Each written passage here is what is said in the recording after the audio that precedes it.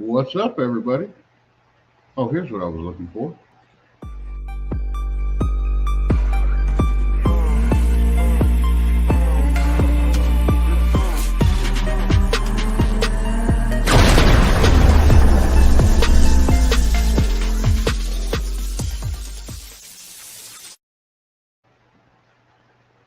What's up, everybody? How's everybody doing tonight? Good to see a few of you came over from John's live. That was a good live, really informative. I like talking about the No Name Nationals. So, who all we got in here? Who we got going on? We got, Tim Mopar. I remember him. JB's little shop. Miss Dust Devil, who's right there behind me.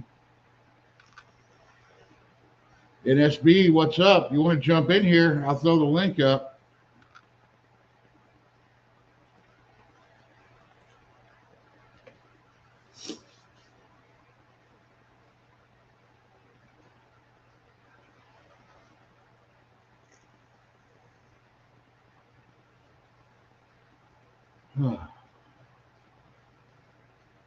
So, what's everybody want to talk about? There's so much happening, so much craziness, so much stupidity.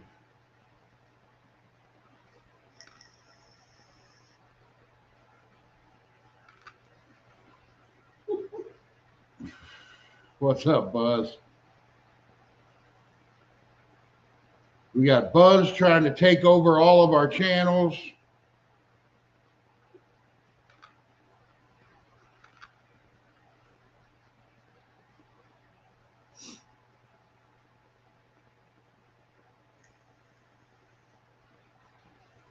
What's up, Raker? Patrick.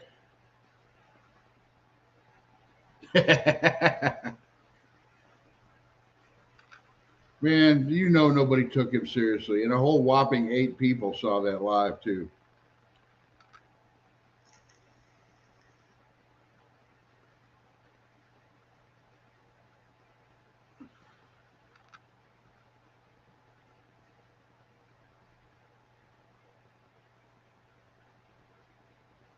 Not the drama. No. I try to stay away from the drama. I'm glad I'm not in the middle of it this time. Believe me, there's more drama going on behind the scenes that a lot of you guys don't even know about that I will not discuss.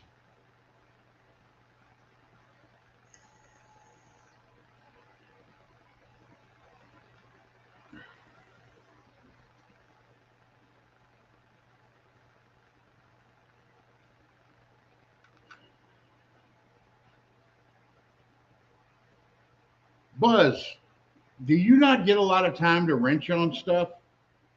I know you were saying that you had your shop, and I don't know if you've got a project that you're working on.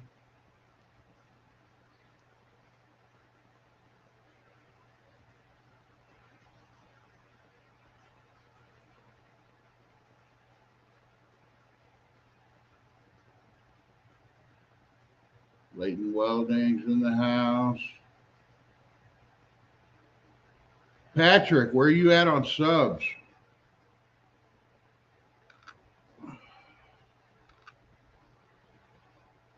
We need to get you up over that 500 mark if you're not, or I haven't been. My life's been crazy. It's just now starting to settle down. I haven't been looking at anybody's stuff or nothing.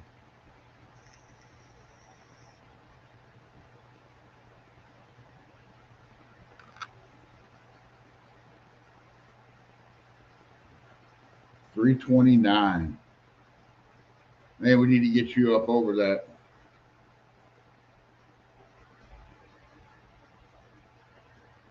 I don't know what's harder, getting the subs or building the car.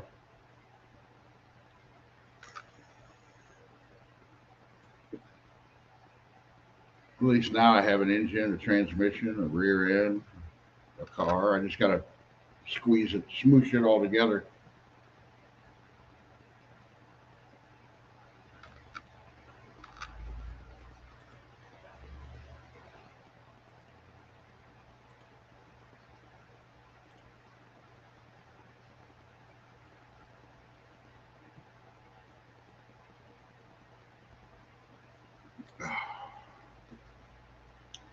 Where Tall John's at?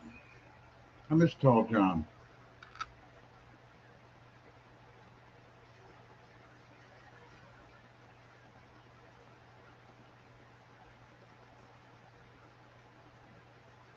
Well, Buzz, you know you're always welcome to come out and help me get my shit together.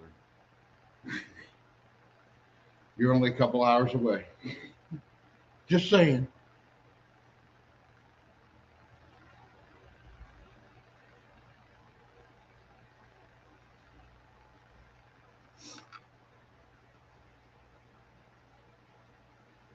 Well, breaking stuff is fun. You should make videos of breaking stuff. That's what people like to see.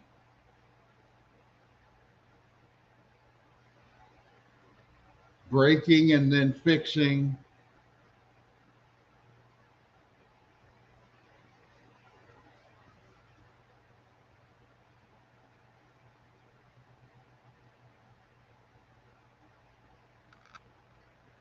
Yes, Buzz, thank you for all you're doing. A lot of people really appreciate it.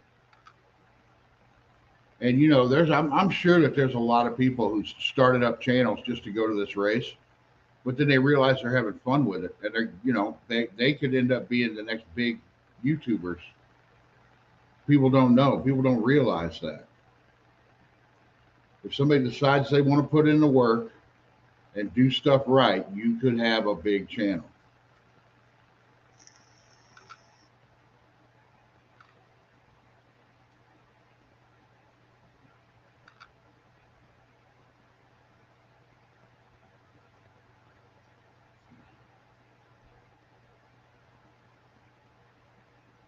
Nice. Resurrecting the death bike. See, I was never into motorcycles. I couldn't. I just never really got into them. I mean, I like them. I've watched all the motorcycle TV channels, but I just never really got into bikes. Oh, damn it. That was something I wanted to ask Dallas. What about pit vehicles? What's that? Who is that? David. Oh, he got a bike? Mhm. Oh, cool. My stepson got a bike. Oh, man. It takes a lot. Like I said, and all it takes is just a couple things to happen in your life. And like I haven't been live for a couple of weeks. I've just had so much going on in my life that, you know,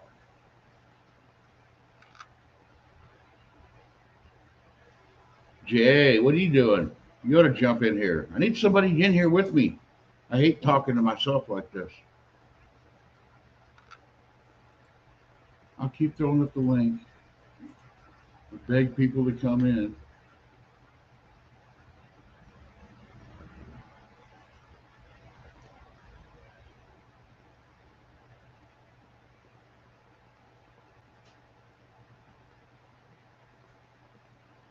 Are those them guys that drag race those motorcycles? I couldn't do it. I couldn't.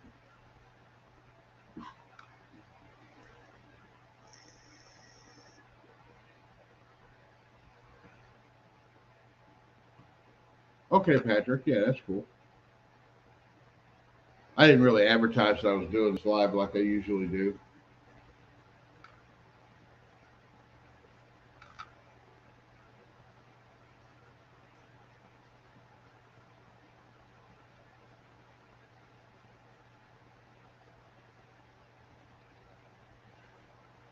Yeah, I see how it is. All you guys just leaving me here alone. Well, I ain't going nowhere, damn it.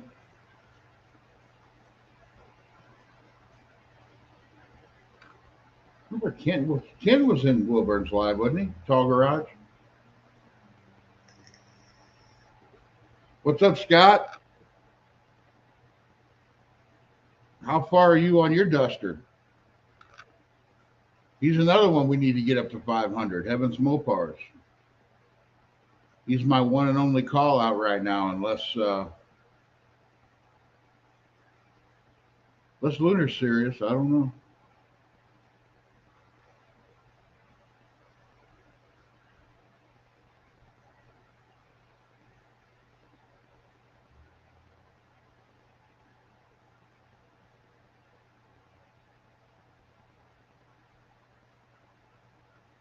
Almost a challenge to what?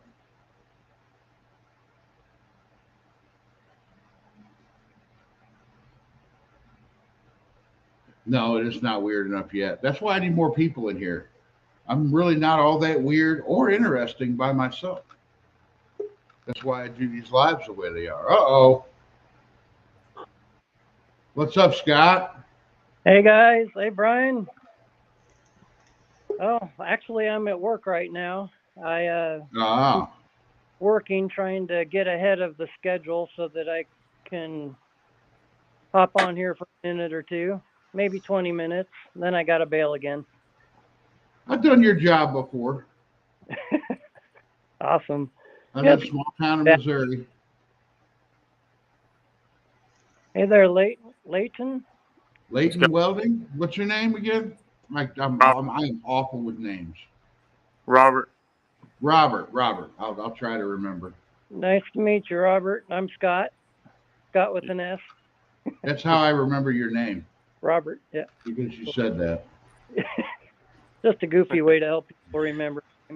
Then it makes me focus on their name, so I'm less likely to remember it, or so that I don't forget it. It actually works.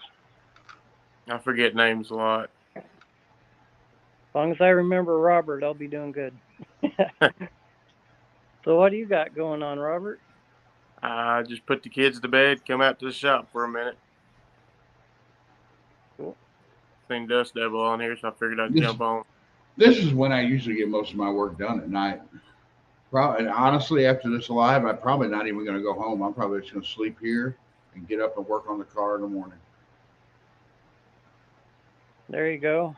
That's what I'm gonna have to start doing. I got to order parts for mine. Yeah, me Ooh, too.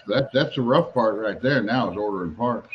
Yeah, I'm getting nervous about that actually. The motor plate that I need has been on back order forever. So I'm like, I could just go with another one, but if I spend the money, I'd like to kind of have a certain one, so I'm kind of gambling. So, Yeah, Which one are you wanting to go for? well, Mancini has an aluminum one.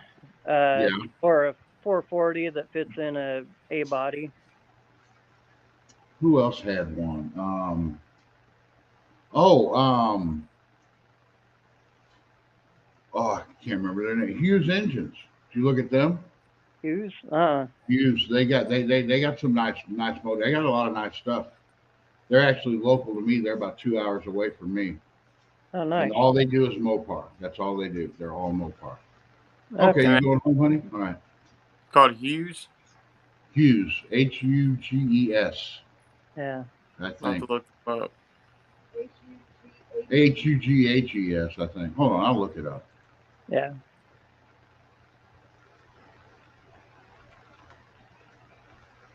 Yeah, I Waiting for get back from out of town so I can see how much money she done blew. So did. I know how much side work I need to start doing to get some money for this car. Get it back going. Yeah, I know what you mean by the finances. The wife, I made a deal with her when we got married. That's been, what, 10 years now? And my voice, you have to excuse me. But, Mopars are expensive working on cars in general. And, but she's like, you ain't touching the account because you'll drain it dry.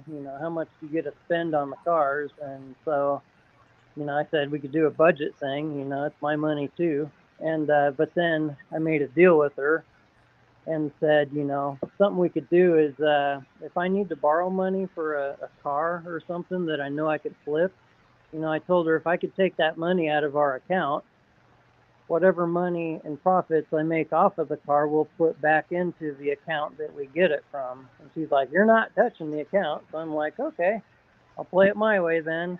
So I have my own account, and I take maybe $150 out of each paycheck. That's what I get. The rest goes into our account. We don't touch it, other than bills. So Yeah. the cars that I have, bought a car not too long ago. It was a Corvair van. I paid $2,500 for it, and then I hardly did anything to it. And this one guy wanted it, and he gave me $12,000 for it. And I was like, sweet, that's the best turnaround I've ever had. And Yeah. but I used the hobby to fund the hobby, so all that That's the best way to do it. all That's that the best way to do it. the profit that I had from that, went right back into my pocket instead of our account. So, I've been Well, living you got a on lot that. of cars laying around out there. Yeah, that's, I said, I wish I would have known you had that 73 Roadrunner. oh, sorry, man. Yeah, It's all right. It's all right. to Chris, I need to then get my in touch with first Chris. year I'd like to have Chris on here tonight. that'd be cool. Yeah, yeah, you and Chris is the whole reason why I found out about the No Name Nationals.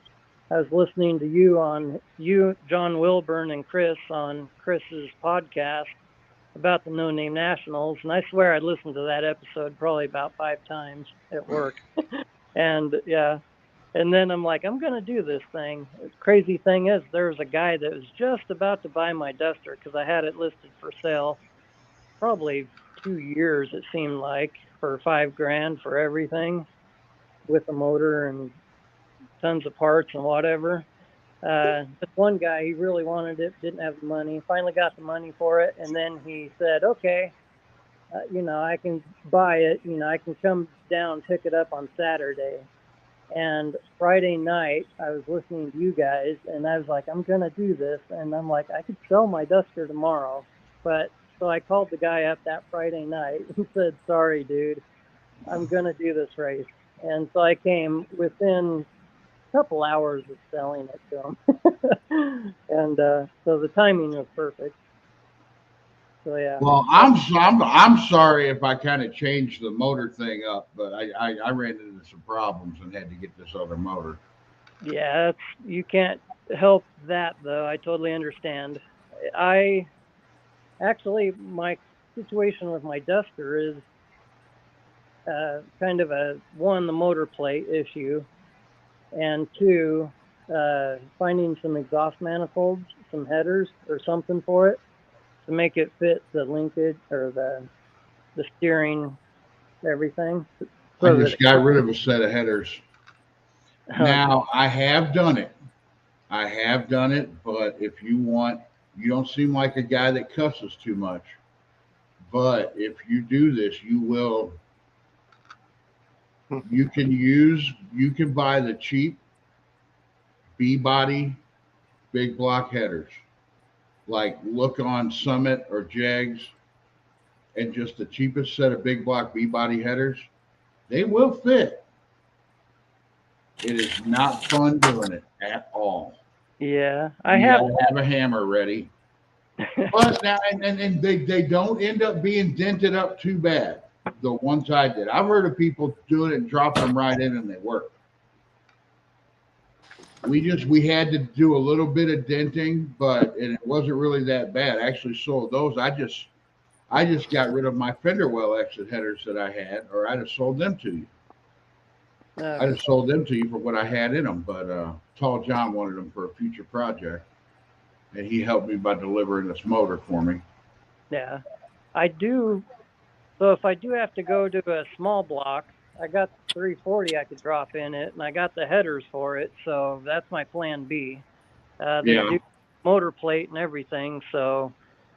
Well, does your Duster still have the stock motor mount, the mounting brackets?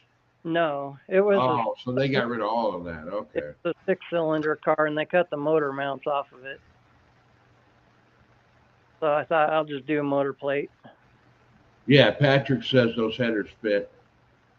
It also depends on what car, So all the cars are a little bit different. I've heard people, like I said, say they just dropped them in. I had to do a little beating and hammering and bending on my buddies. Okay. Which honestly, though, if we would have actually lifted the motor out, see, if we didn't take it the whole front clip off of his, like yours is now, and lifted the motor up, bolted the headers on, and set it in, it probably wouldn't have been bad at all. But we tried to, because he wanted to go away from fender well exits. He wanted to go to under chassis headers, which he ended up putting the fender well headers back on and ended up selling the car. So Yeah, I do have another K member that has power steering on it, because the one I have now doesn't have power steering. And another, I'm making a video right now. well, yeah, you could just swap. And You could just swap the small block K member in there. yeah, and it has the motor mounts. It has power steering on it, because one I have now doesn't have. Do you power. want the power steering or not? It doesn't matter to me. No, because I mean, you swap the boxes. They should bolt right up. Yeah. That's what I'm doing. This car had power steering. This car was a 6-cylinder with power steering, and somebody threw a different K member in it or something. I don't know. Because maybe I could. Small block fits right in there now.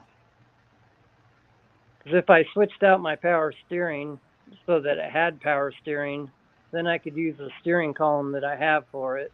Yeah. That's the one thing I'm having to go through now. That Mancini sells that adapter, but for that little piece of aluminum is like $100 and something to adapt the power steering column to the manual steering gearbox. I'm just going to have to bite the bullet on that one. Yeah. Because I really don't want to rig something up for steering, especially not in a race car. No, you need that. Yeah. At the house where I'd have a little bit better service, maybe. Okay. My shop's all metal, and it just takes every bit of it. That's the problem with this shop too. It's got a metal roof, I guess, and I'm on a I don't even know what you call it. It's basically wireless internet. Yeah, the Wi-Fi. Yeah, well, here. It's that thing. That silver thing. Yeah. That's what my internet runs through, and it's really good. I get service just about everywhere, but in this building, I only get like 2 bars. So I'm actually closer to the door now, and I've got 3, and it's doing great. Yeah, I'm at a high speed this month. I've done used it on YouTube. Get on live for hours. Oh, yeah. Easy to do. They tell you it's unlimited internet. Yeah. After 50 gigs, though, it's not. Yeah, it's crazy the amount of time we could spend watching people's videos and stuff. And sometimes I just got to put my phone down and pick up a wrench. Well, yeah. Not that I excuse not getting anything done, but I'm trying to get my 318 tore down, and I was on live feed with 615. I kept dropping out. I just got off of it, tore my motor down, and hopped back on later. I was actually thinking about taking a break from YouTube altogether to finish this car up, because it does slow you down. But then I realized, like in the last month, I picked up 100 subs. And those are all new people to my channel. It's like, well, that would suck. You subscribe to a channel and you guys say, oh, I'm taking a month off. But nah, I'll go ahead and keep doing my stuff. Yeah. I don't even have 100 subs. Oh, you don't? No, I've got like 7. Everyone go subscribe to Leighton. Is that your name? That's my last name. Okay, last name. Awesome. Yeah, it's crazy. I've been trying to get all these monkeys off my back so that I can work on my car, my wife's projects and stuff like that. And it's slowing me down. This month, it took me a whole month to maybe get 20 subscribers, if that. And crazy, because a while back I made a bet with Levi, because he was worried about his 500. I'm like, dude, you're only about 60 subs behind me. Not much. Or 20, something like that. And now he has passed me up, and he's only like 93 away from getting 500. I was like, you're kidding me. I cannot But let you put out a lot of good content. That's one thing, Scott. You do put out a lot of content. You might want to get in touch with Buzz and Yeah, I have him can put do some that. of his stuff, put some of your stuff up on his website. And Do I put the stuff yeah, on his website, or does he pick and choose what he wants on his website? I don't know. I'm not I sure don't know. how. You never talked to him. I haven't talked to him about how he does his stuff. Yeah, I never I thought know. of I that. know there was somebody out there had a problem with the way he does his stuff, but I don't see any problem with it. Yeah, I don't either. He's helping everyone, helping Yeah, him. and if it gets his, and if it gets his clicks on his website that he advertises on, oh well, it's not taking anything away from you. It's helping you. Exactly. You know. Yeah, I'm hoping once I get to actually working on my car, I'll pick Uh up, but oh. it's just been kind of slow right now.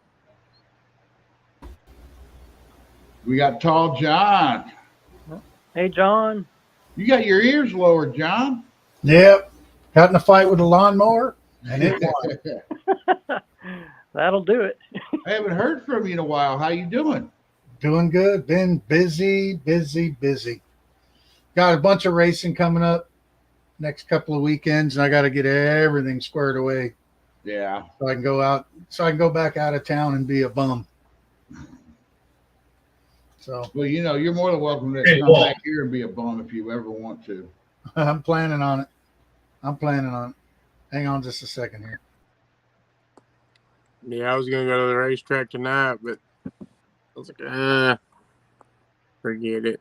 Time I got home, fed the kids, it's already 6 o'clock. I said, ain't no way. But I think Roadkill Garage is supposed to be at the local track filming. Who's that?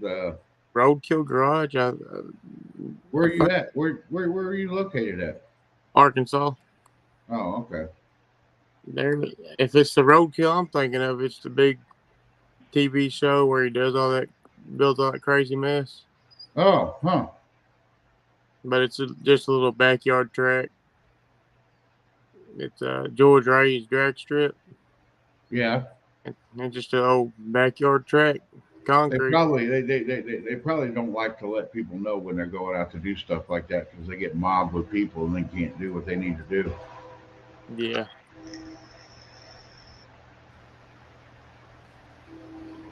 In another 5 minutes, I'll have to bail, Brian.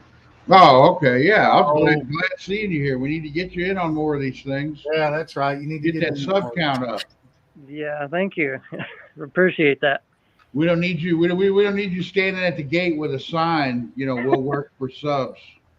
Oh yeah, I said that a month ago. I'll do it if I have to. I was on with 615 Customs, Robert's Garage, and Wood Metal Garage. I said, if I don't get 500, I'm standing at the gate with a sign that says subscribe.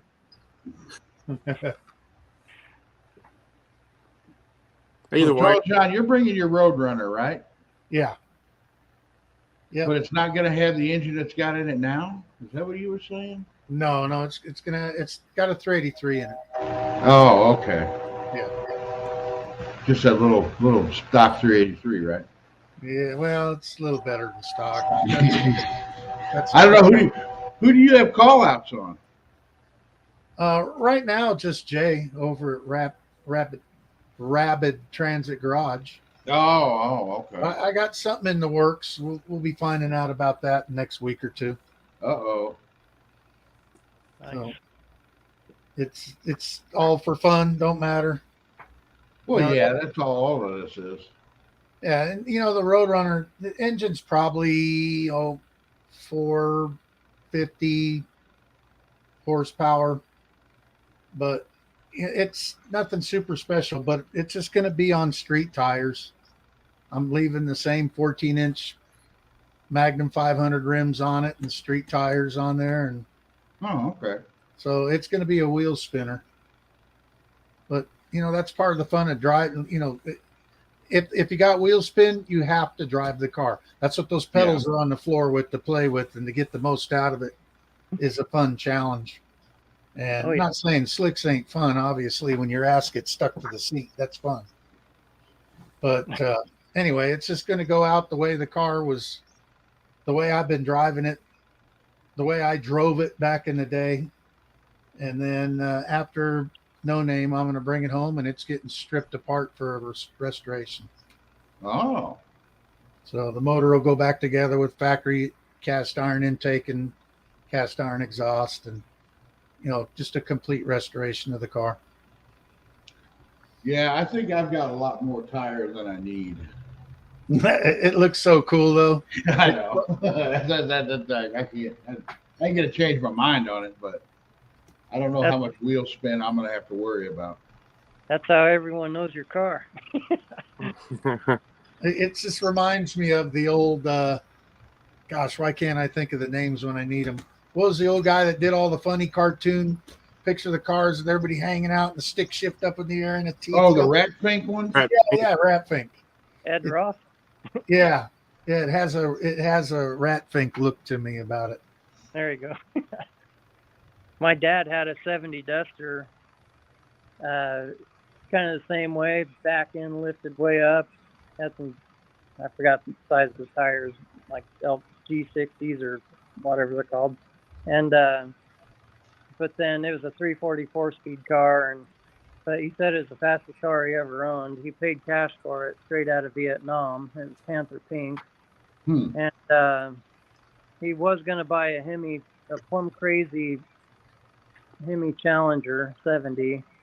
But when he got in the Challenger, it knocked his hat off, and he didn't like that. So he went to the next lot down, bought the 70 Duster. And this was your uncle, you said? My dad. Your dad, okay. Is your dad also Dutch Garage's dad? No. Because that's how he got his name. They had a pink Duster. Oh, I see. His family, or his mom and dad, had a pink Duster, and so they named him, for the car itself. So he's probably on the chat. Let me look here. Yeah, I think he's in there. If you guys have been chatting and saying hello, everybody, I haven't paid attention to the chat. Yeah, I can't. Yeah, I got two hacks in there. He said he's driving. I'm on my phone, so I can't see my comments. But yeah, with that Duster, what happened was he bought the Duster instead of the Hemi Challenger because it also left him with some money left over so he could go party with. But he was cruising down the highway. He owned the car 1 day short of 3 weeks. But what happened was he had a little something to drink and going in the Mojave Desert, cruising down the highway, and one semi was passing another one as he was going toward him, and it ran him off the road. And a van, when he went in the ditch, came across the road, a semi or a van T-boned him, and literally speaking, ripped his car in two pieces. And it threw him from the car, and he was sliding down the road on his back over the busted glass and everything. Damn. All it did was break his nose and a rib. And but then the person in the van, he had to have his leg amputated from the knee down, and his wife broke her hip, but no one died in the wreck. But yeah, it's crazy. She gets mad at you. That's my fault. Sorry, buddy. I had heard that there was rumors that that Chrysler back in the day had an aluminum car where the whole car was aluminum, and they were building it for racing, and they had like 2 or 3 prototypes, and they had a couple of finished cars, and accidentally a couple of finished cars got put out there. It's like I said, it's rumors and stuff. But they said they had to get those cars because they would do that if they got T-bone, they would just rip it half. Wow. So Chrysler had to get them back. I don't know. Like I said, Old wives' tales, urban legends. Yeah, that's the word I was looking for. Urban legend. Cool. Well, guys, I'll use this as a chance to scoot out. All right, we'll I'll talk be- to you later. I'll be working, listening, so I'll comment Okay. here. All right, we'll talk to you later. Take care, guys. How do I end this thing? You should just have to shut it down. Unplug it. Yeah, I'm on my cell phone. See, I've never done it from a phone. I don't know. Oh, okay. Hammer. Use a hammer. Tap the screen. There should be a thing that pops up if you're on StreamYard. Oh, there it is. Stop the mic and cam. Yeah, it should be a little red leave button on the right. There we go. Oh. So what you been up to, John, Working. since the last I seen you? Just working? Yeah, working. There was a couple of days I actually worked on the truck for a little bit, just kind of, tidying things up, and did a little bit of filming, and I might put some of it out, but I was so stinking shaky and jittery. It was after coffee, and I'm shaky and jittery before coffee, And so the clock wasn't working, so I fixed it. So I tried to get a close up, and I held the clock up, and I got my camera like this, and I watched the video, and I swear, if I was touching a tree, every piece of fruit had hit me in the head. I was shaking so bad. So I may or may not put that out. But anyhow, so yeah, I did a little bit of that. But then the bus came into town. So I went and did a bunch of work on that and finishing up just several different projects that, work that's been going on, getting it out of the way. That's what happened on my my deal with your bullshit video. Yeah. I did that whole thing, and I went back and watched it, and because I don't know, I lost my other phone that I used to film with, and it was great. This one is just, there's no motion, every time you shake it, it picks it up. But I almost didn't release a video because of that, but I was like, I don't want to reshoot everything. Yeah, every time I do a video, I want to do better, right? Something little, and then I catch myself something lame about it. Like, this isn't better, but I don't have time to go shoot the whole stinking thing over again. And then when I was up there with you guys, the phone had an update on the camera. Yeah. And that's what screwed me up as far as videoing stuff. But the other thing it did is it has that anti-shake feature. So when you're sitting there going like this, it tries to steady what's in the view. Well, that went to default. So it was turned off too. Oh, see, I can't find that feature on mine. I'll have to dig it up, and I don't know if I want to look at it now. Now, didn't you say a while back that your wife bought you a little camcorder thing? Yeah, she got that for me, but I don't use it very often. Yeah, I don't use it very often, and I want to start using it more. It's easy to put on a tripod or put somewhere in the room behind you or whatever. So the last thing that me and Jacob worked on together was some distributor stuff, some timing stuff, and I used it. In fact, and that's the thing, is the phone, I don't know how everybody else does it, but my phone, I have a Google account, and all my videos and pictures go to that Google account. So when I get on my computer, I just punch up on, Google, and I pull up my thing, and it has pictures, and I drag and drop them onto the computer. Yeah. And then I can put them into the editing program, and I use that free program called Shotcut. And so I just drag it right in there, and I can cut it up, do what I need with the pieces. And anyway, so with the camera I got, you got to have the chip, Yeah. The SD card. Yeah, the SD, and it's super small. This is the big one, and the little one inserts into it. Mm-hmm. So then I got to plug it into the computer, and it's way quicker about downloading, but I just got to get to the point where I'm hassling with it, where I'm comfortable. Yeah. With it. So it's just a matter of that. And then I'm actually thinking about, I think next week we're gonna order a GoPro.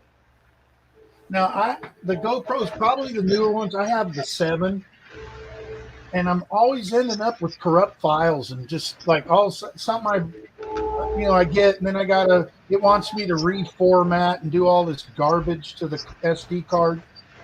So I went and I got some of these things off of eBay. Yeah. These little Japanese cube things.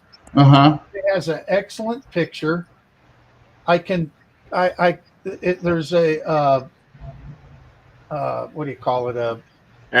You download an app to it, and I can control the camera using my phone, and then I can Bluetooth the picture to my phone so I can watch what it's looking at. Oh, that's cool. And it's really super simple to use, and so I've been doing what's that. The audio like on it, though? What's the audio like? It's not bad. It's not as good as the phone, but it's not too bad. So now what I did do is, I've been noticing that in a couple of people's different videos that the audio is real quiet. I don't know if it's just like because I watch them at home, and I don't know if it's because I use a TV for a computer monitor. I've got a 40-inch TV for a computer monitor, and the sound comes through that. Yeah. And I don't know if it's just that, but like some people's videos are perfect. The sound is perfect on. And in some people, it's just, I can't hear them. Yeah. And that's something that I just discovered on this Shotcut thing is you can adjust the volume. So if I bring in something that I don't like the volume, like say I turned away from the camera, I can take just that clip. It gives you your audio, the sound wave deal at the bottom. So you can see where you said each word. You can clip it right there and separate it and raise the volume to just that piece of it. What is that called? Shotcut. Shop, S-H-O-P, Shotcut? Shot as in S-H-O-T, like taking a shot. Yeah. Yeah, I've got a GoPro Hero 5 Sessions, and I needed an update on it, and it wouldn't do it through my phone, so I bought a laptop, a little Chromebook, thinking I'd get away with this little cheap thing. Went to download the app, and it don't even support the app. Like, well, I think the one where I think we were either going to get the 9 or the 10, and I think I decided I'm just going to pay a little bit extra money and get the 10. And the way we're getting it comes with a bunch of accessories and stuff, and it's got like the chest mount harness and the head harness. Yeah. To hold the GoPro and all kinds of different stuff. These have a lot of that too, but the GoPro stuff is way better as far it's definitely, I'm not saying it ain't friendly or good. I've had trouble with corrupt files and I've kind of given up on it. And they're like $400, so I just don't got $400 to piss away on that. Is it due for an update? Maybe like a software update? Maybe. I haven't looked into it because it's been probably a year since I've used it. Yeah, I know. I read where mine had to have a software update to connect to my phone and stuff. Yeah. Comments where people was having corrupt files and stuff. They all said to update it. I bet I should probably check into that again and look. Yeah, go to the GoPro website and I can just Google GoPro, like mine's a Hero 5. And I put that in there and put update, and it brought a link up. Tony's Hot Rod Garage says he's got a GoPro 9, did you say? So you spent more money on the fucking accessories than you did on the camera. I bought some cheap knockoff accessories from eBay. Bought a waterproof case for mine because I put it in my shotgun for duck hunting. It worked. Till I had it in the back seat of my farm truck when I was farming, and I tossed something back there, and the gun hit the gun, broke the camera mount off. There's a thing you can get on the. I know you can get it on the 9s and 10s. I can't remember what it's called, Create or something. But you plug it in, and it makes it has a microphone on it. It makes the audio a lot better. And it makes where you could plug in other microphones and screens and all kinds of stuff to it. It's like an $80 accessory. I think I'm going to see how the GoPro works, and then I'm if I do that, I'm gonna end up getting that. I just want my production quality. You know, I'm starting to actually get a few subs now. I'm getting close to the 1,000, so it's like, I guess I'm gonna up my game a little bit. You know, if we want to do stuff, I might as well do it right. Yeah, those external mics, they work pretty good from what I've watched on YouTube. Corrupt files equals value added. That's Yeah. right. So Leighton, I'm John. I haven't met you yet, but I've seen you a couple times hanging out. So I'm Robert. Robert, nice to meet you.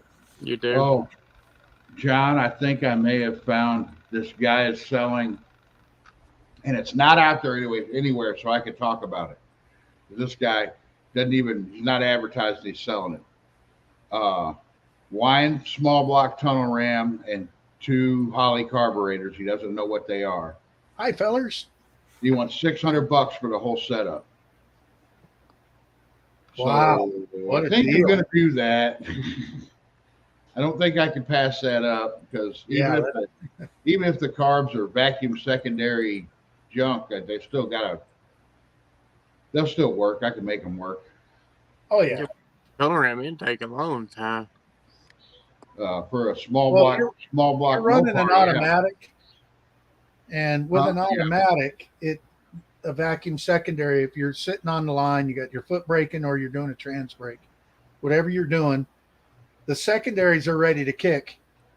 When you nail it and take off and get out of the hole, they're open. They're never going to close because you're going to pull the lever and shift as you get down the track. Now, if it's a manual trans, you know, some people just speed clutch it and slam it and don't let out of the gas, but most people let out of the gas. Well, then them secondaries have got to reopen back up again. So the vacuum secondary is not that big of a deal in your case. I was going to throw the link up for Jed, but then he put that up.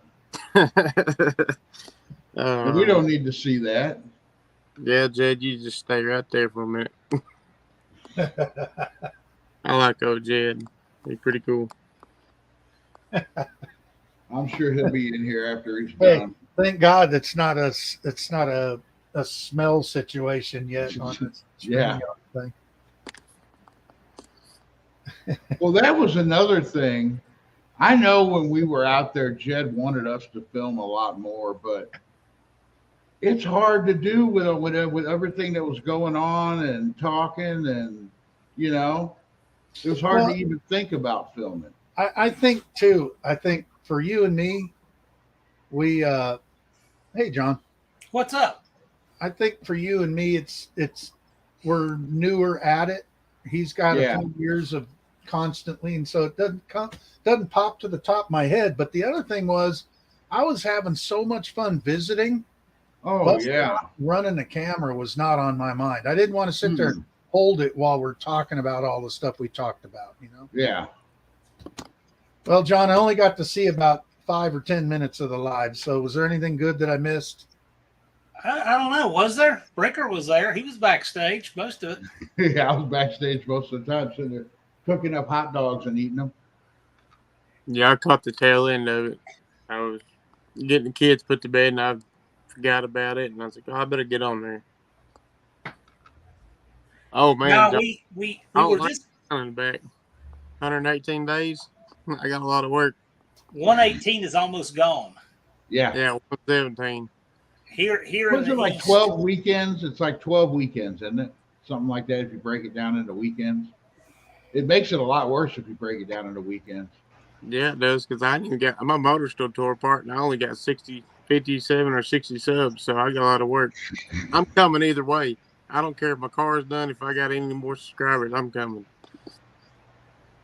Hey, Dutch, you just be quiet and crack a beer, my friend.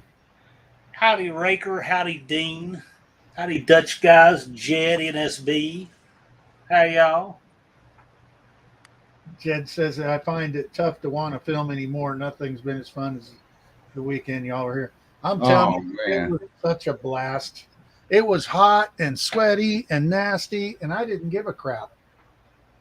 We just sat down when it was hot and had the fan blowing on us, and it was great. It was a good time. It was a really good time.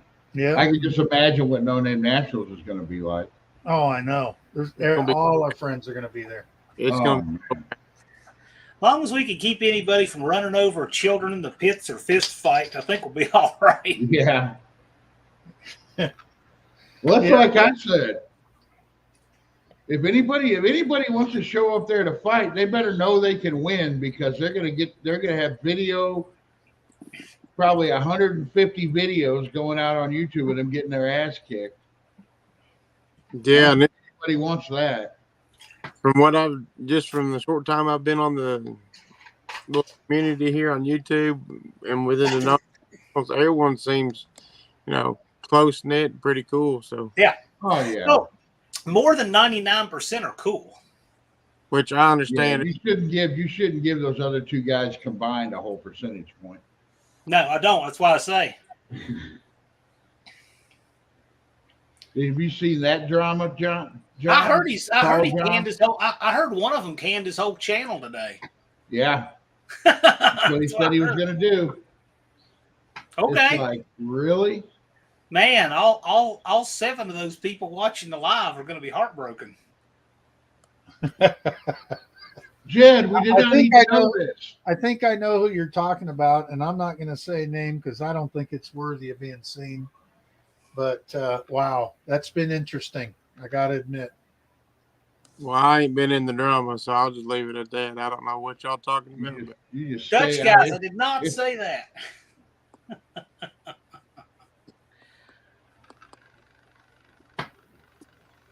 Pants are Dutch off. guys, if you're not wearing pants, you better be wearing a dress. How's that?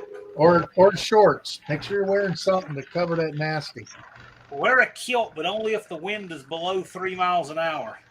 And if you're wearing And don't drop when men were men and sheep were nervous.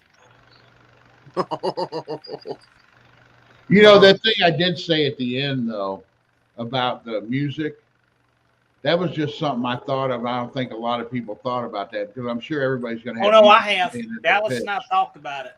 And it's We don't like, want you people know, getting copyright you strike. just, I mean, you can't tell people, no, you can't play music in your pits, but, you know, we're all content creators. You need to realize that, you know, if somebody else is coming up filming, you're going to ruin their whole video if if you have music real loud. We're going to have an all-star announce team. We're going to be good. We got. I hope one of them was one of the ones that accidentally announced a long time ago.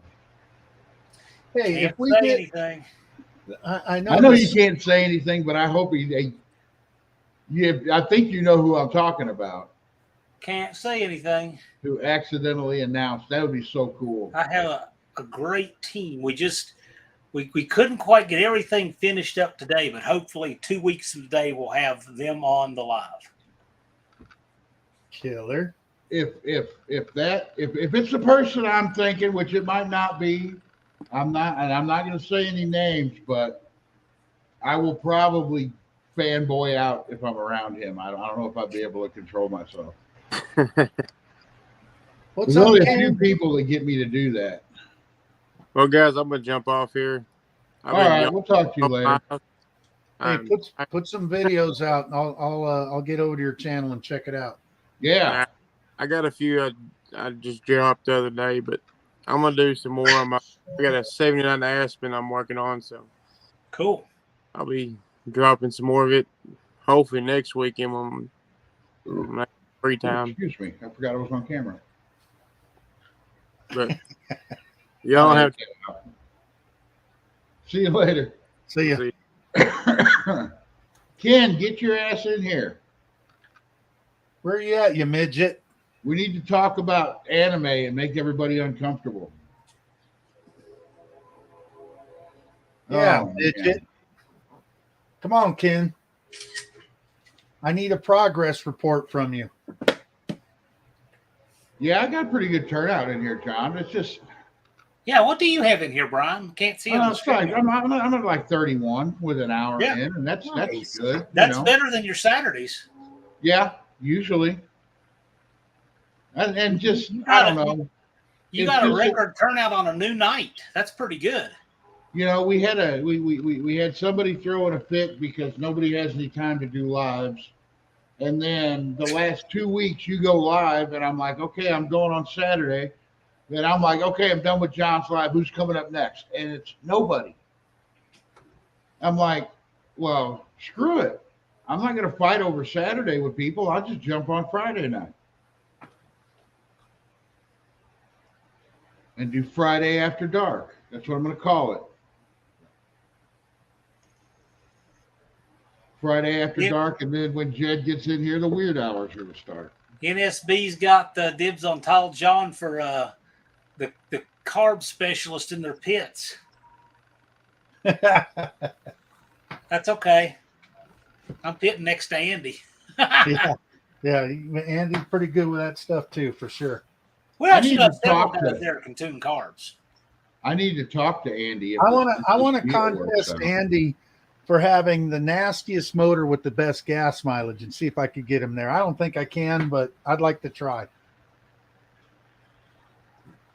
Well, I mean, nasty. I don't mean nasty as a piece of junk. Otherwise, it'd be talk. No, I won't say it. There's other people like those. But I mean nasty, like the build, like more than potato, Yeah. you know? So, Doug, you got yourself a new machine, did you? I'm telling you, that machine is fun. It just speeds up the process of getting things right. That's the best thing. People Are there all any of those out there? You mess with carburetors all the time, and I've said this a lot lately. You can be 10 jet sizes off and hurt yourself by, say, 30, 40 horsepower. But if you're 10 degrees off on timing, you kick yourself's butt by 50 to 80 horsepower. So, you know, the ignition timing, get that squared away. Then go get your carburetor. When you get your carburetor squared away, go back to your timing and really tweak yourself in. Ken, what are you talking about here?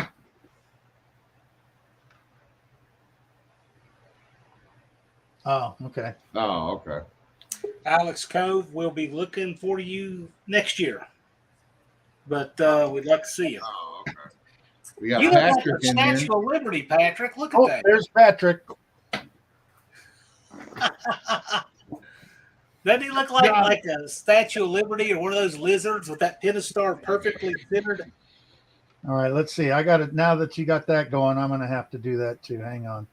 Tall John, are there many of those machines out there? I mean, are they hard to find? No, they're out there. It's getting to the point where you're going to have to start paying money for them, though. I'd like to have one and learn that stuff.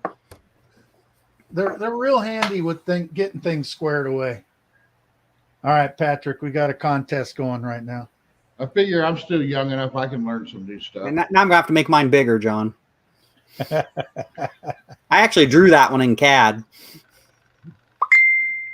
Oh my!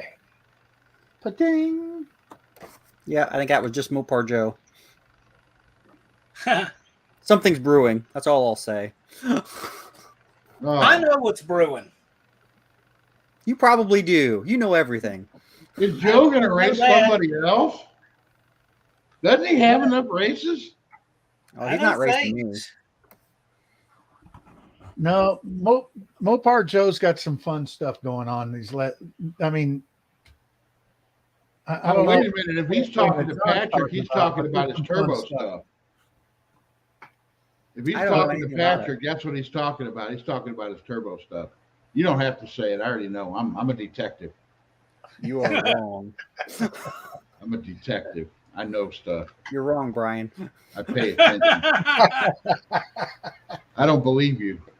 You Uh-oh. should. I am Oh, telling the truth. There's Jed. He didn't fall in. No, I said I was wiping. I actually had a really long text message I had to reply to, mending bridges. I'll say oh, that. wait a minute. That stinks. Oh, that's what you were doing. Sorry.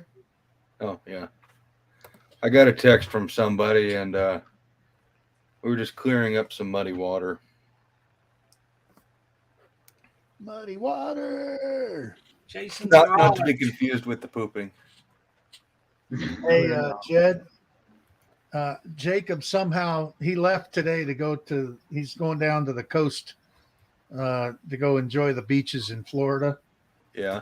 But The before he nude left, beaches? I don't know. I mean, if that's where he goes, he'd probably do one of these, where he takes a look and does one of these. But yeah. Anyway, his Challenger locomotive was broken forever. And I was trying to take a nap on the couch today, and he kept bugging me and waking me up. And I said, "Child, you're about dead in a minute here." And he said, "Well, I just, I'm getting ready to leave, and, I want to work on my locomotive and get it fixed before I leave."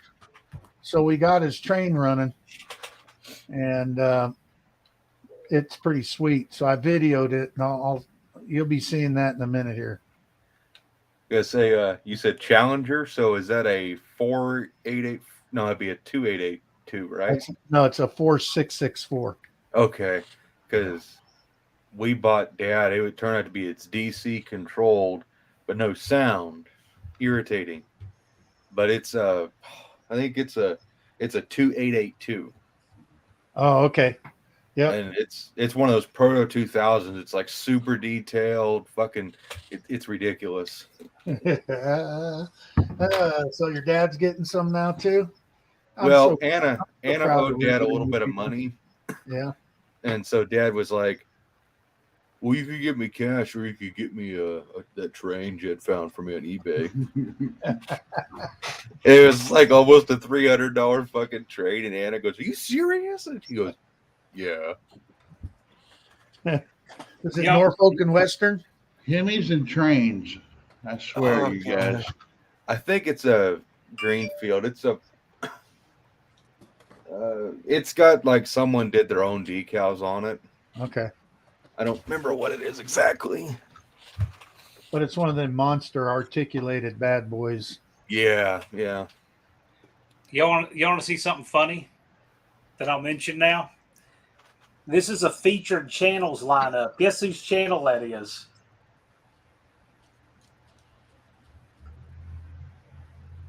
I said it was your channel on there, wasn't it? Whose channel was it? I didn't see.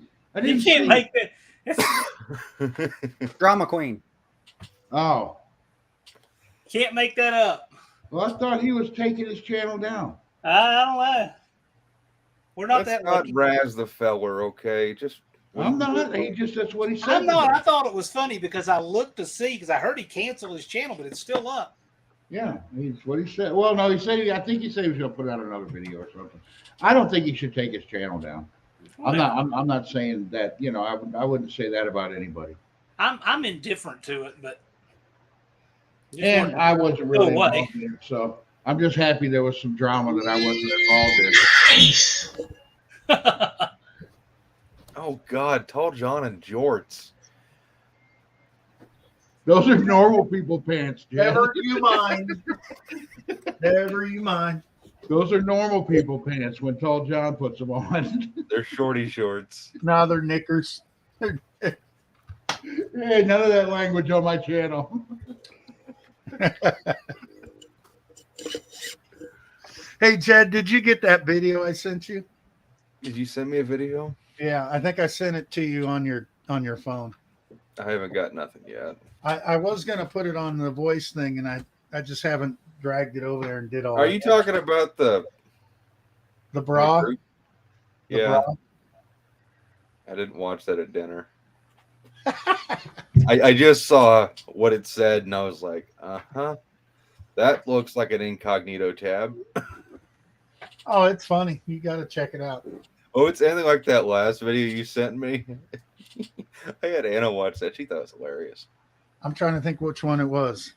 Oh, God, I can't remember. I'm going to trigger Jed. Oh, God. You're going to paint red on the car? Oh, God. That's a nice small block Chevy you got there. Nah, that can't be a small block Chevy. It needs about 3 foot of pipe between the carburetor and the hat. That can be arranged. I'm going to get one of those. If the scoop isn't taller than the roof, then it's not a Chevy. Well, it still is a Chevy, but I put the scoop on there to cover the carburetor because everybody tells me I need to keep carburetors covered. You get a little carb cap. It costs like $10. Yep, the scoop's cooler. And I don't already know. had it. I kind of like the carb caps. I want to get some aluminum ones. Aluminum foil will work. Yeah, that'll work. Duct tape A friend is of really mine desperate. had a big Dominator carb on his Cornet, and he showed me he accidentally left the carb cap on there one time when he started it, and it sucked the top off of it, sucked it down into the.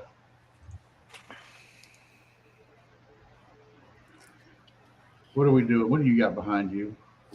I just had a bad day today. Oh, that your chair's in the way. I can't see. What is wrong with you, Tall John? Oh. We'll change that out. Mr. Wilburn, there was something I was going to ask now, and I forgot again. I think I mentioned it a minute ago. It'll come back to me.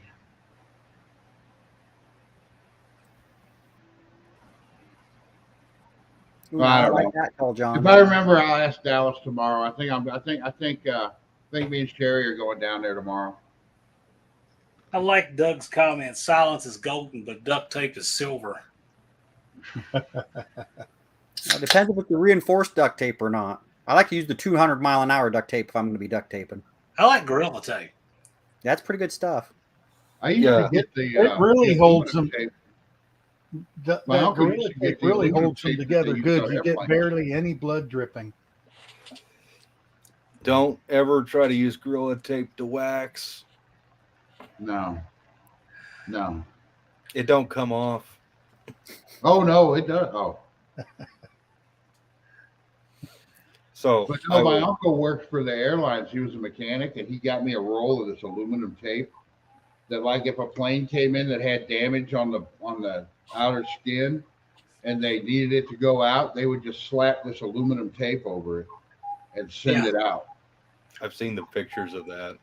You could, but if you stuck that to like the side of a car, it was next to impossible to get the shit off.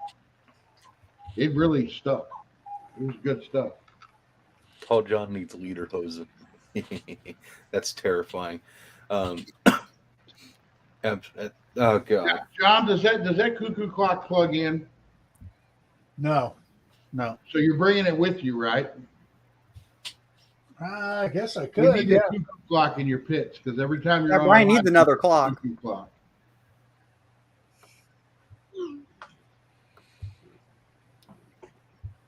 So I learned something kind of neat about the Summers Brothers gear drive that I'm putting on the Pro Stock. Oh, what about it? It doesn't need a cam button. You've been waiting all this time for a cam button, though. Yeah, I was cleaning the gear drive up and I was getting ready to assemble it because I got it all timed.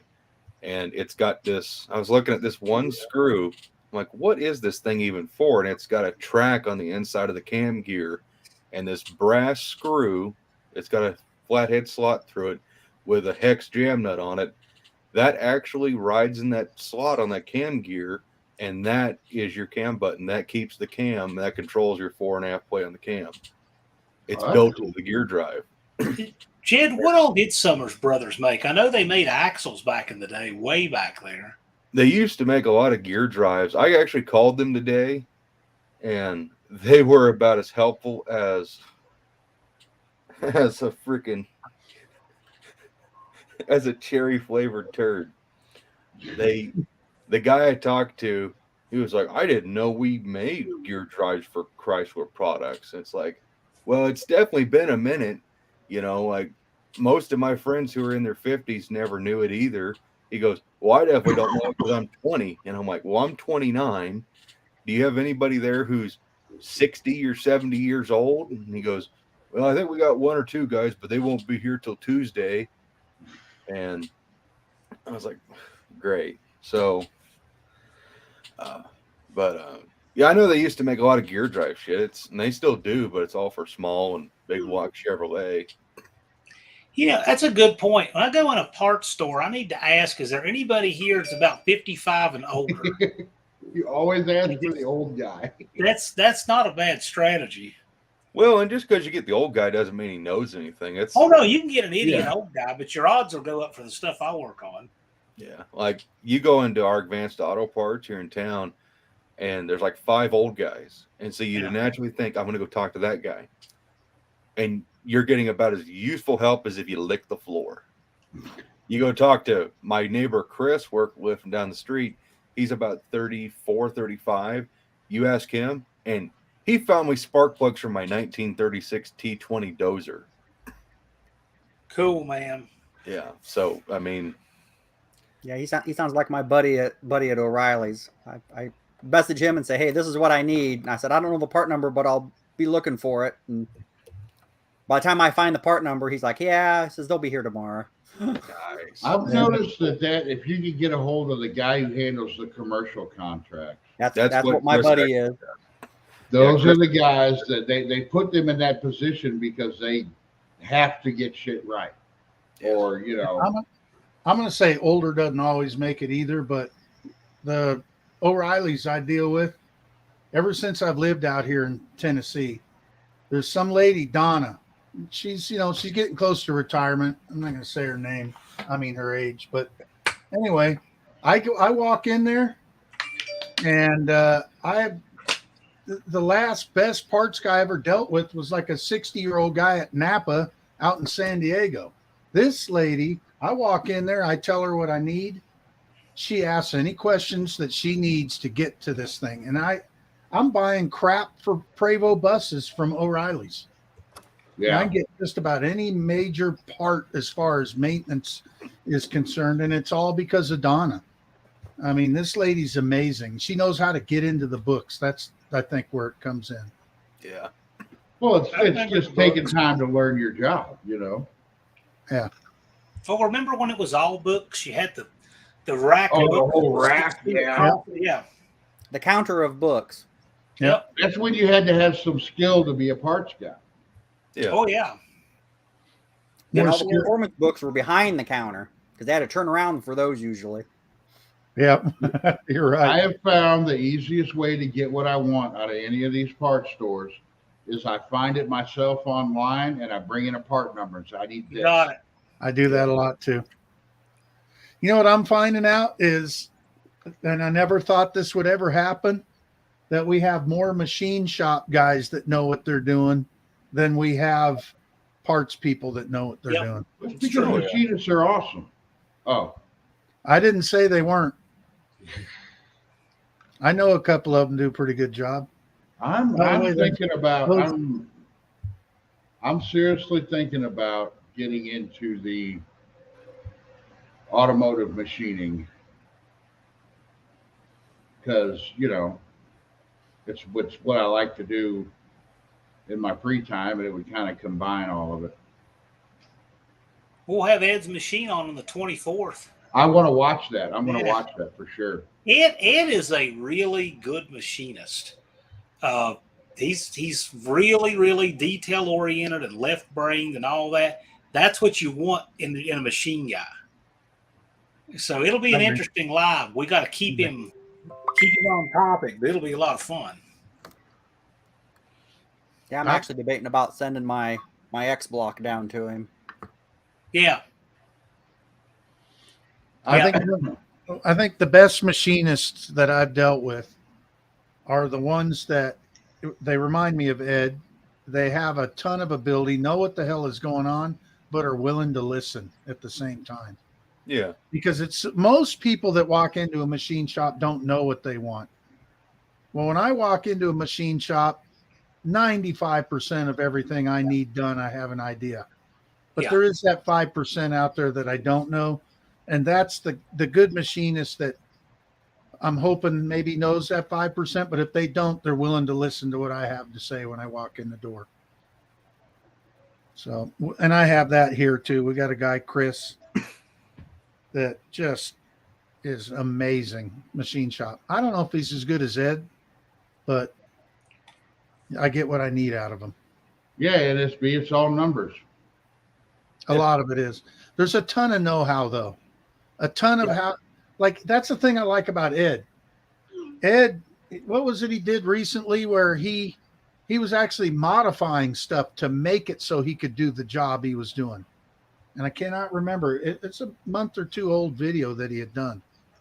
I just know for the one he just did for just Mopar Joe, he ended up using a externally balanced 360 fly or a flex plate and modified the balance on it to work with his 400 crank. Yeah. Yeah. All the machining I do is just putting holes in shit. I know I talked to Bob at my machine shop today about the Pro Stock as far as gear drive, if he knew anything about it. Plus, I want to know in play on the cam. I want to know what that needs to be set at. Never set up a roller cam before, and he said 4 to 6 thousandths, 5 would be ideal. So we got the cam set at that, and then my excellent, careful hands knocked over the dial indicator and hit the ground. Oh, That's not good. Yeah, it kind of exploded, and I couldn't put it back together, and it's all crunchy. So Mhm. we went to Harbor Freight, and I bought the 2 they had. Of course, I pulled them out of the box. And those things are actually really nice. They're smooth. It's just like the one that was in my cam degreeing kit. So I'm going to recheck all that crap, but I asked Bob while I was on the phone with him about my 340. He said, "Oh, yeah, we got it kind of cleaned." It's like, well, that's why I went ahead and dropped it off. They got it kind of clean. Yeah, it's you're about 6 to 8 months at Mark's Machine Shop in Salina. Well, yeah, he's a. Bob, he actually told me a joke today. It was actually to get a joke out of Bob is quite amusing. He said, "Yeah, we had a guy who called. He wanted us to do a big block Chevy for him. And he asked, 'What's the lead time?' And Bob goes, 'Well, we need about 6 months. Then we'll get to your engine.' The guy says, 'Okay.' Guy never shows up. 6 months later, he calls, 'Can you do my engine now?' And Bob goes, 'That's not how it works. You got to drop the engine off.' Got to get in line.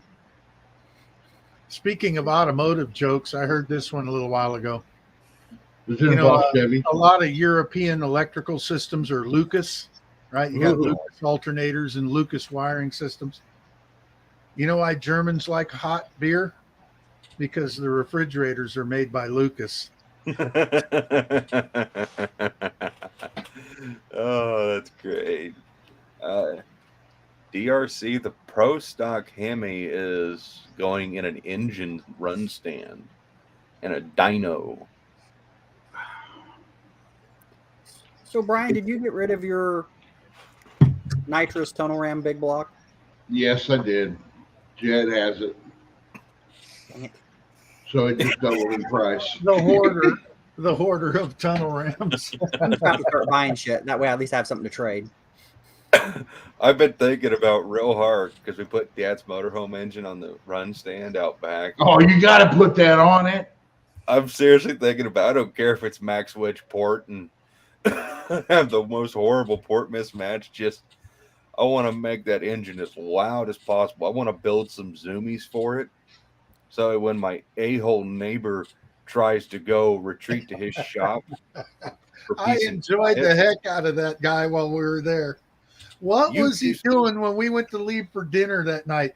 Was he like trying to roll the driveway or something? He believes if he runs up and down the shared driveway about 50 times in a row, he's packing that gravel in, and that gravel's about 4 years old. I don't know. He's not all there in the head. Does he think it's packing it more than when your dad drives a service truck on it? Yeah. It's kind of like, Gary. Yeah, we because can, that only happens twice a day, when he leaves and when he comes home.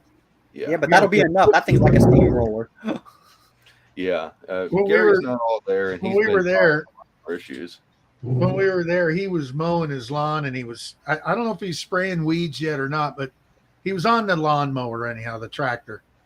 And so Jed's brother Michael comes up in the 84, and he had all the exhaust taken off, it had the headers on it, and it comes up, it sounded so good.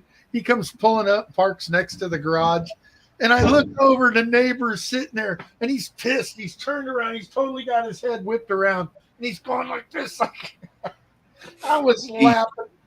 It was so awesome, and I was laughing at his face. I felt bad later. I'm like, I don't mean to stir up trouble, but man, That would have been the perfect time for a couple of really hard revs. yeah. He Well- heard a few that day. I guarantee it. Well, I'll say this. So Gary says he's got PTSD. Okay. If you got PTSD, anything can cause PTSD. I'll try to accommodate that. And especially noise. Loud things freak him out. Well, when even my dad's bone stock 06 Ram, when it fires up, it's stock exhaust. When it fires up and it gives him a panic attack, I can't do nothing for the guy. Yeah. He needs to be on meds. He refuses to go to a doctor. He refuses to be on any kind of medication. The man's broken. He uses his lawnmower as a ferry around his property. He just runs it constantly all day. Which is louder than the cars, you know. Yeah, it drives me insane. So that's why the front part of the garage, we got Jezebel, and I want to start those up and let him run and mess with them. I can, but if he's particularly pissing me off one day, we set the 440 up out back, just as Dad wanted it, because that's Dad's way of combating that stupid freaking lawnmower that'll run 6 hours in the day. There's a solution for that. You just pull out the oil plug. No, that man's actually got his entire house and shop. Everything's wired to like cameras. He's freaking paranoid. He's got a pretty big shop, though. Yeah, it's useless. He built it so he could do woodworking, and then He doesn't do woodworking. he can't do woodworking because he's too broken. That was my question. Jed, you reminded me of my question for John, but I don't know if he can answer it. What about pit vehicles? Like, what's the, like golf carts or like a four-wheeler or something? Are they going to... That's a good Dallas Anybody question. going to throw a fit about that? That's a good Dallas question. People will have pit vehicles there. I think the question is what counts as a pit vehicle? Yeah, that's what I'm wondering. Yeah. Because, Rural King out here, I don't know if you guys have Rural King where you're at. We do. They have a Coleman four-wheeler that's black and purple. I've seen it. Oh my God. I actually sat on it. I'm like, I got to have this for a pit That's vehicle. so you. I can see it. Oh, What's happening? The funny Brother part, Jeffrey Duhex. Not trying to bail on you two hacks, but I was getting ready to grab the dog, take him out on last patrol for the evening. So anyway, we're gonna just miss you, but good to see you, man. I didn't get to watch your live tonight. I was at the machine shop, then I was at another shop, and I just got home. I hear you. We had Cletus and 113 cycles on. He just hit his 500 a course, and then we had that Dust Devil character on there at the end, so he could promote this one. So good. It was a packed house on mine. That's unusual. Yeah. Yeah. You usually only have like one person at a time. All right. Well, see you later, Jeff. Later. I got to get the. Ah! We'll see y'all. Y'all be good. Hey, John. Y'all aren't John right. and we have a little running joke. Y'all aren't, I was talking to Tall John. We got a little running joke going on. Y'all aren't right. No, we're not. No. We'll see y'all. Later. See you, John. Take care. I'm so lost. I know. I'm lost too. It makes me feel out of the loop and sad. Tall John he'll fill you in due time. Yeah, No, it's I'm coming. sure if it came out of his soon. head, I can only imagine. It's coming soon. Oh I man. figured that What are you Coleman trying to say, ATV was Jay. I figured that Coleman four wheeler wasn't nothing you'd take out into the woods or anything. That's why I thought it would make a great pit vehicle, because I don't care how fast or how powerful it is, but it's black and purple. It's perfect. Just like your GIMP suit. Like my what? No. Bring out the gimp. I had a full day. I was listening to you guys driving home about the machine stop stuff. Brian, that stuff can get pricey. Mm-hmm. I've got a good machinist that does not charge much. Oh, I mean, mine. Obviously, mine's not either. Family friend, but like, I asked him. He's got a couple bore bars and all that, but he said if he ever had to get a new one, which probably won't because of his age, but like the one he would need is like cool 10 or one, 15 grand just for the bore bar. Yeah. And then you got, hey, look, man, we got a Blue Angel behind Mr. John. And a But plane. yeah, it's expensive stuff. Yeah. Well, the thing is, the guy I go to, he lives out in the woods. Yeah. And he retired from Chrysler and started doing this. And he's getting ready he says he's wanting to retire from this. But it's like he's got his house out there and his shop. And he can do just about anything out there in his shop. And when I first met him, I was out there, I was kind of joking around because we were talking about, just normal machinist stuff. And I said, yeah, I just need to come out here and work with you and learn how to do this. And he's like, well, yeah, if you do that, then whenever I decide to retire, you could just take it over and give me a percentage of the money. I was like, oh, you were almost serious there, weren't you? Yeah. The only thing my guy can't do, he doesn't have a crank balancing machine. He sends them off to this guy can't do cranks. He sends them to somebody else. He knows how to do them, but he just doesn't have the machine. But I've been doing a lot of stuff learning it because he's gonna start getting more engine stuff. And I mean, Jimmy's almost 70, right? And his body's, doing that your whole life. So I'm gonna learn that. And he kind of mentioned the same thing of when engines come in to do a lot of that type of work. Once he shows me, I'll just go there and do it for him. Yeah. It's funny, we're all talking about kind of the same thing.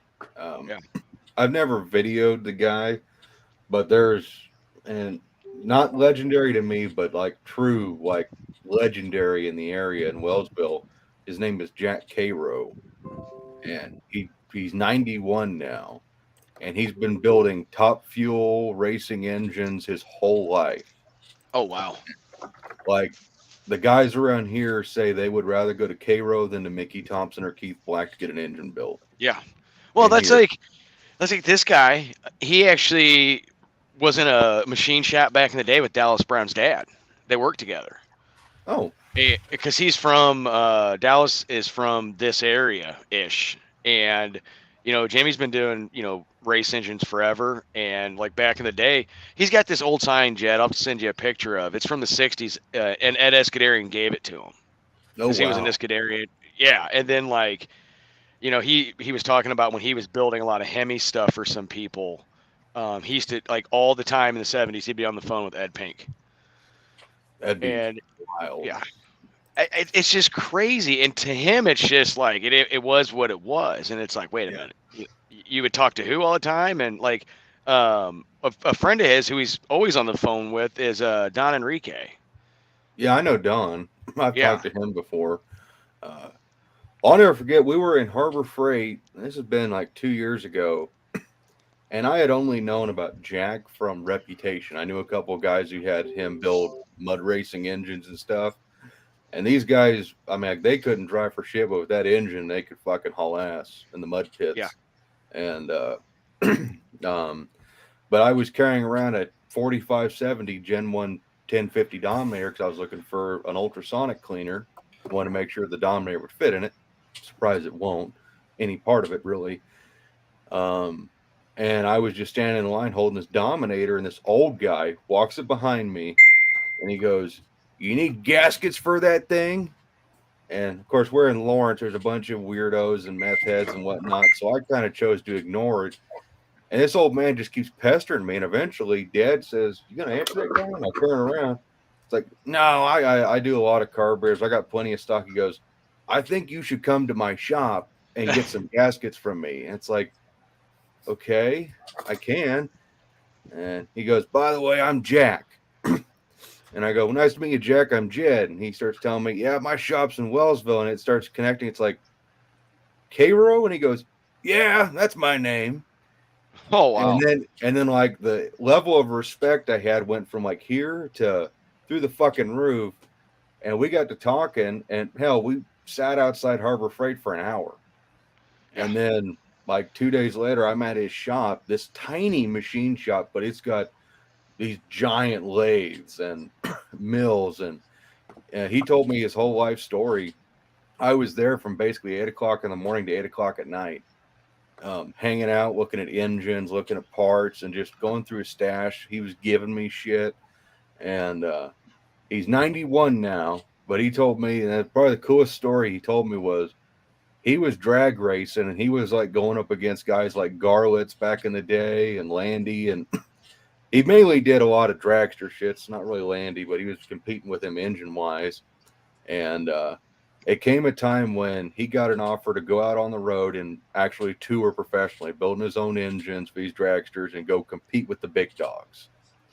And him and his wife talked about it. It's like, well, we can do this, or we can open a machine shop and do this for customers, and we can actually make a business and actually legitimately make money for the rest of our lives. Yeah. So Jack sold the car or the dragster and all of his other shit, and he put it all into upgrading the machine shop, and he's been building engines for customers ever since. And I called him the other day, and he's going to help me machine the dual distributor stuff to get, because we got to go from the Chrysler 1/2-inch round shaft with a spade, and we've got to use an indexing head on a mill to cut that down to a 1/2-inch hex, so it'll plug into a Hillborn pump drive.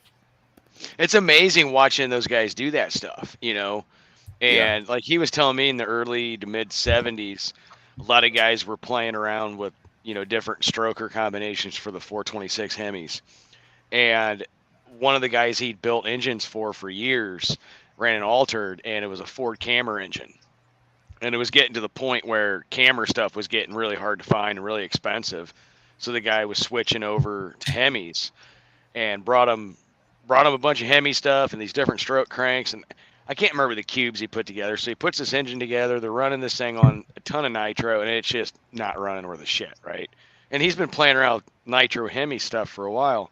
And he actually called Ed Pink, and Ed said, no, you don't want that stroke crank. You want this one. And Jimmy was like, it's less cubic inches. He's like, don't worry about it. So he orders this crank and all this crap. Ed Pink shipped it out, got it, threw this engine together, and he said it just was unbelievably fast. I'm like, man, that's pretty awesome. But I know, John, you in the Roundy Round world, there's a guy he used to build Hemis for. I want to say he did a lot of NASCAR stuff back then. I want to say his name was Les Snow. That sounds I've heard that name. But yeah, he was a big Chevy guy for a long time. Gene? No relation to Gene Snow. But Les was a big Roundy Round guy, and he did a lot of Chevy stuff for a long time, then got into Hemis. And he used to constantly bring Hemis for Jimmy to build, blueprint them, get them all set to spec, just to go out and just beat on them. And he said, he's like, you know, a lot of people didn't realize you could take a 426 Hemi, build it right, and just spend that thing $7,000 all day long. Oh yeah. Yeah, I know. I was talking with my machinist. He's a Ford guy, and he's got a race car with a Boss 9 in it. And he said, I'm sitting there talking to him. He's like, yeah, when I got the stuff together for that Boss 9 to build for the race car, he goes, I got it together, and I really liked the way it looked. And I got this 32 Ford out here that I'm going to build as a street car. He goes, and I thought that would look good, so I just pulled enough stuff off the shelf to build another Boss 9 I'm going to put in that. I'm like, yeah. You got that shit just laying around? Well, it's like that T-bucket in the background of my videos is Jimmy's. He built that from scratch in the 70s for a really good friend of his. And it originally had an injected Boss 429 in it. And then the guy put a blower motor in it, and he'd race it all over the place. And this thing, there is nothing to it. It's a goddamn go-kart, right? And, you know, Jimmy gets it. I don't know when he bought it from him, and puts that blown 460 in it. When I was having problems finding a lot of stuff I really needed, Jimmy's like, hey, go over to this guy's house, and he might have some stuff for you. I go in this guy's shop in the back, and there is still tons of Boss 429 stuff, complete engines, heads, blowers, injection setups. This guy got rid of nothing. And, you know, the price on at one of his Boss 429s was just through the roof. But man, that would have been cool. Those engines are really expensive. We think 426 Hemi stuff is expensive. Oh no. Yeah. Not compared to a 9.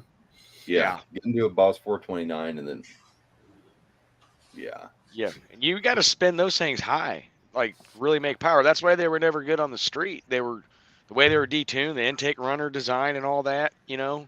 Yeah. Well, That- Boss, that- that- anything you're 9. looking for? what's that? Do you have anything parts wise you're looking for that you need? Winning lottery ticket. Well, yeah. I don't- Amen. Right now, I don't think so. Okay, because it just dawned on me you're building a Ford, and I'm like, fucking Brad, he's got all kinds of shit laying around. I mean, if he's got cool shit, text it to me because Oh, he's always got cool shit. I was working at my buddy's shop tonight on my car, and I moved my car to a different shop. It's got a lift. We had to do some welding. Long story short, but Jimmy called me. No, you gotta do like I do and lay on your back and weld. No, Get some BBs in your ears. yeah, I know.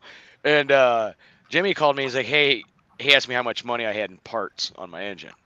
So I told him, and I'm like, why is that? And he's like, well, somebody wants me to build him an engine just like that. And I'm like, okay. And it's like, what do you charge? He's like, what would we charge, like labor wise? Because, like this was kind of one-off type thing. I'm like, well, we know how to do it now. We know what works, what doesn't. I'm like, whatever the parts are, I don't know, add $3 or $4 grand to it, And it's still way cheaper than buying a crate engine. Heck, I always thought labor and time is usually the same amount as the parts.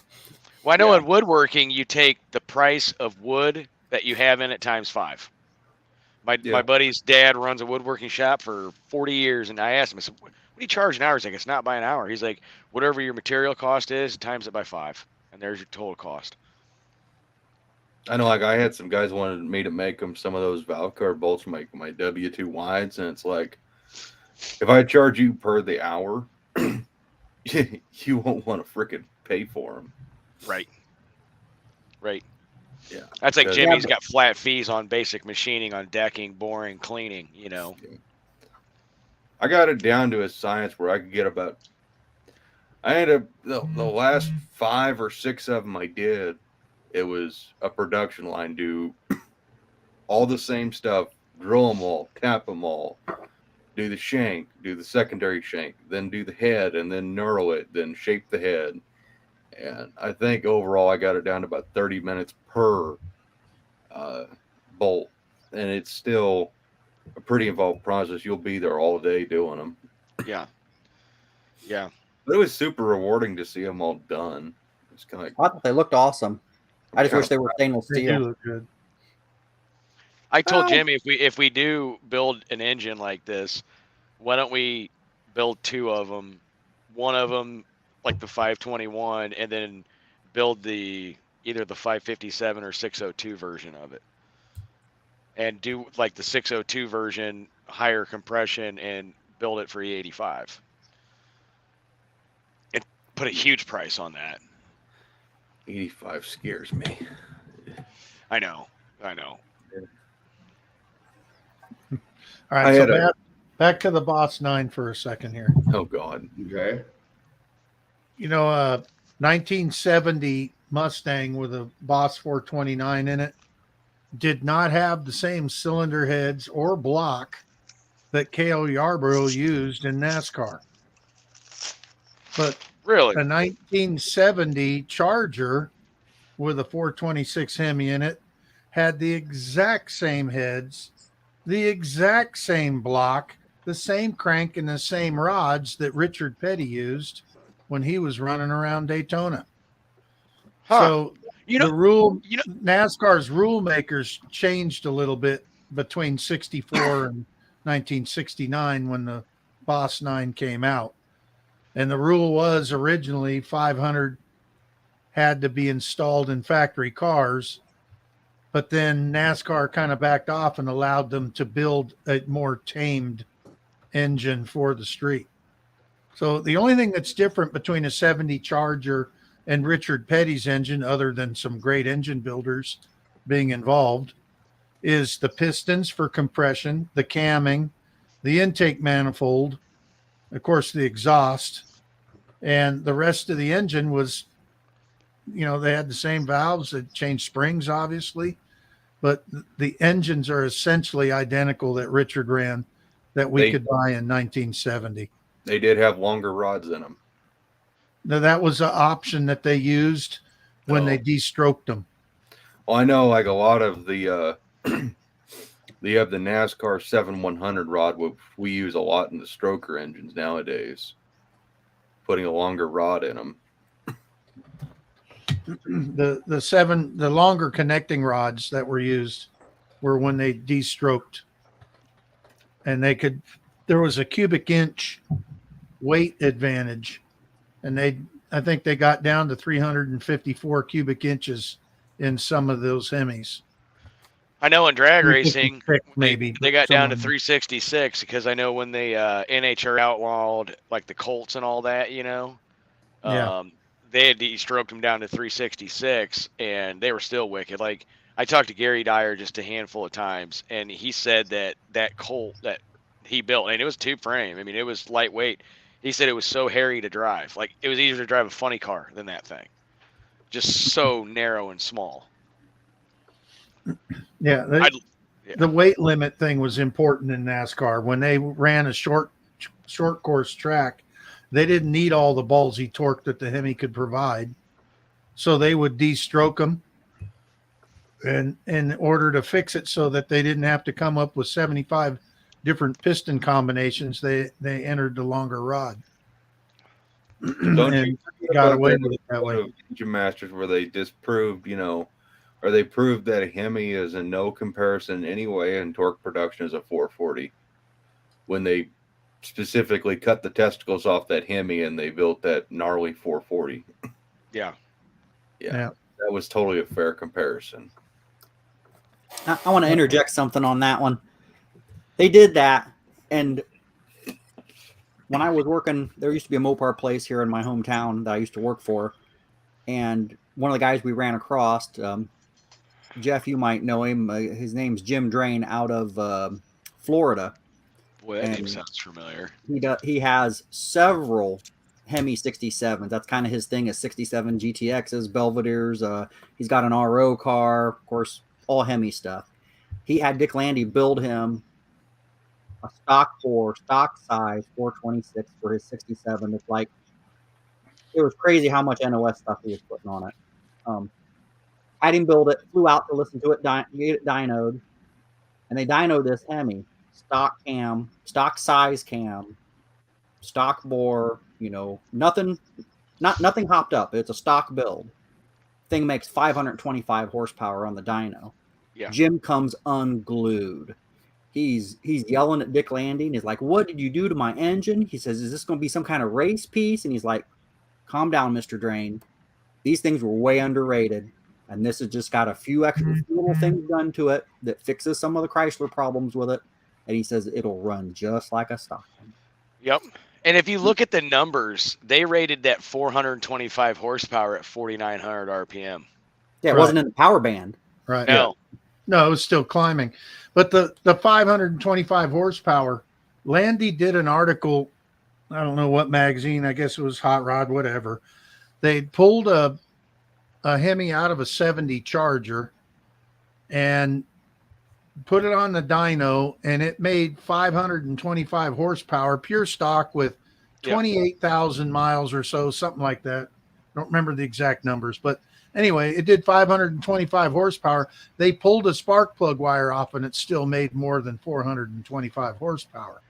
So that number rating that they did was strictly to get NHRA to back off and to get the insurance companies to back off.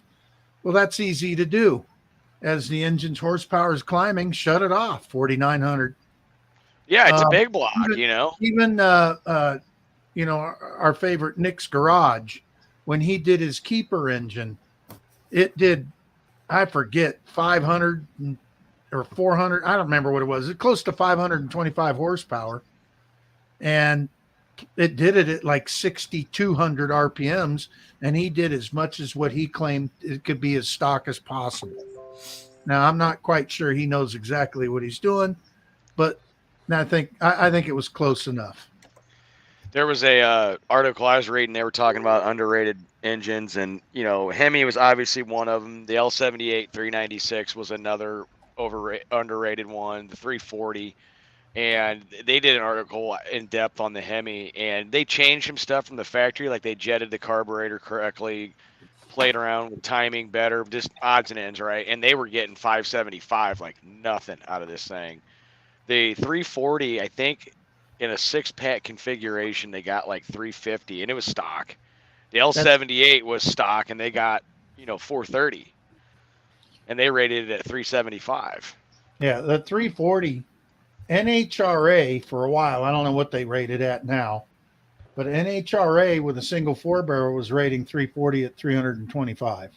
Yeah, and that's because of the ETs these cars were running. And of course, they put what gear it needs. They put what converter if it's an automatic, and the car goes this fast to the quarter mile. And they got numbers they can use to get real horsepower numbers. And yeah, definitely. They run. What I think is hilarious is I want to call. I think it's G class. 69 Camaro, 375 horsepower, 396 car. Runs heads up against a 340 car, and the 340 holds the record in the class.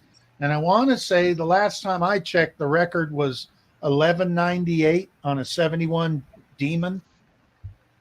And when you look at how you're allowed, the rules for stock class, absolutely no porting allowed to the head, no port matching. You got to use a stock intake manifold. You have to use stock valves, stock retainers, stock all the I'm not sure what they do with springs anymore, but for a long time, they had to be stock spring tensions.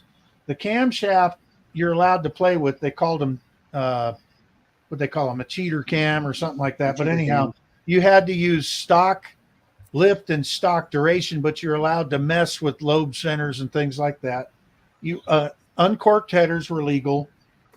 Stock rods, stock crank,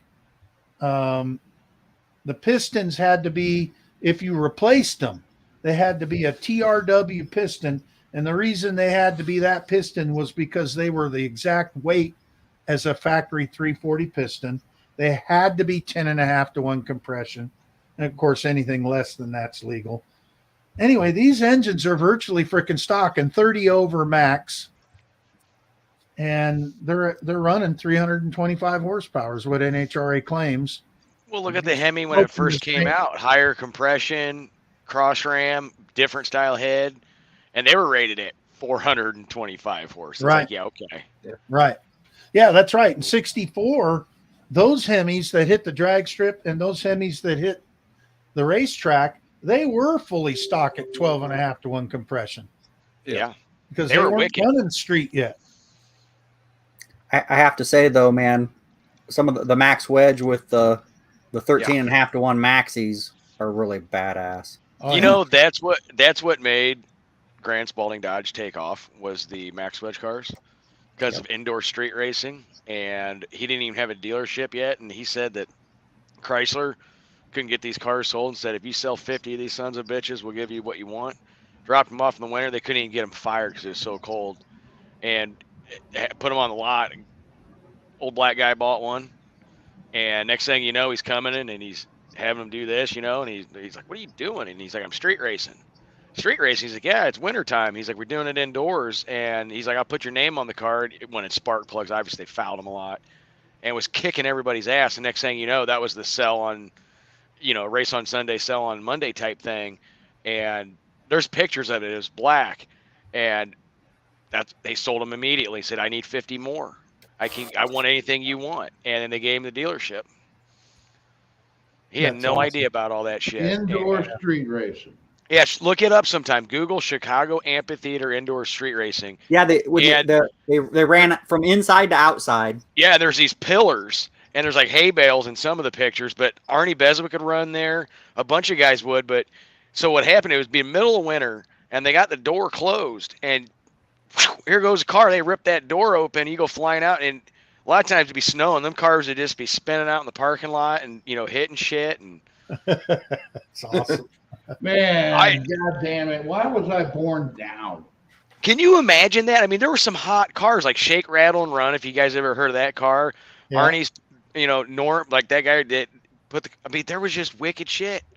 And There was wicked shit. it was like to buy. 300 and some feet. And It the wasn't a fact quarter is, mile. you could have just a halfway decent job and be able to afford wicked shit. Oh, I know. I mean, look know? at like my dad's almost 70. I mean, John, you're almost 75, so you'd remember this. But I just had to throw that. Listen jab out here, there. T-shirt.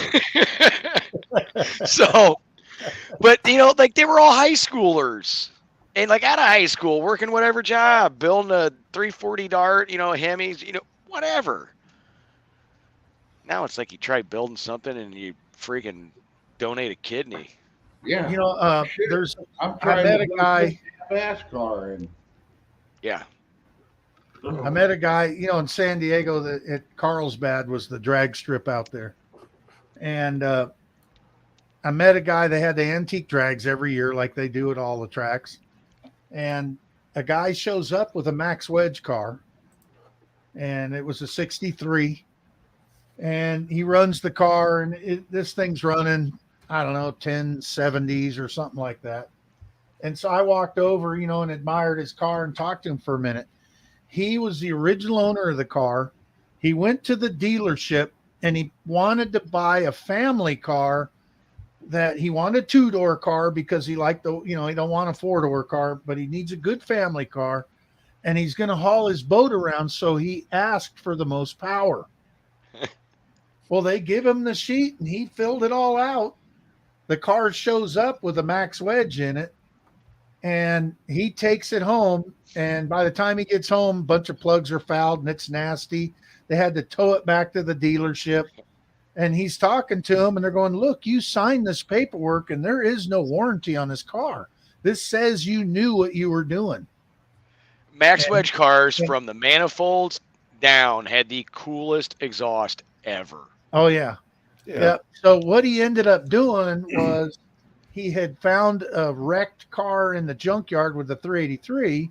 It bolted right into the car. He put a trailer hitch on his Max Wedge car, hauled the family around, did their vacations, and put the Max Wedge in the garage and left it there. Oh, boy. So 30 years later, he's going to, he's retired and he decides, he finds out what his car is over the years. He kept it the whole time and took the hitch off and put the original engine back in it. And now been playing with it and taking it to the antique drags and having fun.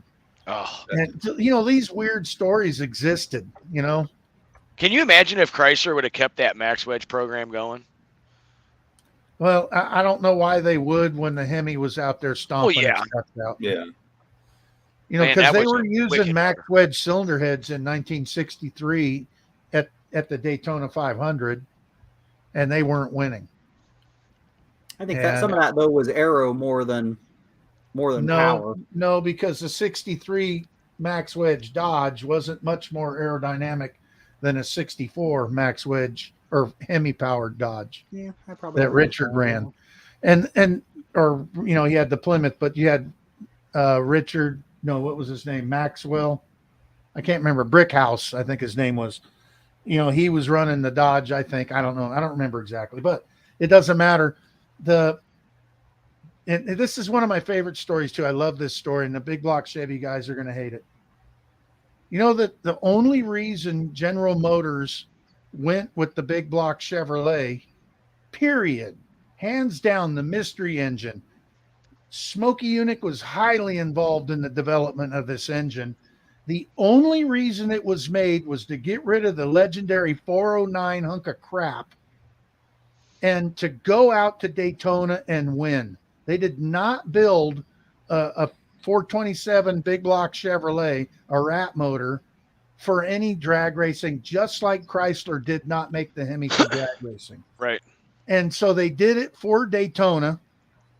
The engines showed up at Daytona. They threw blankets over them. They covered it up. It got its nickname, the mystery engine, and all that. and they were fast. They sat on the pole. Cale Yarborough was driving one. Junior Johnson was driving one. These guys were out there smoking the competition in 63. There were 8 of them, Chevrolets, that had them. By the time they got halfway through the race, 6 of them had blown up. There were 2 left running. Cale was one of them. I want to say Junior was the other. Junior's engine finally came apart, and Cale was the last one running. He came into the pits with, say, 40 to 60 laps left. They fuel him up. He takes off out of the pits, and the engine explodes. Oh, shit. Chevrolet did not win in 1963 with their mystery rat engine. Well, it's like the Now, single let red me just cam. finish. Let me finish this up, Jeff, real quick. Jeff Rowe. Here's the best part about it. The engine did have a couple of successes through 63. Okay. There were a couple of wins. Junior Johnson said he'd have won every race if the engine would have stayed together. The only reason he did not win every race was they broke. He won 5 races, 8 races that year, and the rest of the time the engines blew up. Okay. In any case, guess what happened in 1964? Big Block Chevrolet has never won the Daytona 500 ever. And it's the only reason General Motors produced that engine. Eventually, it now becomes a 454 haul around a truck situation, 427 for drag racing, things like that. The ZL1 427 drag race car that came out in 1969 Camaros never had a chance against the Hemi 68 powered darts and Barracudas. Right. So I love that. I mean, the whole reason that engine was developed was to stomp the guts out of Chrysler and Ford. Instead, they got the guts stomped out of them because they did not put the time and the engineering into making this engine handle the abuse. And then here comes Chrysler going, we know what a Hemi will do. Yeah. Let's fix this problem. Tall John, you need to come back out, and we'll put this Pro Stock the rest of the way together. Yes, we do. So Now, I want to I'll come see you out next when it, week. I almost, I can't. Yes, you We can. need to do it though, but let's do it when can you put some dyno time in? That won't be until, like, I think Mark was thinking, like, at least for the 340, we're looking at the soonest will be September. For the see that works out good, because what I want to do is come out, we can finish putting things together, go through it, have fun with all that. Obviously, if you have dyno time the week later and something goes wrong, you're screwed, right? Yeah. So we don't want that. We don't want that kind of pressure. We don't want to put an engine together like this and worry about that one thing we had to skip because we found something wrong that we couldn't rectify before dyno time. John, I've already decided that I'm going to run the Pro Stock on its own run stand before I dyno it. Yeah. Just because it's literally this close. Yeah. And there's going to come a time when all it needs is 116. And I'm going to go buy 2 5-gallon pails of it. And we're going to light that bitch in the garage. Well, yeah. Sweet. That's awesome. Sweet. I'm All right. within. I wanted to film the whole build of it, but I kind of don't either. Well, what if we kinda- just take pictures? Just go live when you I'm just retire. saying, like, it's just myself right now, and I was going to do a video on degreeing the cam and just verifying the specs, and shoot, the freaking gear drive, it installs one up at, we found out it's 106 lobe sep on that cam. The lift numbers are a little bit smaller than what Lunati said, so I think the cam's been reground, or they just gave me the wrong cam numbers, but it's still in like the mid upper 700 range for lift. There's really no good way to tell duration I mean, I figure there's a way to do it with my cam degree wheel. I just don't care. But literally, we installed the cam straight up, and I was watching, the lifters move up and down as the cam's rolling through, and it's like, I think we'll be safe. I called Ray Barton, talked to Ray about the engine, and said, do you think I'd advance or retard the cam in any such way? Here's everything about it. He goes, install it straight up, Mr. Scott. That cam doesn't need to be advanced or retarded. You're not going to gain nothing from it. It's so high compression, so stroked out. So everything, leave that cam straight up at 106. Howard's told me the same thing when I called them. Yeah. And they said straight up because it's got 6 degrees in advance built into it already. I'm like, really? Like, yep, just do it straight up and verify it, and you're good to go. And I'm like, okay. Yeah, that was one of the downsides from, getting the specs from Lunati and finding out that, I don't know if it's got some kind of advance already in it or what. I mean, I did the math. It's been like 3 or 4 years actually since I have put an engine together doing everything. And it's kind of the wrong engine to go right back into, but I figure, fuck it. I'm going to make it fucking come to life. It is fun putting an engine together, though. I've got a run that I've got to make to New York, Buffalo, New York. That's the wrong direction. I haven't nailed down the time for it, but I'm thinking, what if I go up there, get what I need to get taken care of, and come down through, Kansas direction and down.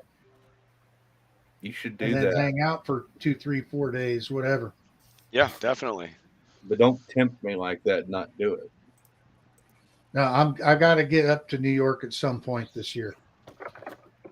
And don't talk about that and not let me know when. Well, you're going to know when. when. Be right unless I was there for at least a couple days. You got to be there. I'll see you next week, guys. I need. Oh, I hate to say it. I need a couple guys or somebody to come help me out for a couple of days on this fucking thing. I don't do body work. Well, I'm doing the body work this weekend. Body works. You're talking mechanical then? Yeah, I'm talking when it gets put together. I'd like to have somebody out here with me. Just because it'd feel kind of shitty firing this thing up for the first time and just me sitting here by myself being like, woohoo. Just fire up the engine out of the car. I'm about a week from firing mine up. The engine's done, and it's completely ready to go. Run stand, it's built. Fuel cells on, radiators in, got the gauge panel in, starter solenoid, all the crazy shit, right? Just waiting on the electric fan for it. Got to go pick up a battery. We're gonna put the engine on it and start wiring shit up. So it'll probably be next weekend when we fire that son of a bitch up. Nice. That's a video we're all looking forward to, right there. Yeah. So that's the plan. Is the week. Couple bugs to work out with a couple things, but yeah, it's gonna be making some noise. Definitely making some noise. Gonna have some fun with that. And when did Andy come in here? He's been here. Just apps. I can't see the comments, but So I've just been busting ass on the car today, or actually tonight, and all day tomorrow. Probably pull not kidding, probably 15 or 16 hour day tomorrow, and get everything ready to drop that thing in. If I didn't have my 10-year class reunion tomorrow night at 5, I'd probably have the pro stock assembled.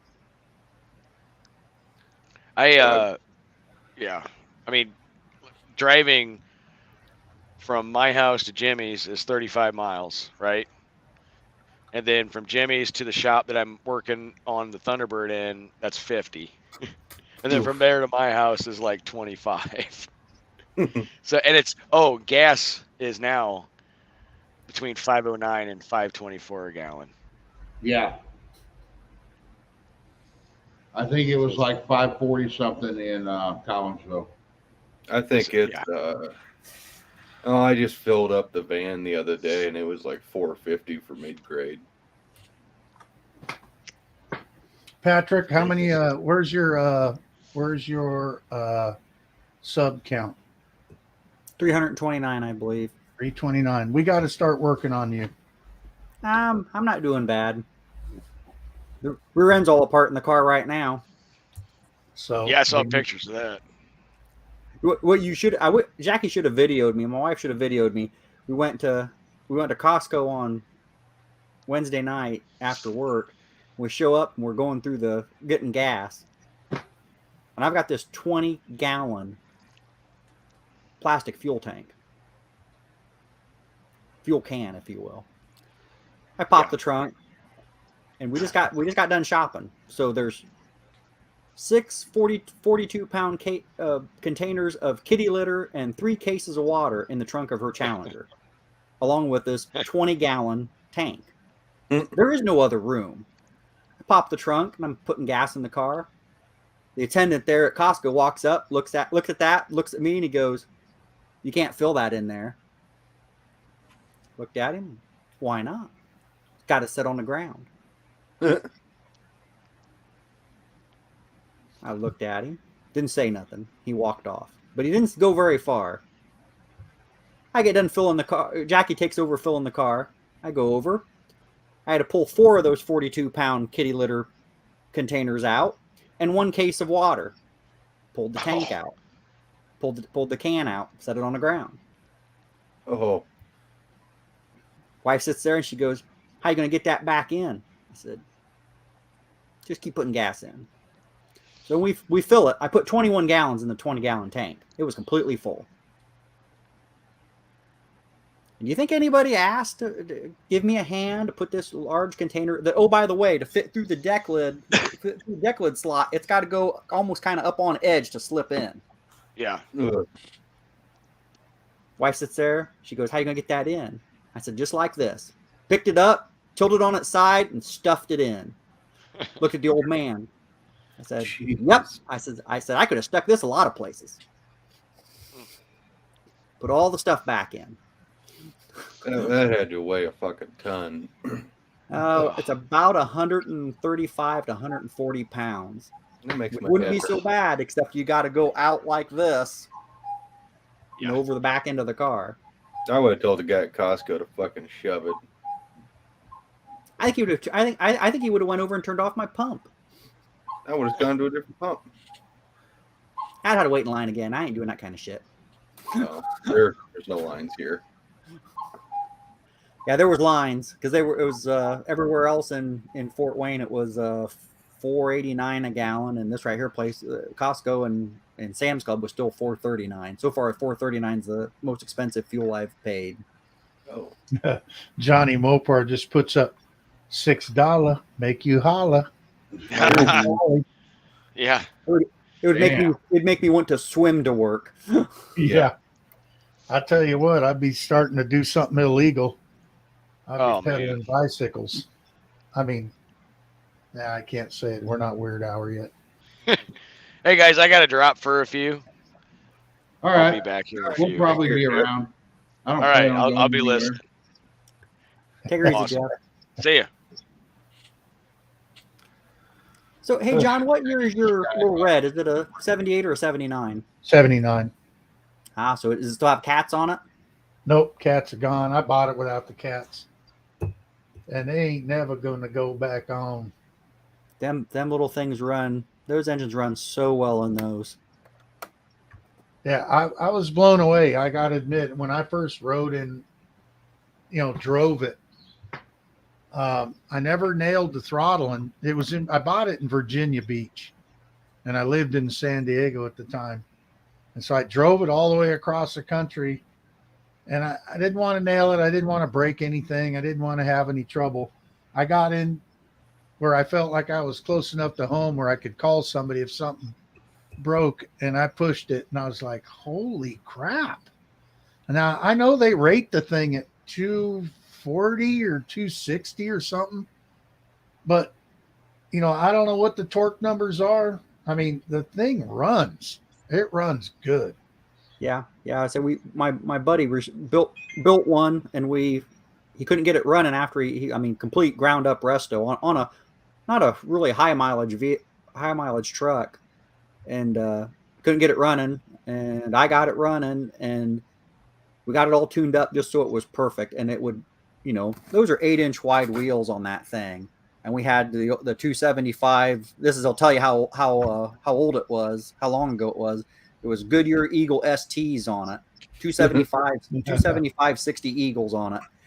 And every time that thing hit second gear, when you were in it hard, it barked the tires. Yeah. Yep. Until it broke the rear end. It broke the 9 1/4. Wow. Yeah, this thing, nothing's been done to the engine or the tranny other than the exhaust system. It's got a set of headers on it. When I got home kind of in the afternoon. So the next day I go to take the family out for a drive in it. My daughter's sitting in the middle with a plate with a piece of pizza on it. I get onto the on-ramp and stab it. It goes into second gear, does a big going into second, and that pizza on the plate lands on her chest. And I was going, sweet. That is exactly the mess I like to see. Oh. Yeah. He built that truck and had it. And after we broke the rear end, and it was just a stock rebuild. He didn't even have to put pistons in it. He drove it around quite a bit, and then it started smoking a little bit, and the guides were starting to go. And I'm like, "Did you redo the heads?" And he goes, "No, they looked really good." And I'm like, "How do you tell a guide looks good?" I said, "You either measure it and you know what the tolerance is, or you don't."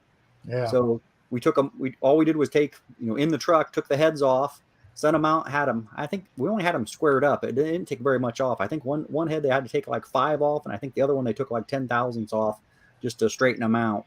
And had a really nice valve job done on them. It was a decent 3-angle on a Saturday. It was a cut seat.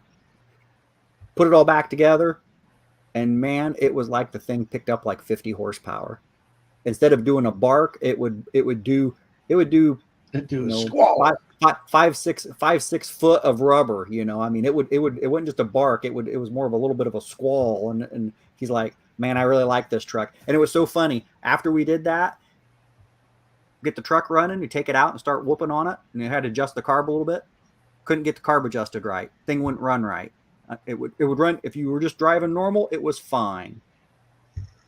But you try to get on it, it had that a lean kind of rev to it. What is going on? We didn't have this problem before. We had to pull the factory air cleaner off of it. Factory air cleaner wouldn't cut it. Oh, wow. And that was with the stock 340 cam in it. That engine was built just the way Mopar built it. Double roller timing chain, 340 cam. Yeah. But it would never run right. We had to use a unsilenced air cleaner on it, and it would run fine. But if you put the dual snorkel on it with the tubes, it did not like it. Yeah, that's funny.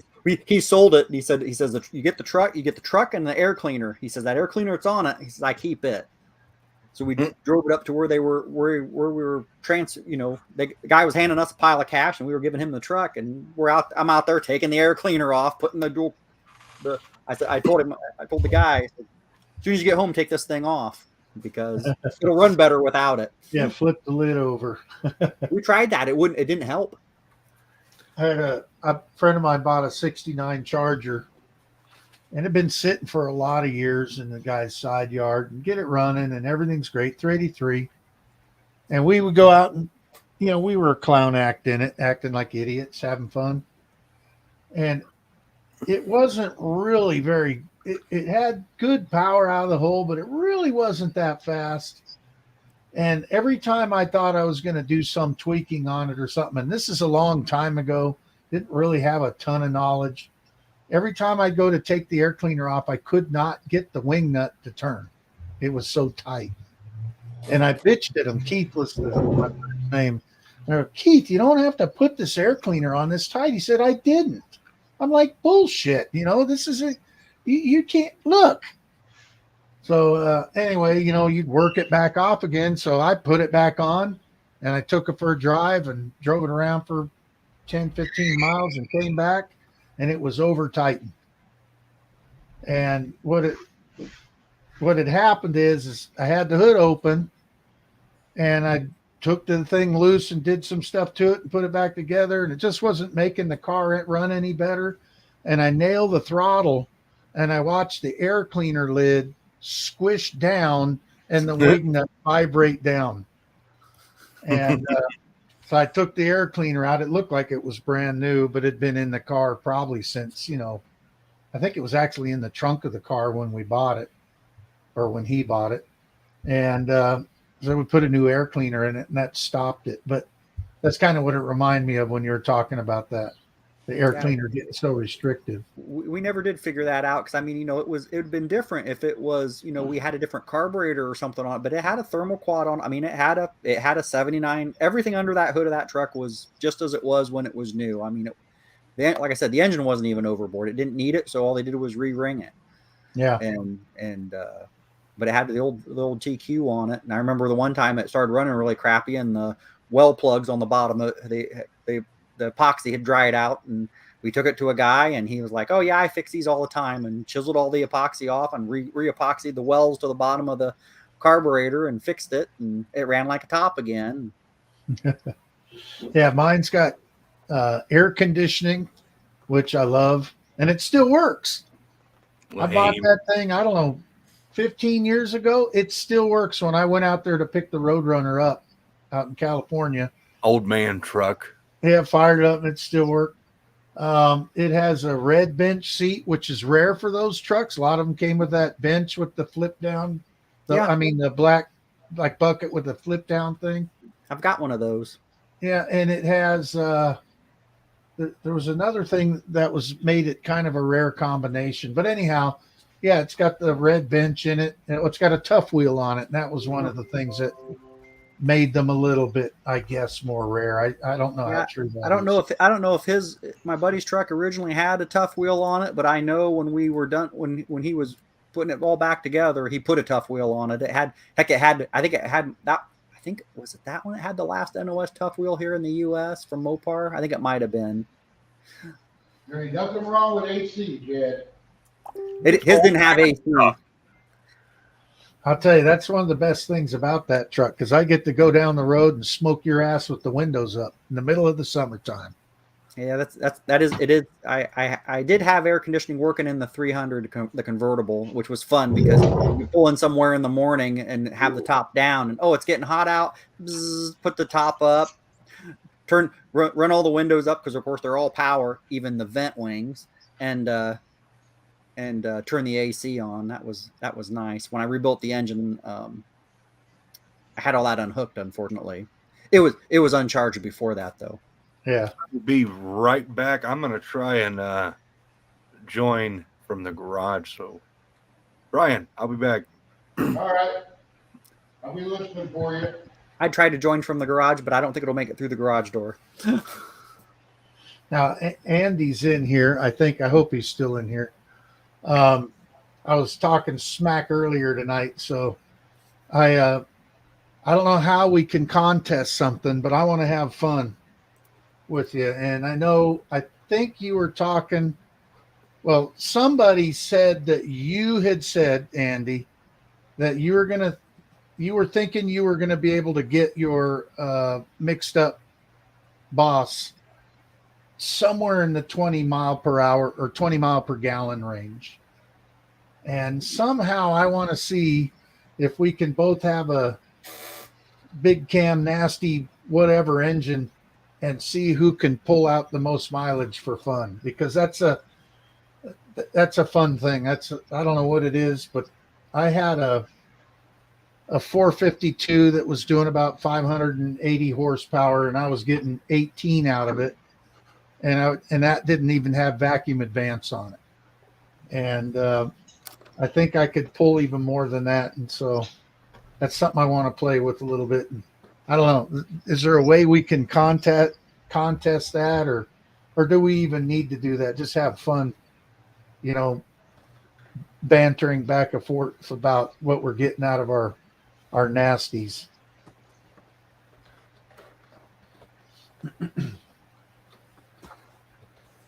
So, Patrick, you got the rear end out of your car now?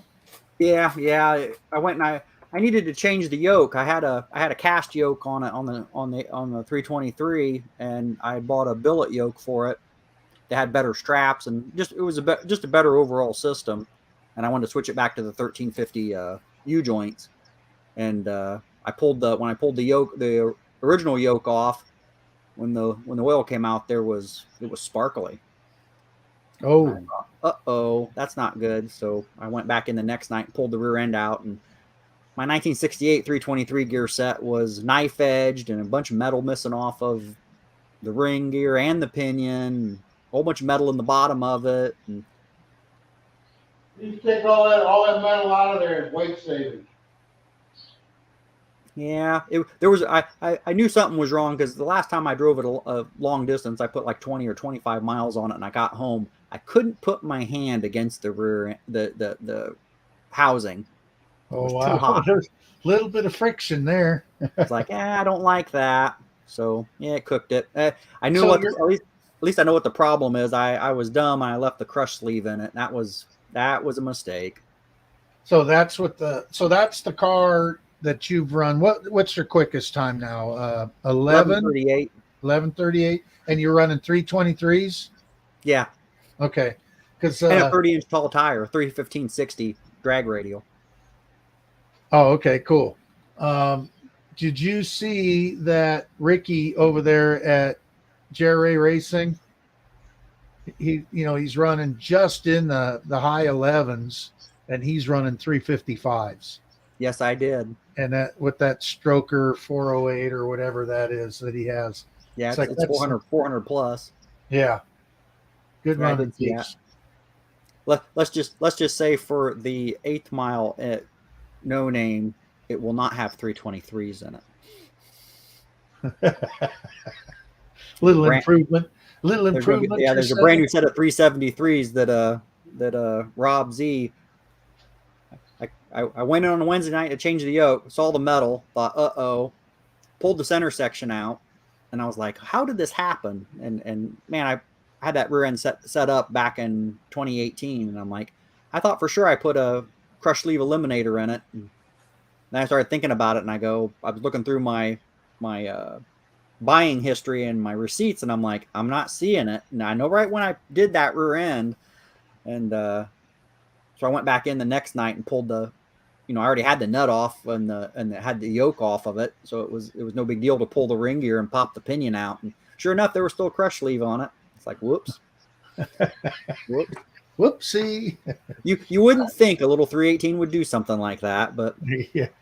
apparently with a 318 with 20 psi of boost on it, it does. Yeah, that tends to make that 318 think it's kind of a big boy.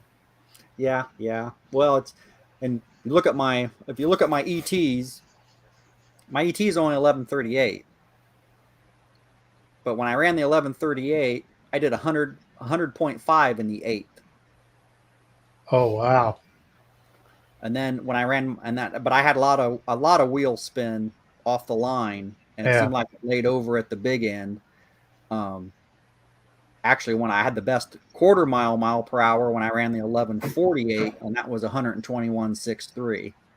So it makes decent steam. Like I said, I really want to be in the 103, 104 range probably for No Name. It's my plan. Yeah. It'll get there. The engine's running great. I did a oil change last fall and checked the filter, and there was nothing in it. So we're not making metal in the engine anymore. But I've made metal in the transmission. I've made metal in the rear end. I mean, there's not many places I can tear up stuff. Yeah, you got all the metal you need now. Time to move on to something else. Hey, old I'm guy. actually worried that I'll keep tearing up 8 3/4 and have to put a Dana in it. That'll can't actually really hurt see if it. I have to do that. Yeah. Focus on the plug. I hate using this daggone phone. All right. Why do I have two plugs in this engine that are they look nice? The porcelain looks nice and tan, and then the rest of them are white. What does that mean? If they're white, that means lean. Well, you got to look Okay. down. You got to look way deep into it. Yeah, usually you have to cut them open. All Yeah, right. cutting them well, open's the easiest way, unless you got one of them eyeball doctor scopes that you can use. I just noticed I've got two of them that look different than the rest. There was It could be a valve seal that's leaking a little bit more there, or that's also on a different intake manifold than what you're using too. It's running a dual plane then. Well, it went from a dual plane to the single, and that dual plane I don't think ever had great cylinder distribution because it was an Edelbrock Reformer. Yeah, that could be Yeah, a part of it that'll- right there. How's this Yeah. look? Okay. As long as it's not Jed, the feature I never. of- It's not very often I say I'm jealous to another man, but damn, that makes me jealous. Oh, there's another Hemi sitting right over there. Yeah, I know, but I like that one. Especially that gear drive and all the vintage parts on it. Yeah, Mopar man. Yep, I put an exhaust analyzer on. You'll have to remind us what spark plug number that was, but their spark plugs have a really deep reach as far as the electrodes go. And I put those in to the slant and did an exhaust gas analyzing on it at idle. It cleaned up the emissions just putting those spark plugs in. So yeah, I do remember that, Mopar man. So here's that brass or bronze screw I was telling you about that actually holds tension on the cam gear. This little fella right here, and it's got a locking nut that goes on it. And the backside, this actually interfaces with the actual cam gear. And you've been giving Rob Z shit all week about getting you a cam button. Well, it's because Crower took their fucking sweet ass time. I paid for that freaking cam button like 2 weeks ago. Poor Frickin' Rob Z. Oh, Hey, Rob, get over it. Hey Jed, it could be worse. It could be a 904 trans shield. I'm not worried about that. Yeah, but I bought mine back in December, Oh, and those aren't cheap. That's the carbon fiber one. oh God. That's the only thing that fits. Jeez. The whole reason I don't have a 727 in it, because I'm fast enough that I got to have some kind of trans cover or blanket, and I street drive it too much to put a blanket on it, and I'm not going to put a blanket on it and crawl under it and take it off all the time. I don't blame you. So I want to put a shield on it. Well, you can't put the TCI shield on it without cutting the floor. Well, you can't put a 727 in and the TCI shield without cutting the floor all up. You can't put it in with the CSR trans shield without beating the floor all up. I'm not doing either one of those things. I wouldn't. Ain't worth it. Nope. Not for the few times I'll go to the track. I mean, the whole reason I switched that whole car from a 13.5-to-1 solid roller race engine to what I've got in it now is so I could street drive it more. But that 13.5-to-1 engine, it's just got a sound all of its own. Oh, it definitely does. I mean, it's 600 lift solid roller with an M1 intake on it. It sounds wonderful. Yeah. Just wait, Jed. I'm trying to get it figured out what I'm going to do with this 340 cubic inch X block. It won't disappoint, trust me. Do you see how bright the Race Hemi orange looks like on camera? Yeah, it does. It looks way too bright. It looks very bright on camera. It's not that. I mean, it's bright, but it's not that fluorescent. And then the dark blue. So I talked to another person. I talked to when I was talking to Ray about the engine. We talked about who could have built this thing back in the day, and he said it could have been him, but there's no way for him to be like, yeah, I remember that one. But he was saying this dark blue Gliptol was definitely Petty, more than likely. Just because there weren't many guys who used this, or could have been a Martin, Sox and Martin could have put it together, but how many guys use that freaking dark blue Gliptol? Yeah, that's the odd part. Your engine is the only time I've ever seen it. Not that I've seen it a ton of times, but Where'd I put the gear drive? Uh-oh. Oh, it's over here. That's right. I got to get gaskets and I get my dial indicator out. I'll be back.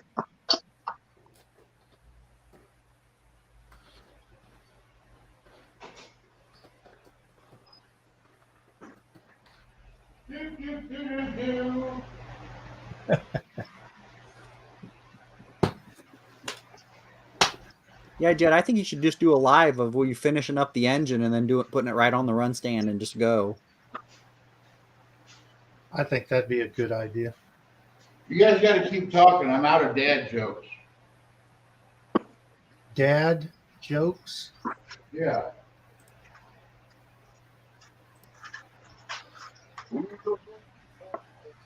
So I used to tell a dad joke every time we had dead air. Well, those jokes are, I don't know them nicely. I only know bad ones. Yeah, you only know dirty jokes. That's it. I was thinking the other day, I was trying to think of some funny joke to tell Jacob that was not, because we were talking about people and intelligence and how sense of humor has a lot to do with it. And I could not come up with the joke that wasn't dirty. That just told me right away I'm in the below 100 IQ level. You just been hanging around me too much. You want one that's not dirty to tell him? He's not watching this, is he? No, he's on his way to the beach in Florida. I told this one last time, but what is the difference between a poorly dressed man on a unicycle and a well-dressed man on a bicycle? A tire.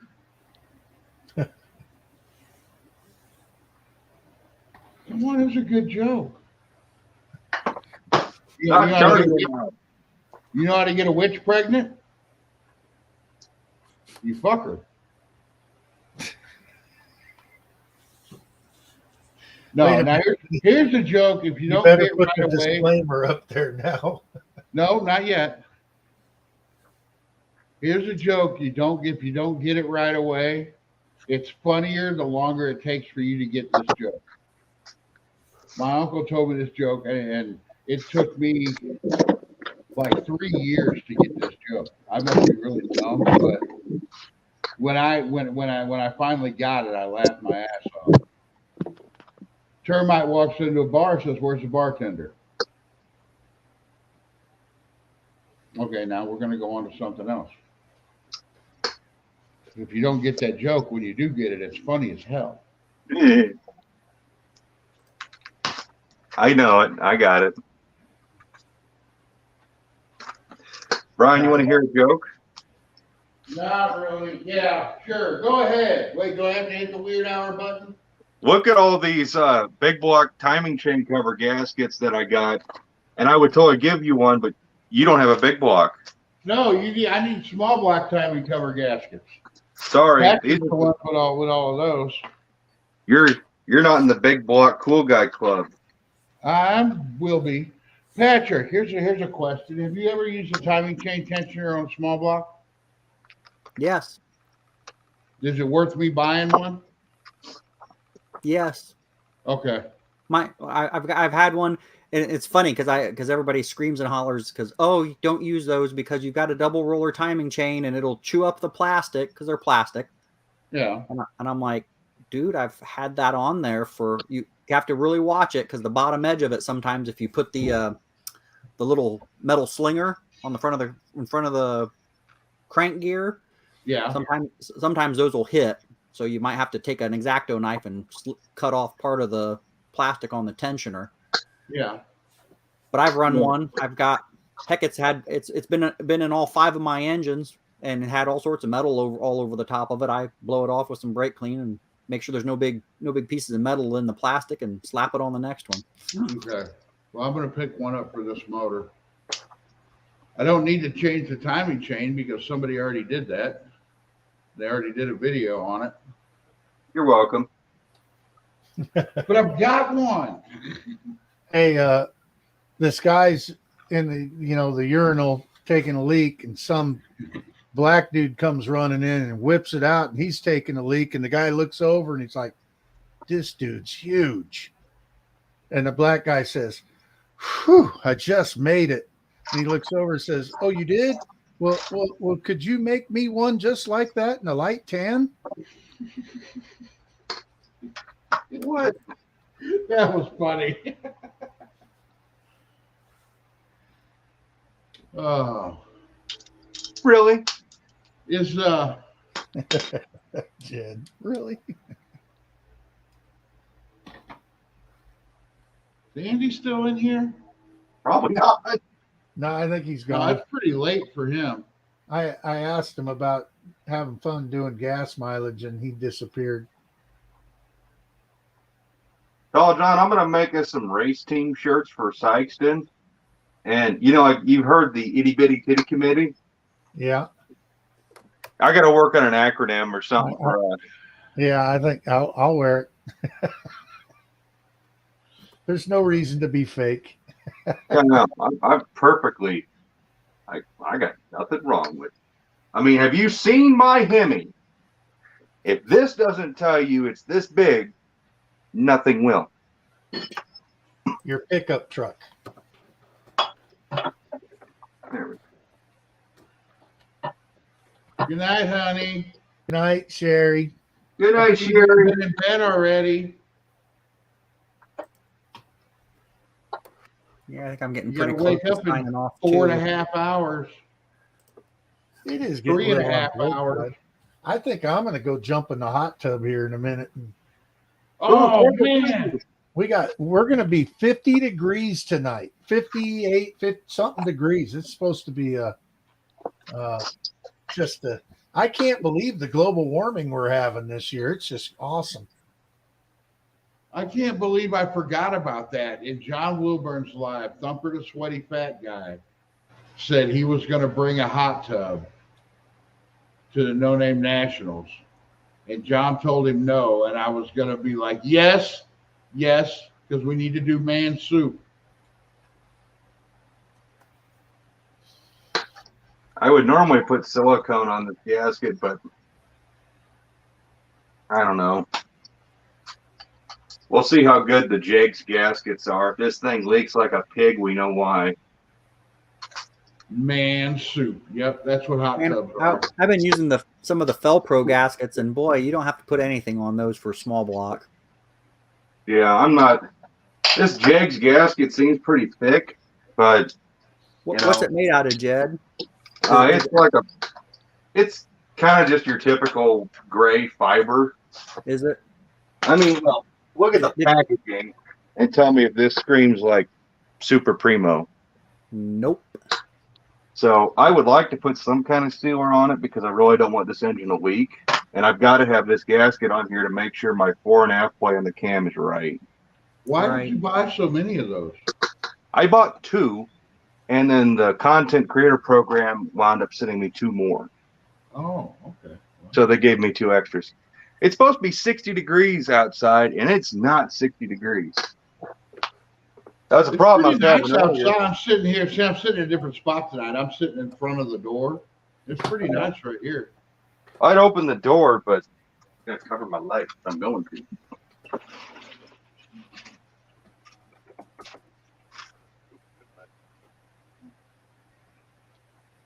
That's better. It's weird trying to figure out where Jed's sitting right now in this garage.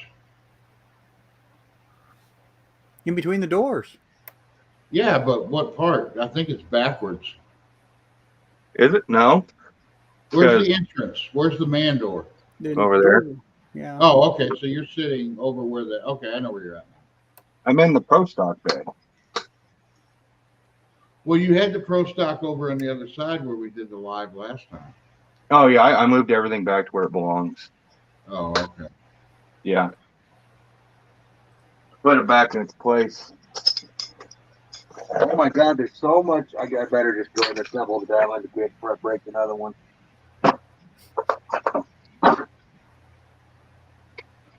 I was having the issue earlier trying to Loctite this bolt in place, but it was so hot out, the Loctite was setting instantly.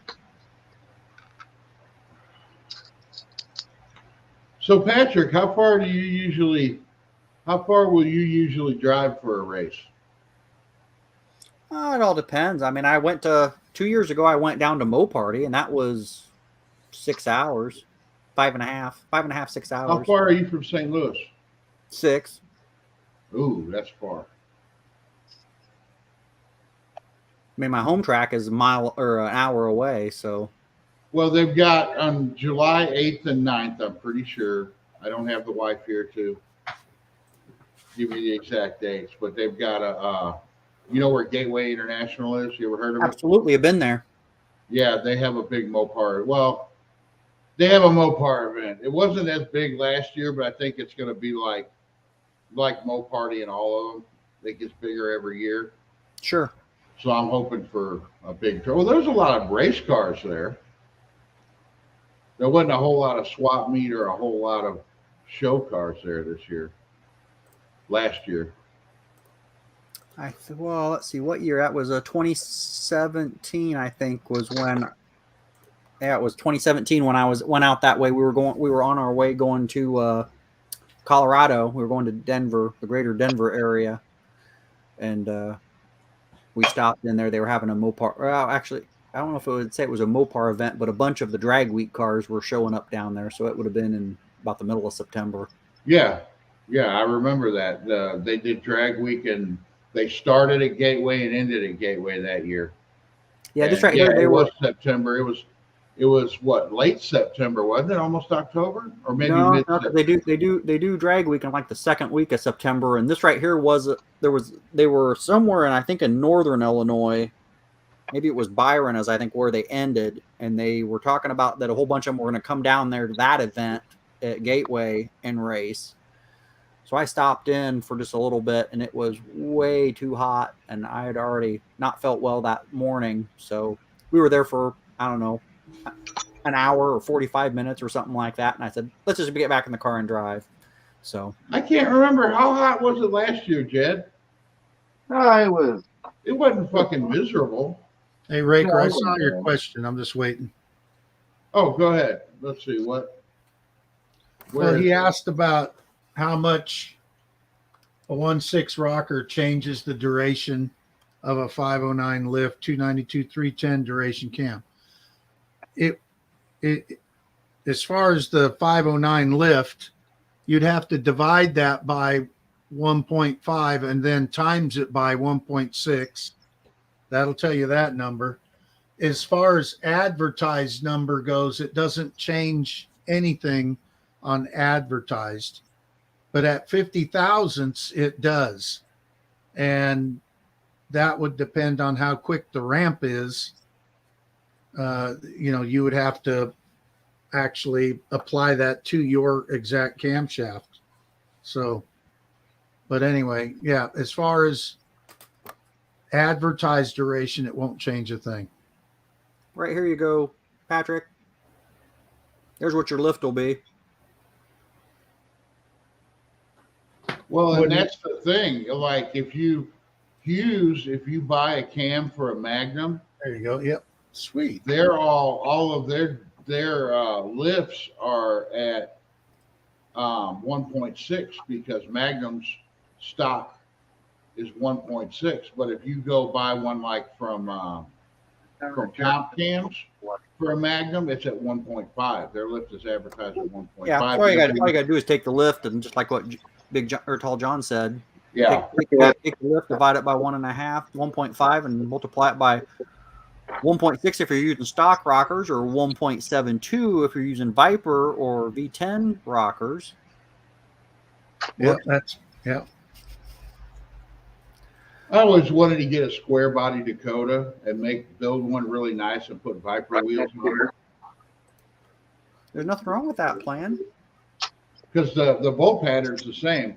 I think that's like one of the only other cars that uses that. Well, that's because when they built the Viper, had originally in 93 when they started them. That's when that's where they got all those parts. They stole them from the Dakota. Huh. That's why it's Check it out. Mike's in the house. Made it. Well, I guys, feel it's been tall great. again. But tomorrow I got a bunch of weed eating and stuff around the house to do before I go on vacation.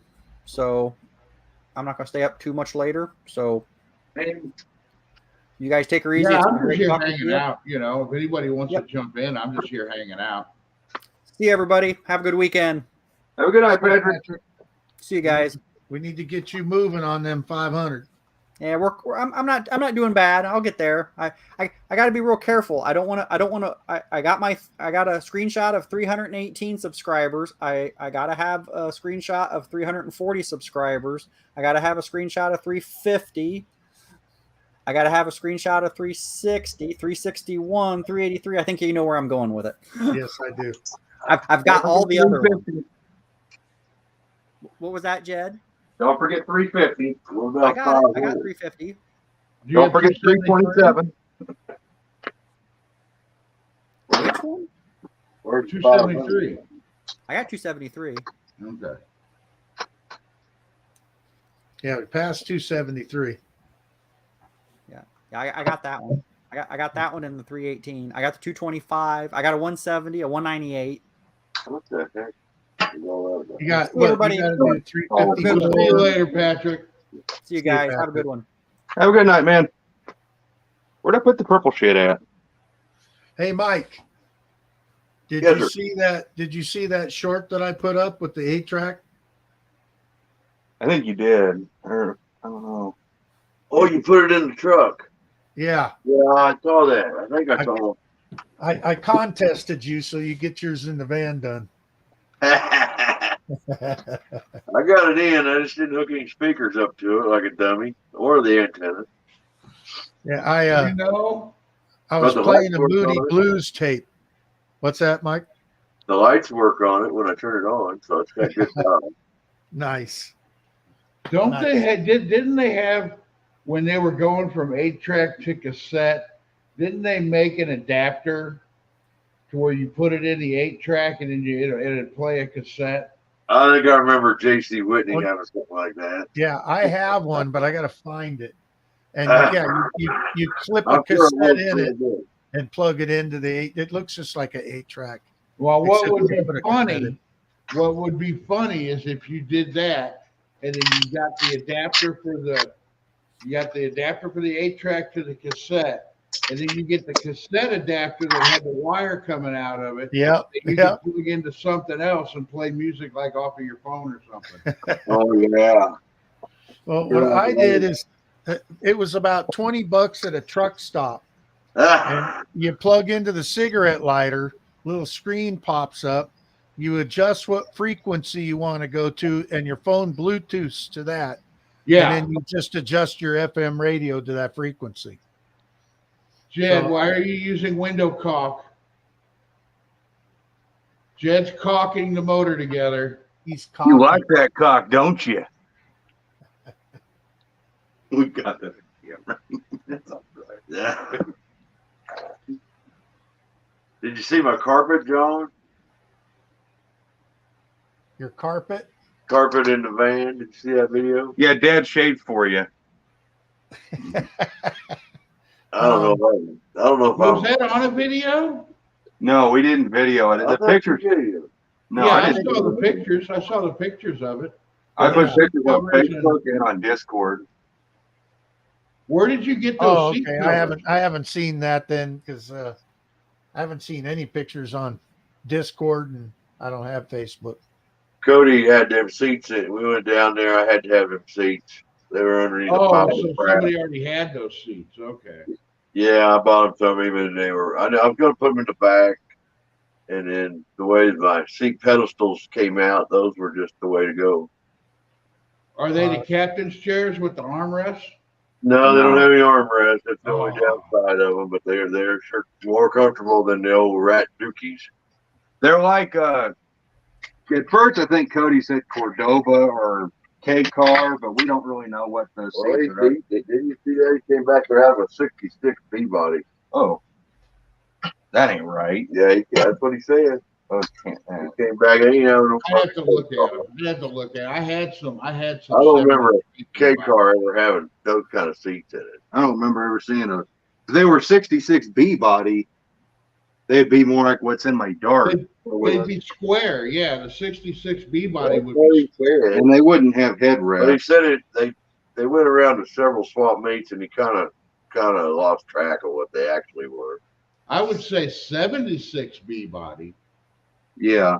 like a Cordova, or even Oh, like a they're 73. nice I enough look for at the old that. Cougar van.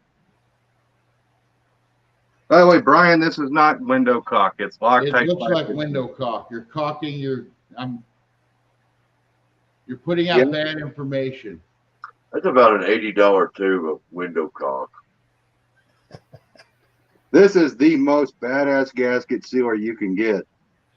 I don't know. My dad had some black stuff that came in a can like whipped Yeah, cream. what? He had black what? Black cock. He did. Cock, That explains it. but no, it was gaskets that came in a can like whipped cream. It shot out whipped cream. No, it was a can like whipped A cream. black cock with whipped cream. Yeah, Woo! This is getting confusing.